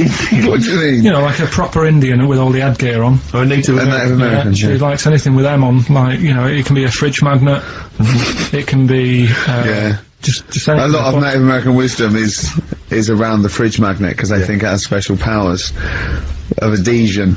Yeah. Yeah, that's, you read some of their writings, the great works. It reminds me, talking of gnomes, he said to me in the week, he went, oh, did you see that programme on telly last night about dwarves and fellas without legs nicking cars? And I went, no. He went, oh, it's amazing, right, because they haven't got legs and that. They scoot along and they can nip into a car like the Dukes of Hazzard. Explain more, Carl. No, you see, I didn't see it, someone else told me about it. Oh! That's what I've said to you. I said, did you see it? Because I missed it. And it's about these little fellas, who, specialise in car nicking. And the thing I wanted to know is, because this lad who sort of only watched half of it. Is he like you? Well, I said, I can understand how it's easy to get in, but then how do you get away? Because you can't reach the pedals. Yeah. Can there be two of them? But presumably he opens Yeah, the car but for that's someone not else. good, is it? What do you mean? What, so he's steering and he's like, right, press the brake a bit. And then there's one that's just legs, but without the top half. I don't understand how this helps them though. What are they? Why does this make it easier for them to steal Because they can cars? just get through the window really quickly, like in the Dukes of Hazzard. What? Because their legs don't get in the way. Right. Do they just run? And just... But what They do you mean can't. the window? I mean, what? So someone's driving along. No, I didn't see it. And This is leaves why the I'm window asking open? you. I didn't see Do they it. leap in when there's someone still driving the car? I don't know. Well, there's too many things left unanswered here. I Well, can't go maybe over someone's seen Christmas it and they and can not know. email in. But that's sort of... This panicked you anyway, I imagine. I bet you were gutted you missed that programme, weren't you? Well, I'm interested in stuff like that. Because I like learn Rockbusters. you know? Rockbusters, we'll tell the prizes, Steve. Yeah, tell we them have got Christmas some, gift. This is Christmas gifts. I don't know if you'll receive them in time to actually pass them off as gifts. I wonder to if I friends can and tell family. that, Ross Noble story that he told us. I don't know. We'll have to discuss that when the record's playing. Okay, alright. Okay, so you heard a track from it just then. This is the XFM Christmas album. I think that's been knocking around here in the office for years, hasn't it, Carl? Or is it new this year? It was brought out about 2 years ago, Okay. but Christmas songs are Christmas fairly songs, Christmas timeless, songs. aren't Yeah, they? it's not bad. There's Scott bands on there like the Dandy Warhols, the Webb Brothers are on there, Drugstore, Bell and Sebastian, Flaming Lips, all sorts. So we've got that to give away. We've also got this Smashing Pumpkins compilation, which we've seen again. That seems to be knocking around for weeks. Another one of those 50 years of the greatest hit singles. I don't know, Culture Club's on there, Queen, I've obviously, just Lennon. seen the cult film. Yeah, the cult film will come back to you shortly. This, I think, is one of the most exciting gifts. If you have a video player and you want to get trimmed, then surely Big Brother 3 champion Kate Lawler and her cardio combat video, in which I think she uses kind of, I don't know, military boxing training to get you trim and taut and looking as good as her, then you can get that as well. We've also got a exclusive 7-inch single from the White Stripes, a kind of Christmas single. Is that from them? Yeah. That must be quite rare. That's probably the only thing That worth is hanging rare, on to. that is worth something. And the current Badly Drawn Boy album, Have You Fed the Fish, which I think is slightly mediocre. They've gone up, actually. I think that the level of prices there has gone up. Not a bad selection, but here is the big movie, and actually I have to say this is not a bad one. No, it's not, again, it's not terrible at all. It could be worse. It's James Caan in the original Rollerball, not the disastrous remake that came out recently, but the DVD version of Rollerball. So that's there as well. So something fairly interesting. That's worth winning. Right, It's not come a on bad then, let's do Rockbuster. Well, will we play a song to give play people it and time we'll to come- get a pen and paper and that? Yeah. Yeah, so we're doing it next. Yeah. Carl Pilkington, the man of the moment with his Rockbusters coming your way with all those great prizes. Yeah. Right, we're doing it now. Yes, sir. I noticed Heat magazine sort of put a bit of a spanner in the works. Why? Because they were saying, oh, maybe it'll be a Christmas edition of Rockbusters. And I'd already sorted them out. I wouldn't worry, Carl. Well, what I've done, I've cleverly tweaked them to make them Christmassy. So the Christmas bit in it has got nothing to do with it whatsoever, but I just thought... So you mean the clues have a Christmas element? Well, yeah, But it's nothing to do with the answer. It's nothing to do with the answer. Right. So why don't you just ask the normal ones and I'll ring a bell, I'll shake some bells. Well, go it's ho, the ho, equivalent ho. of that, but in sort of speech, right? Brilliant. So the first one, there's a load of letters there asking for advice. Put them on Claire's desk. Oh, and have a good Christmas.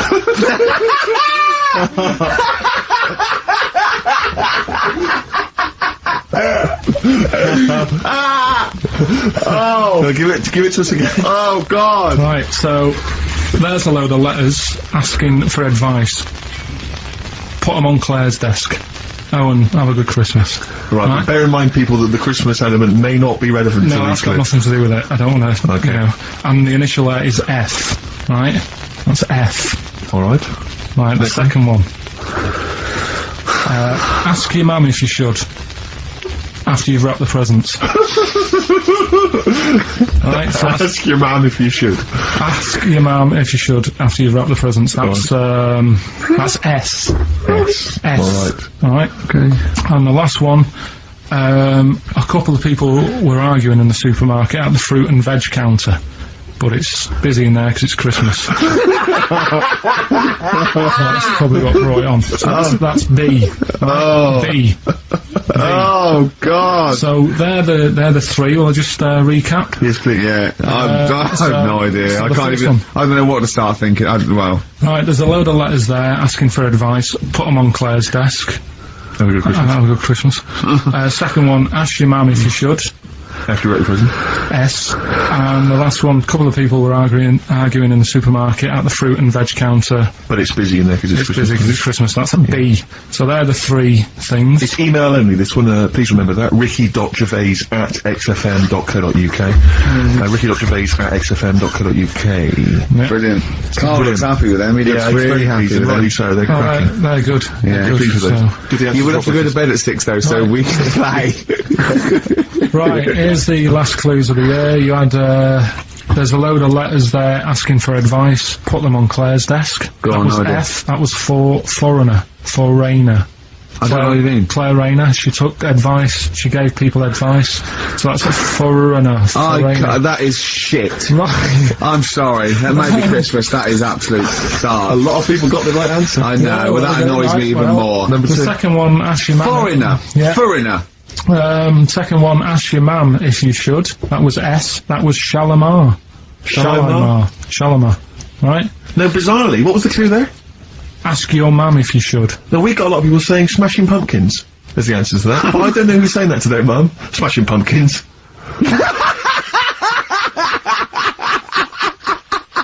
Merry Christmas, Mum. Smashing Thanks very Pumpkins. much. Nice bollocks. Oh, that's great. That's great. Right. Smashing Pumpkins. Your dad bought them for me for Christmas. Yeah. Ah. And the last one, Lovely plums. What, my Victorias? Oh, God. right, we've got to wrap it up. We've got to wrap it up. Come on then.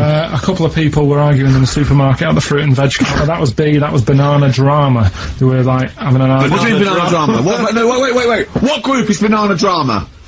What group is banana drama? So, You're a fool. You're a twat. Well, you say that, but you accuse Carl of that. You're also accusing lots of the listeners, including the winner, Nicola Rogers, of London, and she wins those great prizes, and she got them bang on, so... Banana drama. so can we finish there now?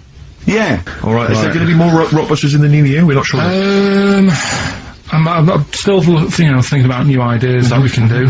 Okay. Are we starting Ricky Ridiculous today? Have you done Couldn't be anything? bothered. Couldn't Right, bother. couldn't be hard. Look Right. forward to Ricky Dickinson. What, he's worried about, he said asked and he just stopped. Because he's worried, because he's the producer. Yeah, well, I've got to set a standard.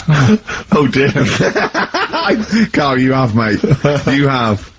So that's that. We've still got to come. Oh, I'll tell you what, why don't we have a lovely tune, right? You make the tea, we're opening these biscuits from Alexandra, we'll be enjoying that, right? Maybe segue so we can have a nice little, rest. I don't want to talk through it, it'd be rude. And then we're coming back, and as part of, like, Parkinson, and Do We Need 'Em? Do we need them? Yeah. Carl has interviewed an expert on jellyfish. Brilliant. So we've got that, plus of course we've got a two-part Educating Ricky. You've got Educating Ricky still to With come. a Christmas theme or not? And we've still got No. things like the Pogues, John Lennon, Joni Mitchell, just David Bowie. Are you suggesting there's going to be some great music and some Great fun music and chat? some fun chat. Lovely. Good. We got our little biscuits, haven't we? We're loving it, aren't we? Yeah. Cheers for that. I think I can just sum up the station, can't I, Steve? With that just last I think comment. you're probably right. I just came in. I just went to the toilet there, and it's a disabled toilet that's close to it. So you go there. I had a wee. I thought, oh, the thing doesn't work. Didn't flush. I came back. I said, oh, the toilet doesn't work. Doesn't flush. And Carl went, no, you just stick your hand down and pull that wire up at the.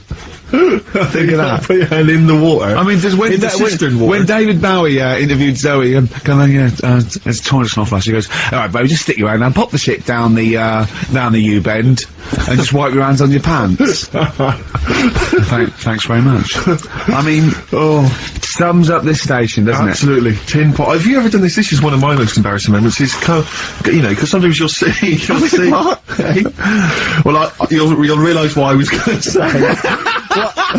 What happened, Rick, was I almost leapt to the end of the story. it? Right. But I realised I had to go back a few steps. I just said, have you ever come and you stopped? It was going to be coming, but you'll understand in a minute when I finish the story that Okay. it's not coming in the traditional sense. All right. Because it's followed by coming out of. Oh, sure. Alright? Yeah. So, And not your trousers. oh, my trousers. Okay. Alright, okay. so, now, awkward moment, and now I should just, you know, if you're Christmas shopping, maybe you're in a big department store, and, you see the disabled toilet, and you think to yourself, I can nip in there, I can use that, you know, because it's close to hand, because I've got to wander miles for the regular toilets. I went in there once, in the toilet, you know, disabled toilet, just snuck in, came out, disabled person. Furious. That was, but it's really awkward because it's like, because it is like it's their sort of private domain. You know, it's like they're part of an exclusive club. They've not got many perks in life, and that's one of them. And here I was, you know, kind of exploiting it. But they can't. Well, yeah, I suppose they can be annoyed. But it what just did was you the do? look of Did you affect a limp? You know, I normally do. I often do. I've affected a limp many times. Like, for instance, yeah, if I take the lift in a building when it's only one flight of stairs, right, and they know, and I get up on the first floor, I always affect a limp coming out, so that justifies why I haven't come up the stairs. Like, who is it that I'm scared is gonna sort of say something? Yeah. But, Oh dear, that's it's the great. same thing as if someone asks me for directions, I always pretend I'm foreign. I always go, I don't. Why do you do I that? can't, because I'm just terrified of giving them the wrong directions, and Well, then... just now, I don't know. I don't live from I don't like, because I'm sort of, you know, I feel bad, because what I used to sort of give directions, because I like giving directions, I like helping people out, but then I realised I didn't really know. You, so you used to hang around going, you alright? Yeah, we're fine, yeah. Do you want to know where to go? I tend to have a go even if I don't know. Exactly. But I'm always terrified they'll come back and find you and go, you led us astray. Yeah. So I just affect a foreign accent. and There's I a find, fella the other day, about 2 weeks ago, when I was walking in. Little old woman, little old fella come up to me and said, where's Wimpole Street? So I said, oh, I do know it. So I think it's over there. And then I'm not very good with street names, but I'm good that if you say, oh, there's a Boots on it. Do you know what I mean? If there's something near it, it's like the same with directions when I used to drive a lot. Yeah, or historical facts. I don't know, like, old motorway names, you know, like, and this and that. I can never remember that, but my dad used to always say, right, there's a horse in the field, turn right, and stuff like that. Good stuff, yeah. And it's the same with this fella, he sort of said, you know, where's Wimpole Street? And I said, well, what are you after? And he said, I'm after some blood. And it was a lot, blood? yeah, there's doctors around there, isn't they? So I was like, oh, so that didn't help me. What do you mean he was after some blood? He said, oh, I need some blood. He must have had Was an he illness. bleeding? No, he just must have needed some new blood or something. He had some illness. And I was like, you know, Why didn't you go to the pet shop and get some parrots? No, but Like He that. didn't have fangs and a cape, did he? no, but do you know what I mean? Oh, that that- didn't help me out. But What if you just said, well, some pile cream, actually? Can you go, oh, we want Boots then? yeah, he would have been all right. But I didn't know where to start with that. I need some blood. Yeah, That's just a that it's very over there. Yeah, just sort of pointed him away. But so he was losing consciousness. You sent him the wrong way. He's dragging himself along the pavement. Is there blood this way? The gash is growing ever deeper. Finally, White Van Man, what do you make of the fact that Sainsbury's are bringing in square tins? Is that a concern for you? Is that true? Apparently so. Why? Dunno. Like it's easy to stack. This is what the guy in the Sun has said. That should be interesting. That should be his comment on Sainsbury's are bringing in square tins. Is that should be interesting for meatballs.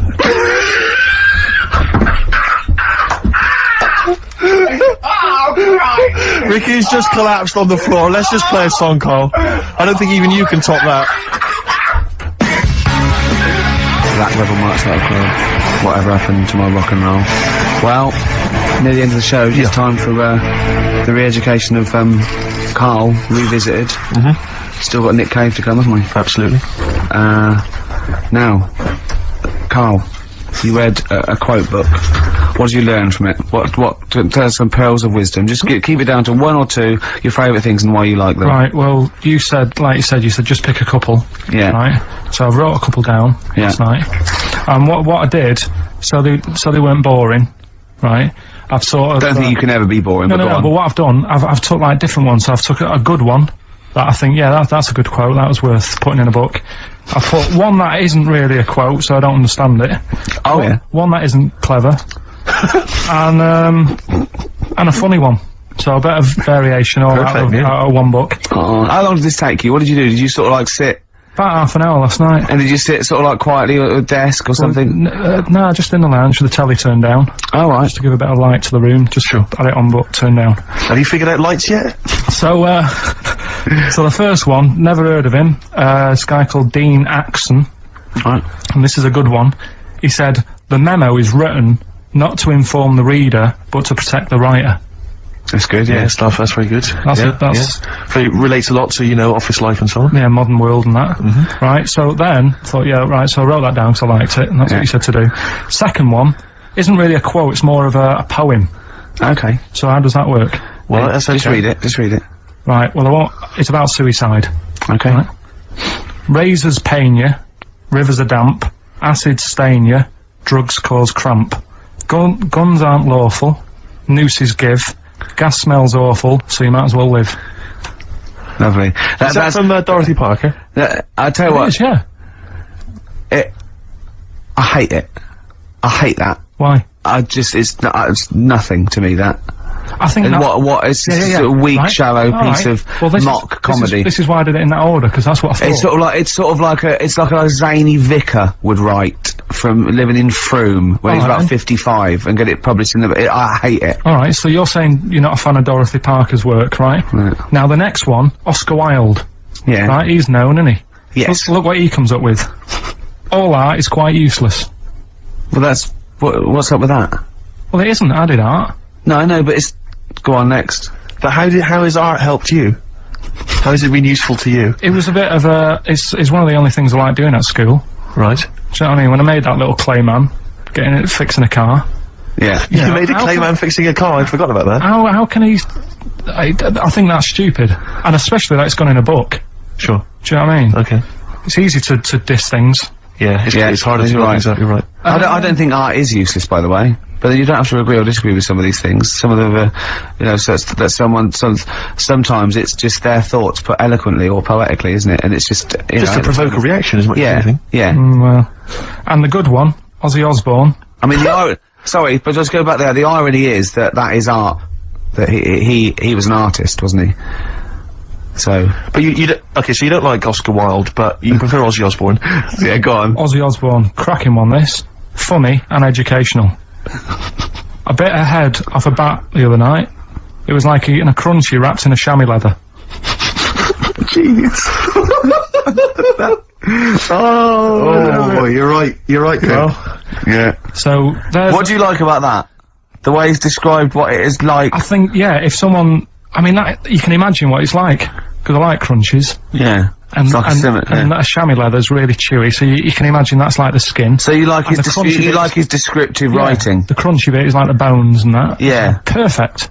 But you know, Carl, it's interesting because you've analysed Ozzy there, and in a way, that is the first step on maybe doing a new English GCSE. Yeah, you know, being able to study you said why language you and liked understand it. and... You said because it describes what about you've never eaten about yourself. Yeah, but my teacher, Mrs. Kane, if I would have come into school with, you know, a quote by Ozzy Osbourne, she wouldn't have been happy. Really? Do you know what I mean? And that's the difference between She'd go, right, Carl, get your horse and go home. But listen though, we were talking about other quotes. Yeah. Neil Armstrong.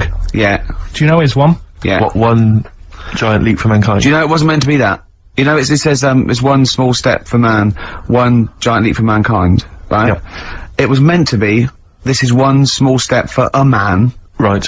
i.e. Yes. me, the individual, on a microcosmic level, one giant leap for mankind. And he mucked it up, because if you say, this is one small step for man, one giant leap for mankind, man there means I mankind. know, it's embarrassing. So he you shouldn't give people, he's not a trained actor. That's true. He's enough. more of an astronaut, to be Has he honest. won any awards, No, there are no awards. Is he BAFTA nominated? Don't think so. Well, listen, right, he said another quote as he got back into the rocket. Have you heard about it? Go on. Well, we're running out of time, and I'm just wondering whether it's worth saving as a bit of a teaser for next week. What did Neil Armstrong say as he got back into the rocket? Yeah. Is it going to Shots be away. something like, that was boring, wasn't it? The mic's not still on, is it? Yeah. They're not still listening. Well, that's what I was saying to you. He could have said that, and it would have That's still not gone down. cheese. it would have still gone down as an amazing quote, wouldn't it? Well, listen, I think you should save it, Carl. You tosser, I was meant to go No, I'll tell you what we'll do, Carl. We'll squeeze it in before the end of the show, because Ricky, you got to play your song for the lovers. Oh, we can play this. I don't think we'll fit it in. We might have to save it. Don't worry, we'll see what we can do. Well, Let's next play, week, by the way, you've got happiness quotations, a collection of thoughtful words and beautiful paintings. I'll just give you an example of one. Happiness is a perfume you can pour on others you cannot pour on others without getting a few drops on yourself. It's lovely that, isn't it? Brilliant. You can't be happy with that. This is on Nick quick. Cave and the Bad Seed, from the Boatman's Call. It's a beautiful song. Any song that starts off, I don't believe in the interventionist God, is alright by me. And this is Into My Arms. Nick Cave and the Bad Seeds, Into My Arms. Well, that's it. We've run out of time. We have indeed. So no time for Carl's quote. That'll have to come next week. Yeah, we'll save that for next Neil time. Armstrong. Well, I hope you enjoyed it. Goodbye. Alright, Rick, come on, I'm sounding a bit chirpier. It's not that depressing. Well, yeah. Sports next. You know how excited you are? Go on. You love the sport, do you? Song's a phrase. What it is. Song's a phrase. Go on. We took a phrase from the show last week. It was, there's this airy Chinese kid, right? Yeah. Today, we're going back to the good old line of, about you never see an old man eating a Twix. Sure. Right? How long is that? No, you'll never see an old man eating a Twix. You'll never see an old man eating a Twix. It's not as many as you think, though. It's not that many. Well, how is it not that many? Right, well, first of all, anyway, don't worry about that. I think there's about 5, I think. Hang on a minute. Oh, God. Why do we leave him alone to do this, I don't Steve? understand. Do you know what I mean? He always, it's like, I'll tell you what, we were flying there. Six different songs. 6 different songs! That's a lot to get, Carl. But what happened is, I couldn't find a song with Twix, so we've changed the chocolate. Oh, this is rubbish. We're not doing it. We're not doing it. No, you've got to be punished. We're not doing this. Do it next no, week. you'll like No, shut up, Carl. No, just Well, stop to- No, we're He's not put a doing lot of it. effort in. So what? You're right. He's got to do it right. He's got to do it right. No. There's too many. We said too many. It's not. He's changed the thing. It's not one of those. It's ridiculous. It's If absolutely only, pointless. Rick, if only his parents had spoken like that to him sometimes in the past, Do you know maybe what I mean? we wouldn't Right. have in this discussion You're not now. doing it. Come on. No, we're not doing it. Steve, what do you think? I'll tell you, we've got the prizes, but I'm Yeah. not even going to bother giving. I'm not even going to no, bother. no, I think we'll just share them no. out amongst Right. homeless. Absolutely. No. There's troubles in the world, and I'm not going to let you faff around doing nonsense like that. It's ridiculous. Well, let's do... Carl, the big question, as we know at the moment, is whether we're going to let you do songs of phrase or not. Rick, I should tell you now, mad. there has been a flood of. Oh no, there hasn't. Sorry, I was thinking there'd been a flood of emails, but it was people agreeing with you, Rick. I know Tony Blair has been trying to get through. Yeah, exactly. I'm just checking the emails now. There's absolutely nothing supporting you, So Carl. no one gives a side either way about No, well, that, no, that's not then? fair. There were a couple of phone calls, weren't there? One was the guy saying you should have. I think the other one was you, Carl. Was it phoning from the kitchen? Can we do it? Can we do it? Right. No. If you don't like it, we won't do it next week, but But the you, fact but, that I've made it. I don't know why you did that. I thought of lots of stuff that you could do. You chose one where you have to have 10 words and 6 songs to choose. You haven't got Twix. I don't know what you've substituted Twix for. Okay, I mean, I've got to say now, I'm going to sit on the fence, so I'm quite intrigued. Okay, right. What to hear it. have you substituted Twix for? Well, I can't tell you. Because you can. No, I can't, because people have to listen to it and work out. All right, let's just hear it. Let's hear it then. No. They know what they have to know what the word is. They have to tell what the song is or the I artist. prefer just to play it. No, you've got to tell them what it is because they might not even know what word they're I think looking you should for. let's hear him out, Rick. Right. Please, Right. democracy. That's what we're fighting for. Come on. Right, have you turned them up? Right, okay, I've got the headphones on. Go on then. Okay, so right, hang on. The phrase originally was Is, you never see an old man eating a Twix. right, and we're trying to identify a number of songs which you've used to make up that phrase. And you email in xfm.co.uk/Ricky with as many as you can get, and whoever gets the most right can It's win some so stuff. complicated. This It is is so not. complicated. Right, here we go. Here It's we so go. I'm baffled by the email address. I couldn't What figure was that the out. email address again? xfm.co.uk/Ricky. Right. Right? And there's some link on there, is there? That Yeah, that you just press and it comes through. Brilliant. And that. Right, here we go then, right?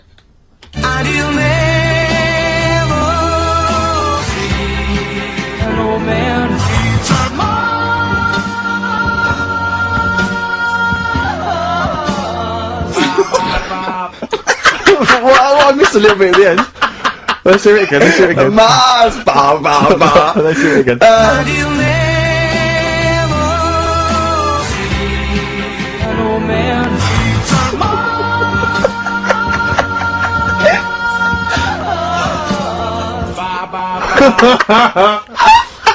Oh no. Oh God. Okay, right, we'd say the prizes, Steve. Right, so how many songs were there? Do we know? I think it was 6. You think there was 6? And you'll never see an old man eat. Oh, it might be 5. 5 or 6. Yeah. Anyway, well, email in the answers and how many there were, and you might be in with a chance of winning on DVD the original series of Citizen Smith with Robert Lindsay. That was good. Paul Whitehouse's Happiness, the first series of that on DVD. We've also got a couple of CDs here. The Best of Britpop, Live Forever, Oasis, Blur, Radiohead, and all the rest of them on there. right. Supergrass's current album as well. That's I all right. think it's the current album. Yeah, it is. And Okay. less convinced by this one. If I tell you that some of the artists include Adela Mitri and Deacon Blue, then I know you'll be rushing out later, Rick, to buy this. Scotland Rocks. A compilation of... Is Wet Wet Wet on there? let's see. What the about Wets- Biss? What happened to Biss? Let me see, I'm not gonna... I tell you, it doesn't... I mean, we've got Gun on there. Oh, yeah. We've got, baby, lately. Aztec Camera. Yeah. Big Country, obviously. Proclaimer's not on there. Wait a minute, where's Runrig? There they are. There they are. And obviously Rafferty, Baker Street. Do-do-do-do-do-do. Brilliant. So that's definitely worth entering for, surely. So xfm.co.uk/Ricky. Play it one more time. Yeah. Just in, right.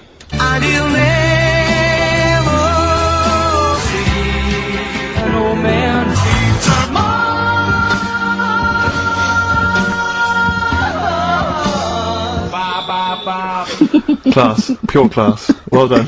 Okay. Yeah. Alright, we'll give it to you.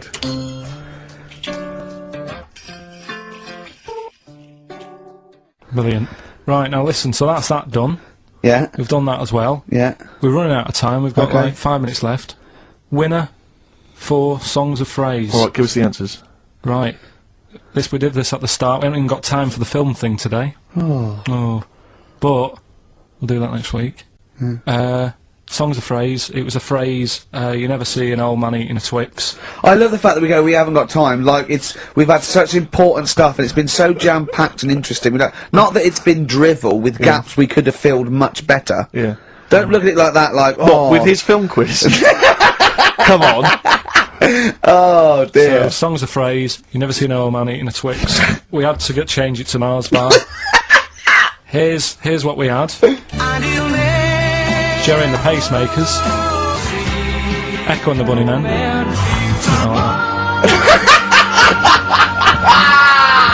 David Bowie. And the Beach Boys finished it. Oh, what do you mean I thought that one was? What do you mean? Who's the winner? Oh, it doesn't matter. You've got to give the answer. Who was that one you didn't know it was us? It was Neil Young, wasn't it? Jim Crochet, is it? Old Oh, Man yeah. River, it's called. Jim Crochet. Old Man River? Yeah. Jim Crochet sang Old Man River? I don't think so. What was it? Who cares? Right. Well, people... I can't believe this. Old Man River, it was. Let's give the prize to... Jim Crochet wouldn't have sung Old Man River. Well, let's give the... That's Paul Robeson. Let's give the prize to Mitchell Sterling, who has got some of the answers right. On XFM 104.9. We'll be playing that great quiz again next week. next week. This week we're, do you remember the story about my auntie having wind for 5 minutes? Yeah? Your auntie, was it your auntie Nora? Auntie Nora, she was on a lot of medication and stuff, and I think that's a side effect that comes with it. So, yeah, she had wind for 5 minutes, so I thought we'd dig that one out. A classic line, me auntie had wind for 5 minutes. Okay. So I've got loads of songs here. How many is that? Me auntie had wind for 5 minutes. 7 tracks. That's tricky. Oh, We've got why do 7. you learn? Okay, so you need to identify, if you can be bothered, the artists. Yeah, we'll That's do what we're artists. after, isn't it? Alright. Okay. Let's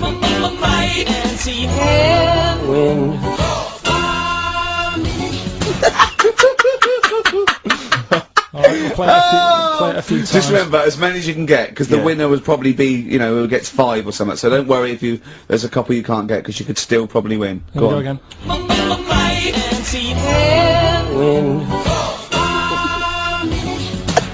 It is good. Can I just, what's the email address? It's, well, if they go to xfm.co.uk/Ricky, they can just send them through there and I can that. send it through that way.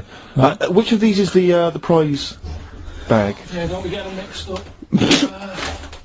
That's the one, is it, Carl? Yeah. Alright, so let's see what hot treats you could win. As I get them out, Carl, do you want to play it once more? Yep.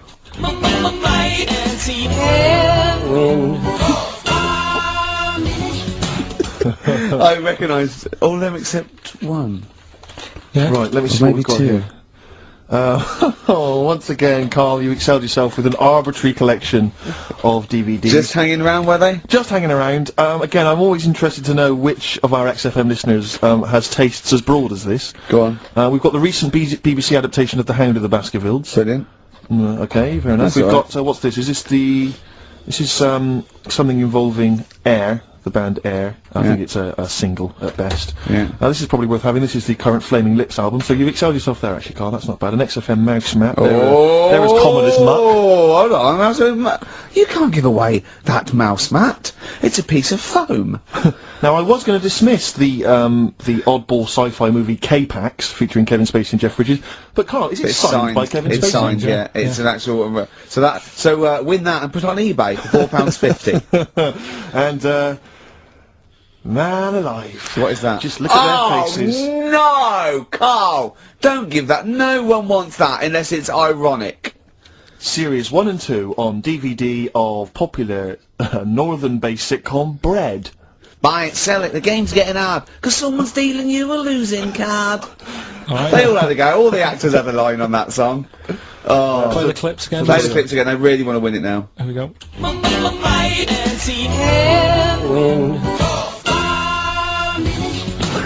I can't believe this hasn't been done before. The emails, I should point out, aren't flooding in on the No, but it competition. always takes time when they go through the website.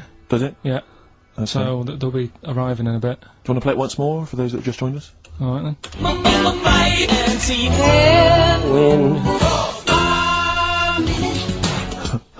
Brilliant. My auntie had wind for 5 minutes. Brilliant. Genius. Mainly artists. Right, I'm going to play this thing again because it is a bit slow today, the email. Oh, because it's too hard. It's not too hard, there's just clips of songs. What are the artists? Email in.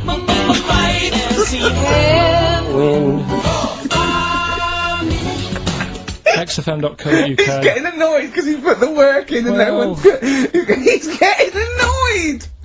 Oh! Remember, I think Kevin Spacey and the signed K-Pax DVD is probably the only incentive to try and have a go at that one. Just think you could win by getting one of them. Exactly. They're coming now, okay. This is electronic.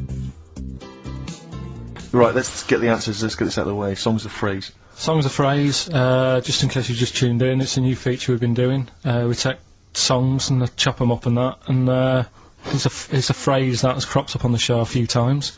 This week we were going back to the classic Me Auntie I'd Win for 5 minutes. Go back to the classic. And let's have a, These are the have a answers, listen. is it? Okay.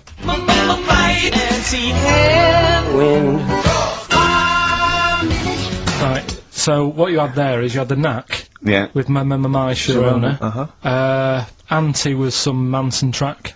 What? You don't even know what it was? Auntie Everything, I think it's called, some album track, right? Then you had Bill Medley, Jennifer Warnes, I've Had the Time of My Yeah. Life. You had Bob Dylan, Wind. Wind, Idiot wind. Blowing in the Wind. Oh, Blowing in the Wind, was it? What was after that? 4. 4 was 2468 Well, no, 4 was Bob Motorway. 2468 Motorway. Yeah. Tom Robinson. Tom Yeah. Robinson, yeah. That was the 4. Then you had the 5 from Manfred Man, 5, 4, 3, 2, 1. We wrapped it up with a bit of 5 star for minute, something about, Can't wait. yeah, can't wait another Can't minute. wait another minute. So, they're the answers. Yeah, We're well, looking for someone who, I don't think we got anyone who had them all right, but Nobody got all 7, although in your little answer list then you only listed 6, because Yeah. you got your numbers went out of sync in your own brain. Well done, once again. Smooth. I tell you what, Carl, why don't you next week at least write down the answers for yourself? don't need to. Well, you clearly do, because you just embarrassed yourself. Don't need to. You've proved that you do. Right. It's the best of. You've been voting in all week, sending your emails. So here's the clips that you wanted. Carl Pilkington in the chair now. The talked about, the acclaimed Educating Ricky. Right, well, just in case anyone's new, doesn't normally listen, basically, I'm educating Ricky. Do a bit of research in a week, find stuff, news, history, anything that's interesting. 3 stories, I give them a nice little headline, you take your pick. Between now and 3, you're going to learn 3 things. Yeah? Yeah.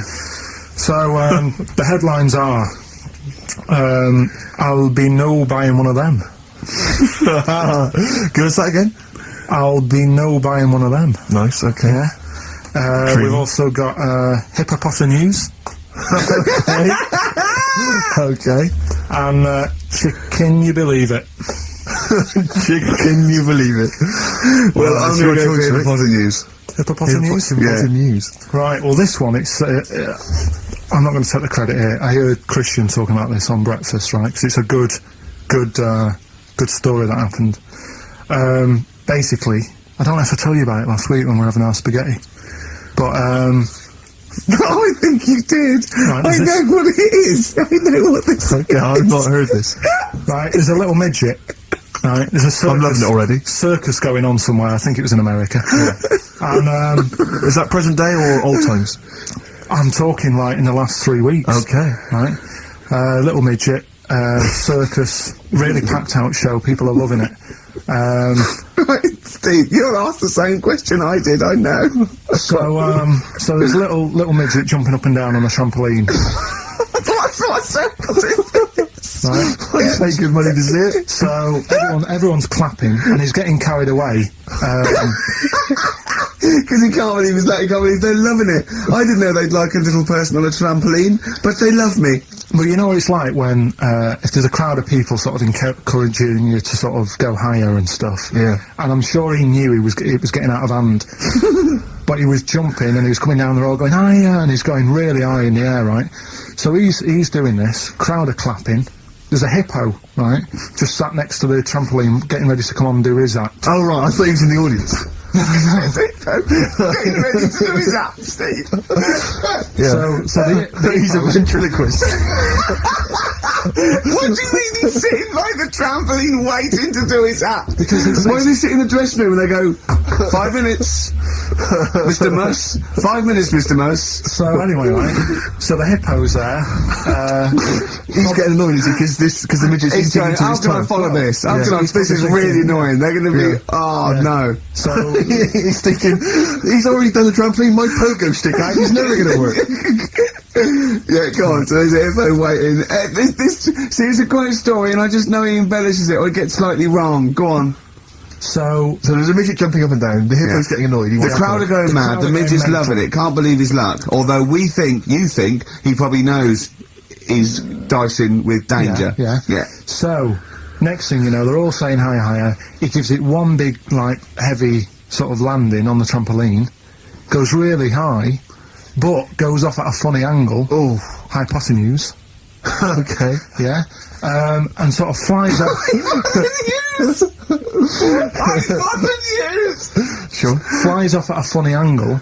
Ooh, dear. Hippo's there, swallows him whole. Crowd are clapping, thinking that's why the hippo was waiting there. Rubbish. Rubbish. It's not rubbish though. But no, maybe there was an accident in a circus with a midget and a hippo, but at no point was this hippo waiting to go on, going, come on. The midget flew off at hypotenuse and landed in the hippo's mouth and was swallowed whole.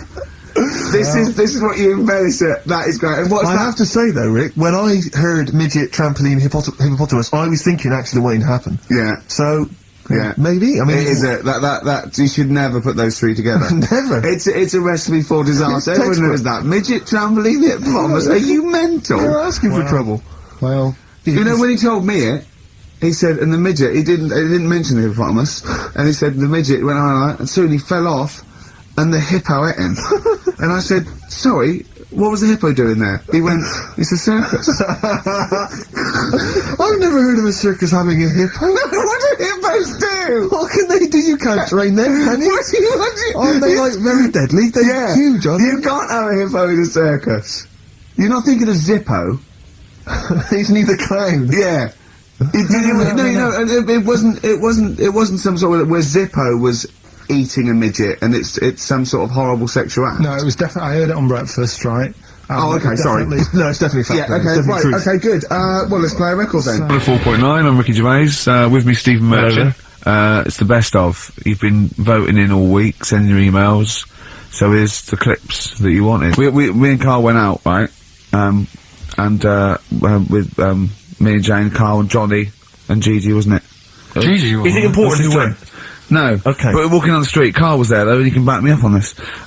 We had a curry. We were walking back, and this little funny homeless fella, didn't he? He oh, I got to tell it before I go, didn't he? Yes. He came up to me, right, and he recognised me, and he came up to me and he went, oh, he said, I've just nicked 5 of your DVDs from HMV, and he shook my hand. He was so happy with it, and I went, right, excellent. He went, all I do is I just swing the bag over the top. Like that, when I'm going out, and he had a bag full of DVDs, didn't he? And he was so pleased to tell me that he'd stolen. Isn't that great? He said they're going like hotcakes. Yeah, he said they're going like, of course they are! Yeah, you're nicking them. I know, we get paid for them though, don't we? So not the stolen ones? Don't we? No. What do you mean? Did you sign them for him? I know you idiot. What, so, he just nicked 5... Yeah. Well, Yeah. you say he was homeless, was he? Well, he don't know, maybe. No. Surely, how would he have seen the show? He'd just walked past Curry's one morning. Dixon's. Yeah. Yeah, tell you, Seen yeah. a trailer for it, thought, interesting. I don't know if he was homeless, I didn't go into his home Sure. life. He But, shook his hand, though, and... but he made Carl look smart, do you know what I mean? So, how does he sell them? Where does he sell them? Does he go to people and go, do you want an Office DVD? They're not nicked. yeah. 4 quid. Yeah, exactly. Are these stolen? No. They've still got the tags on them. Well, it's like those people who, you're those cab drivers that you'll meet at sort of 3 in the morning who've just got a car Yeah. and just went out with a car. Yeah. And just, I'll pick people up and charge them. Yeah. I got in one once, I said to him, the guy just pulled up, I said, he said, I was in like East London, I'm going back to North London. I said, yeah, going to Swiss Cottage. He went, sure, hop in. We set off, he went, do you know the way? I said, well, not really, no. I thought you'd know the way. You're in a cab, aren't you? He went, no, don't really know the way there. I said, have you got an A to Z? He went, no. I thought, well, if you're going to go out just on the, just winging it as a cab driver, Yeah. 2 things. Take a map and a torch. He didn't have either. He said, well, I'll probably get to Camden. I said, right, I'll direct you from there. Drove on for about 5 minutes, making conversation. About 5 minutes later, he went, do you know the way to Camden? I thought you knew the way to Camden. I don't really know the way. I thought I did. Oh. It was Let me out. 4 quid. Exactly. And that's, I don't know who's got that sort of time on their hands, that they just think, it's 3 in the morning, I'm at a loose end, I think I'll go out doing a bit of cabbing. Wow. Yeah. Because your dad was a cabbie, wasn't he? Yeah, it was, yeah. Couldn't stand it, but it's good money. He was he wasn't like a chancer though. What was he doing when he put that little Forrest Gump in a wheelie bin? That was part of the cab company thing. They had to do like a charity event once a year, and he did it one year. Never asked him again. Tell us the story again. I'd rather not, because we got a few sort of complaints about it. Why? What did you get complaints about it? Because he put a kid in a bin, and it's not the thing to do. So, but we could use it as a sort of sobering lesson for people. Yeah, tell it like a, you shouldn't do it. no, yeah, but that's how I did it last time, but people still didn't like it. All the stuff I tell you, we don't take the mickey out of people on purpose. No. It's real life, innit? And that goes on in life. Yeah, My dad was saying that in hospital, though. Do you know I was in hospital? Yeah. He did some jokes about old people and that, and he said at the end of the day, if something makes you laugh, it's funny. Do you know what I mean? So, what are you meant to do? And laughing's good for you. Yeah. So, But being laughed at isn't as good for you, is it? No, but there's probably more people laughing at one person, so if you balance it out, there's only one person who's upset and there's a bunch of people laughing. So, it's Jesus, give me an example of that, give me an example. Well, for instance, Carl Pilkington as he talks and the people listening. yeah, no, give me an example of like, so, I can't, because again, that's what I'm saying, I can't tell you the story, because there might be someone out there who, this person might even be listening and think, I forgot about that and you brought it all back to me then. So I'd prefer to leave it, but I think people know. Why did he put him in the bin in the first place? Because he was getting out of hand. What was he doing though? You see, I can't explain without... You can, don't be silly. I prefer to leave it, honestly. What was he doing? Was he annoying him? He was annoying my dad and the other people in the cab. Right. And he thought, how can I deal with this before it gets too out of hand? Yeah. He pulled over and put the lad in a wheelie bin. I'm gonna burst. So we'll leave that.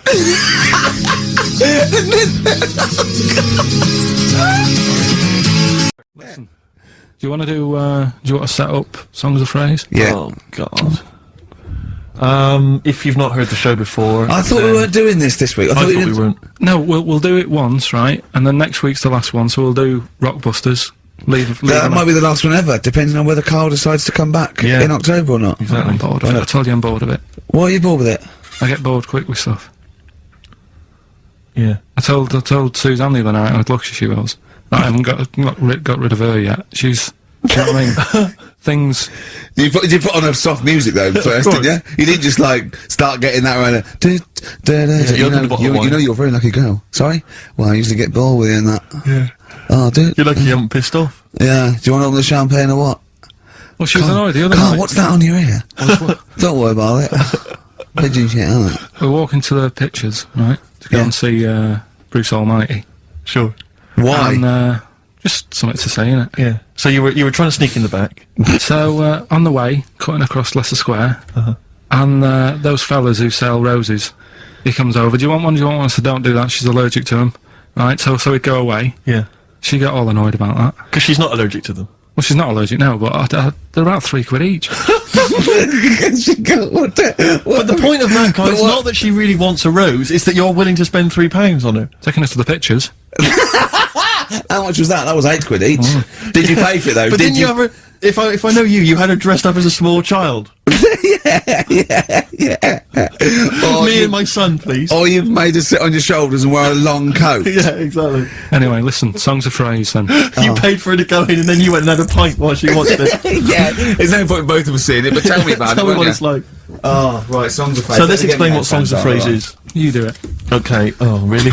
If you think that Carl is bored with life, then you will be even more bored once you have heard this particular quiz. The gist of it is that Carl has taken a well-known phrase Well, or saying no, I'll stop you there. Not a well-known phrase. Something that he said once. on this show, Yeah, probably. and he's somehow compiled together a number of different songs which have somehow built up that particular phrase or sentence.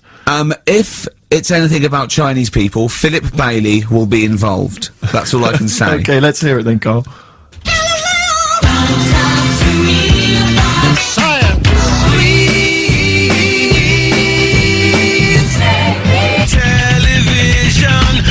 Right? Alright, I don't know what that I is. don't know what that was. This is appalling. I don't know This is what that appalling. is. Carl, I do not know what that is. What is the phrase? I just was saying last week about everyone's raving about Galileo. No, they're not. No, they're not. Raving about Galileo. No, they're not. No, That sounds they're like not. a sort of B-side from Yeah. the Buggles. Everyone's raving about Beyonce and Robbie Williams. Yeah. They're not. People going. Pop what, Idol. What are you into? Galileo's good. Yeah. Forget it. We were doing songs of phrase. Oh yeah, I forgot about that. Yeah. Oh god. So what is this phrase? What is the phrase, Carl? Last week we were talking about Galileo, Right.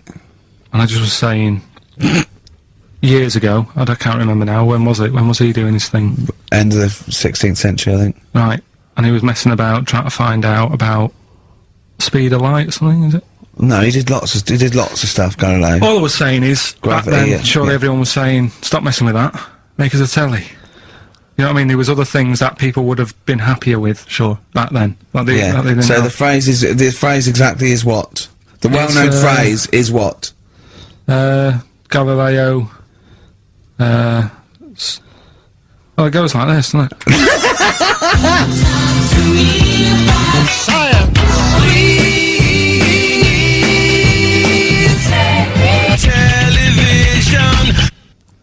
So it's Galileo's stop Talking to me about talking about science. science. Make me television. Make me television. Yeah. So you email in with the bands and that. Brilliant. Right, let's That is rock bottom. I mean, it is. the well-known phrase being Galileo, stop talking to me about science, make me television.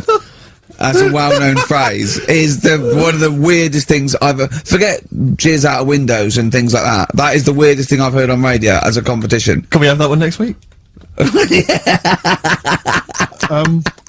Okay, well here are the prizes. If you think, Rick, if you think the quiz has hit rock bottom, wait till I tell you these prizes. No, brilliant. Oh.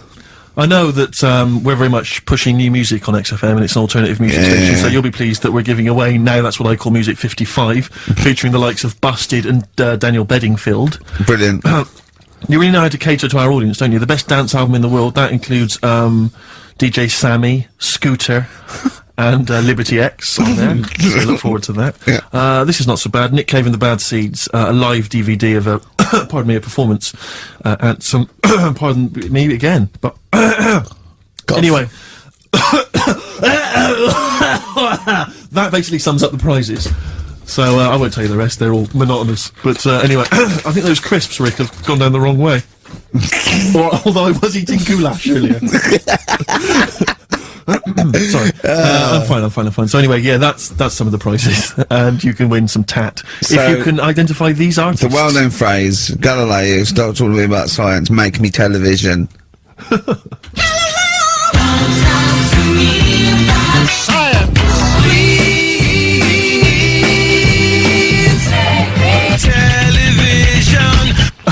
I just So galling. But easy this week, I think. Those, yeah. Play a record, Carl. I mean, it's ridiculous. Ricky.gervais@xfm.co.uk. The pictures. Answers rushing in, we should point out, for the quiz. Most of them agreeing that it's pointless. Some people have called it... It's songs of phrase, of course. Some people are referring to it now as songs of arse. Which is more than appropriate. But you'll be pleased to know that it's ending this week, and next week we've got the return of the even more pitiful Rockbusters. For the last one. That's back for the last one. We'd perhaps also need your petitions to Carl. If you want us to stay on the air, then you need to petition Carl, giving good reasons why he should stay, why this show isn't boring, or rather why he shouldn't be bored by it. I mean, you're bound to be bored as listeners, but obviously he's running out of steam now. What are you fed up with? You're just fed up with, in general, are you? I mean, you want your Saturdays back, do you? Just want a bit of a life back, that's all. But you don't do anything with your life when you've got Why don't you do this instead of, like, your day job? Can't. It's more important than my day job, innit? That's what earns the company money and that. Know what I mean? Well... So... Why don't you do a regular show then? Sack someone who's, you know, quite frankly not putting the weight. I've done that. I did that years ago. What do you mean? Done it. Told you, I've done a lot of stuff. Boxing, done. Tick. Dancing, done. No, you turned up, the place was shut. Yeah, but... Dancing? When did you do dancing? That's when he went and said, I want to do dancing, and he went along to the place, and it was shut, and that was it. And he said, I didn't do it anymore. That's not doing it, is it? Boxing, he had a fight with one lad, then the lad beat him up, and he didn't go again. Oh dear, it's pathetic. Well, anyway, yeah, so this is basically our penultimate show. Next week's the final, and we're all looking forward to that enormously. Yeah. But that may be it forever then, and this, you know, all for one, all, you know, one for all for one. The Three Musketeers, gone forever. Yeah. I, for one, will be pleased. Oh. Anyway. You've got something on your hair, you know. Monkey news? Well, I was going to say the winner. I don't think anyone cares. Oh, come on, someone got all of them, didn't they? Well, okay, play it again then. This was Songs of Phrase. We did this The earlier. well-known phrase is, Galileo, stop talking about science, make me television.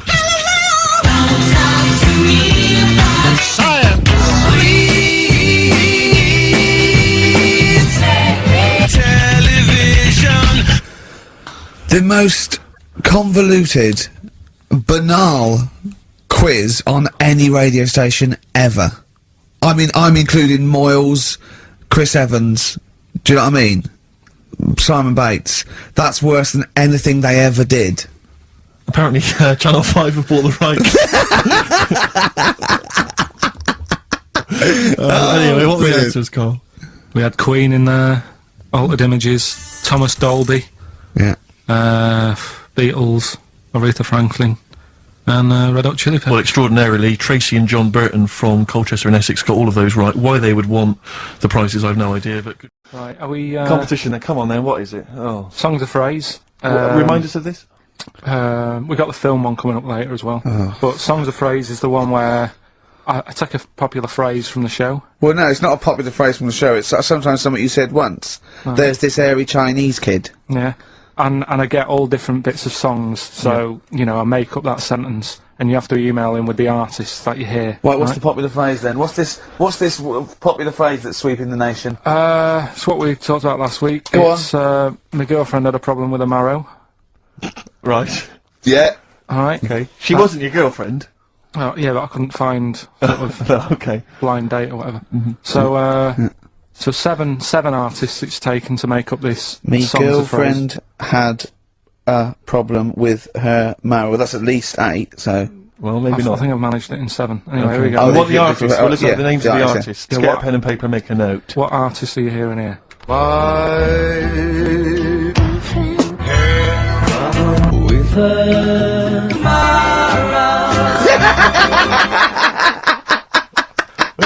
Very good. Oh, okay. Alright, What's so, more? So, what are the artists?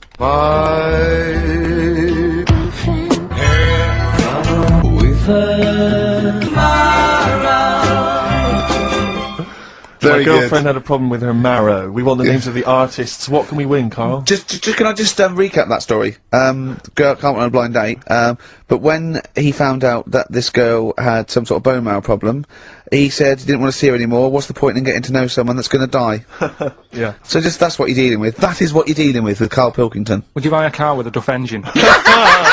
It's a fair point. Ricky.gervais at xfm.co.uk. Anyway, listen, sorry, we better get back to the competition. I'm worried that we've lost sight of that competition, because I'm not going to lie to you, we've had no entries whatsoever so far. I can't believe that, because I actually got most of those. That's actually a more accessible one. I think I know all the artists, and I'm stuck on, girlfriend, but I think I might know who that is. Let's hear it again. I'm surprised.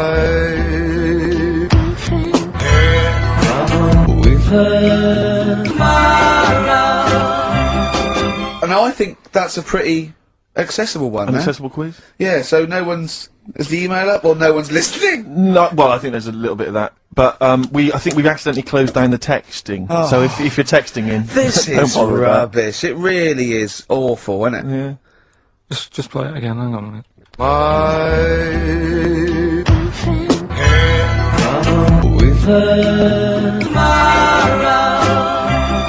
I'll tell you what it was, we didn't give out the prizes. We didn't say what the prizes were going to be. That's the reason. Yeah, I think the emails are gonna go mental when Yeah. they... When they find out it's the first series of Open All Hours on VHS, they'll be Yeah. flooding in. Let's see what And we the got Bridget here. Nielsen video. Exactly. Right. Oh, dear. Oh, No, actually, it's not too bad. Go on. The best air guitar albums in the in yeah, the that's world. still going. That's, Volumes that's 1 and 2. evergreen. That'll keep running and running. Some kind of anniversary box set of a Doctor Who episode with a New small model one car. wants that, baby. I'm Alan Partridge Series 2, that's Yeah. worth having obviously, and Porridge Series 3. Okay, I've good. not watched all of them on UK Gold, then get them on There's DVD. something wrong with you. Alright, So yeah, let's hear it again. alright.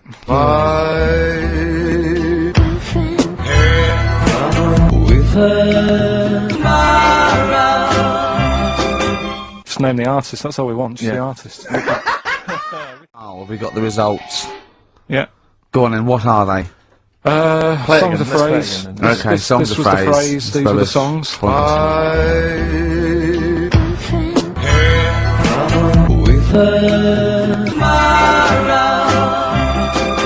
My girlfriend had a problem with a marrow. The answer's Sinatra, Prince, Bill Medley, U2, Shirelles. There was also Dub Pistols in there.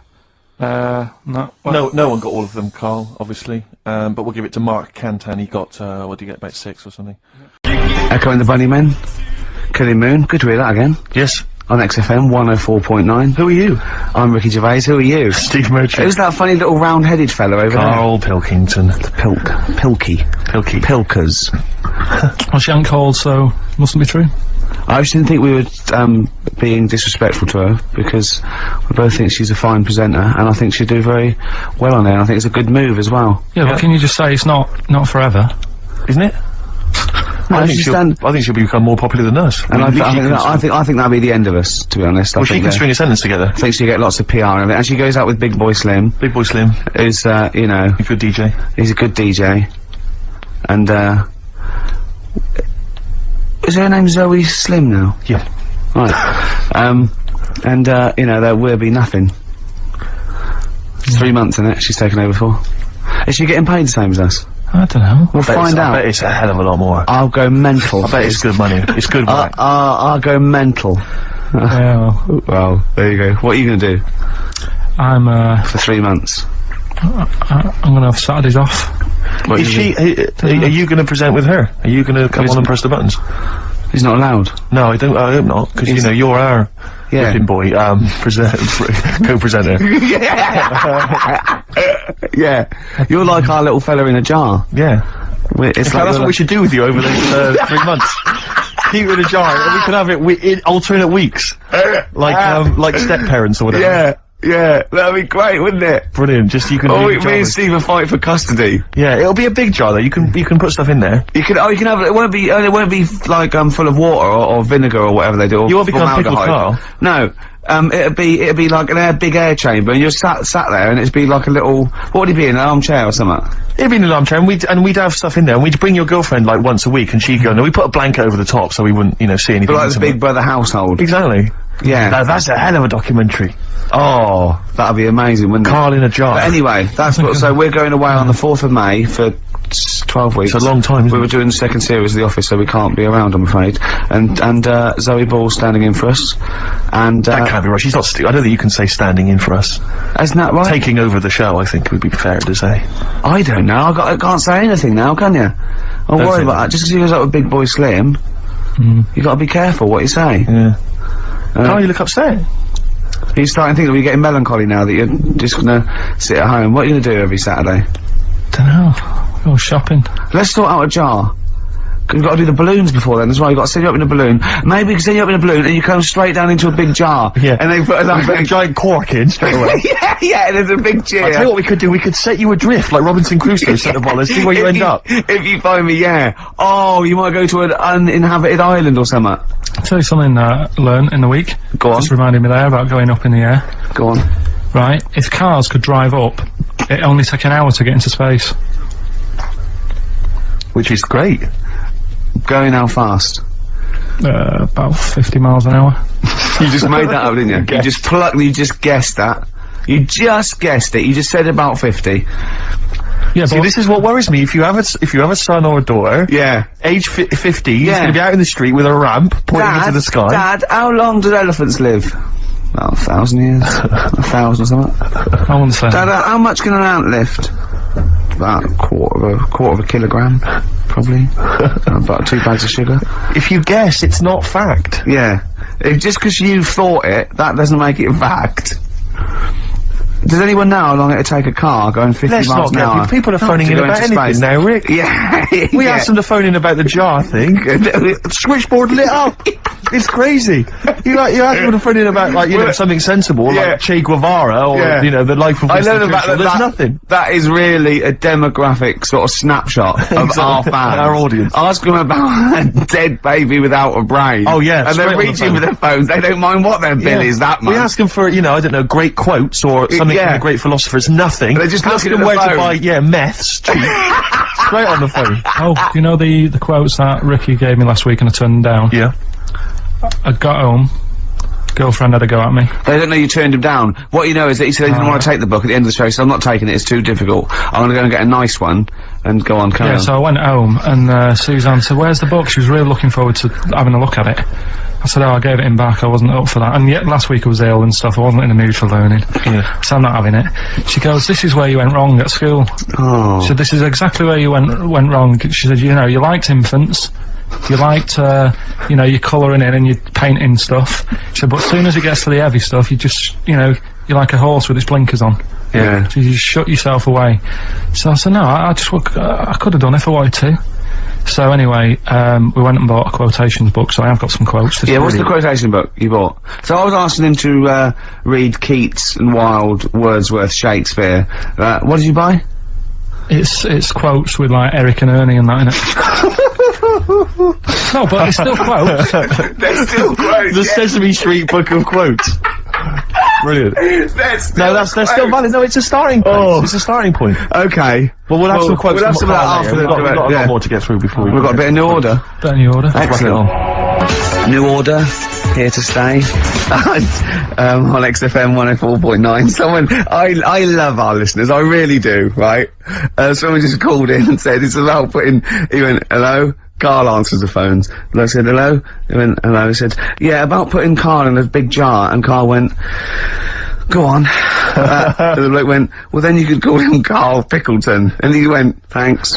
I love the bothering. I like Carl Pickleton. That's lovely. That's so sweet. He spent 50p to tell you that, and you were worried. You just saw you going up in a balloon and landing in a jar again, didn't you? What have you gone through yet? You've had nothing but good feedback from this show now, and now you're just getting all worried, aren't you?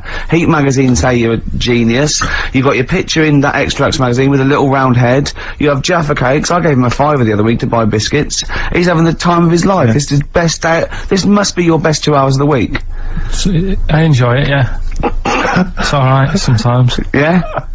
What's better regular than this for you? What's a better 2 hours a week? Sleep doesn't count. Actually, you're probably right, it might be this.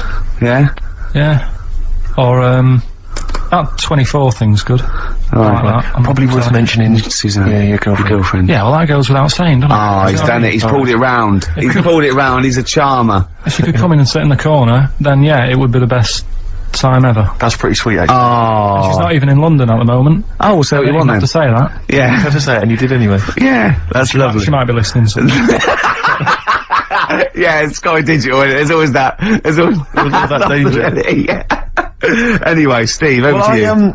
I just was wondering, because I've had an exciting week, relatively speaking, Rick, because instead of just spending it all with you, sat in a little room, as is our way, I've been doing some acting this week, as you know. I know. And I don't normally act, but I, basically there's some people at the BBC who are making a comedy pilot, kind of comedy TV show, and, you know, and I auditioned for it, and the role was to play a sort of freaky-looking, sort of lanky geek, you know, and I don't want to say... How did you beat off? I don't want to sound arrogant, Rick, but they gave me the job on the spot.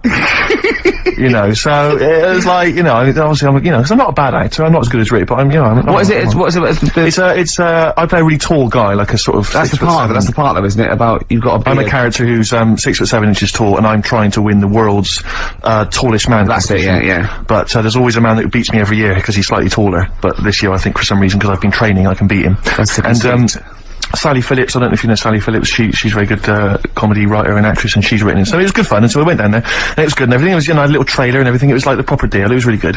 And the problem was yesterday, I had to dance. One of the sequences had me dancing. Now, as you know, I think I'm a pretty groovy dancer. I'm a bit of a mover. Yeah. And I have to tell you this, Rick. Do you have anyone's eye out with your elbow? I have come to some serious realizations about my dancing. Really? I was moving around like a Shire horse dancing. Really? It was terrible. I was just like quick, and they had this choreographer trying to show me some moves, and it was just... He was just like crying by the end of it. It was They were, yeah. It was so bad, but the worst thing about it is, today, my whole body is ravaged with pain and agony. I'm utterly devastated by the agony of it. Trying to get down the stairs this morning, I swear to God, I look like Thor Hurd.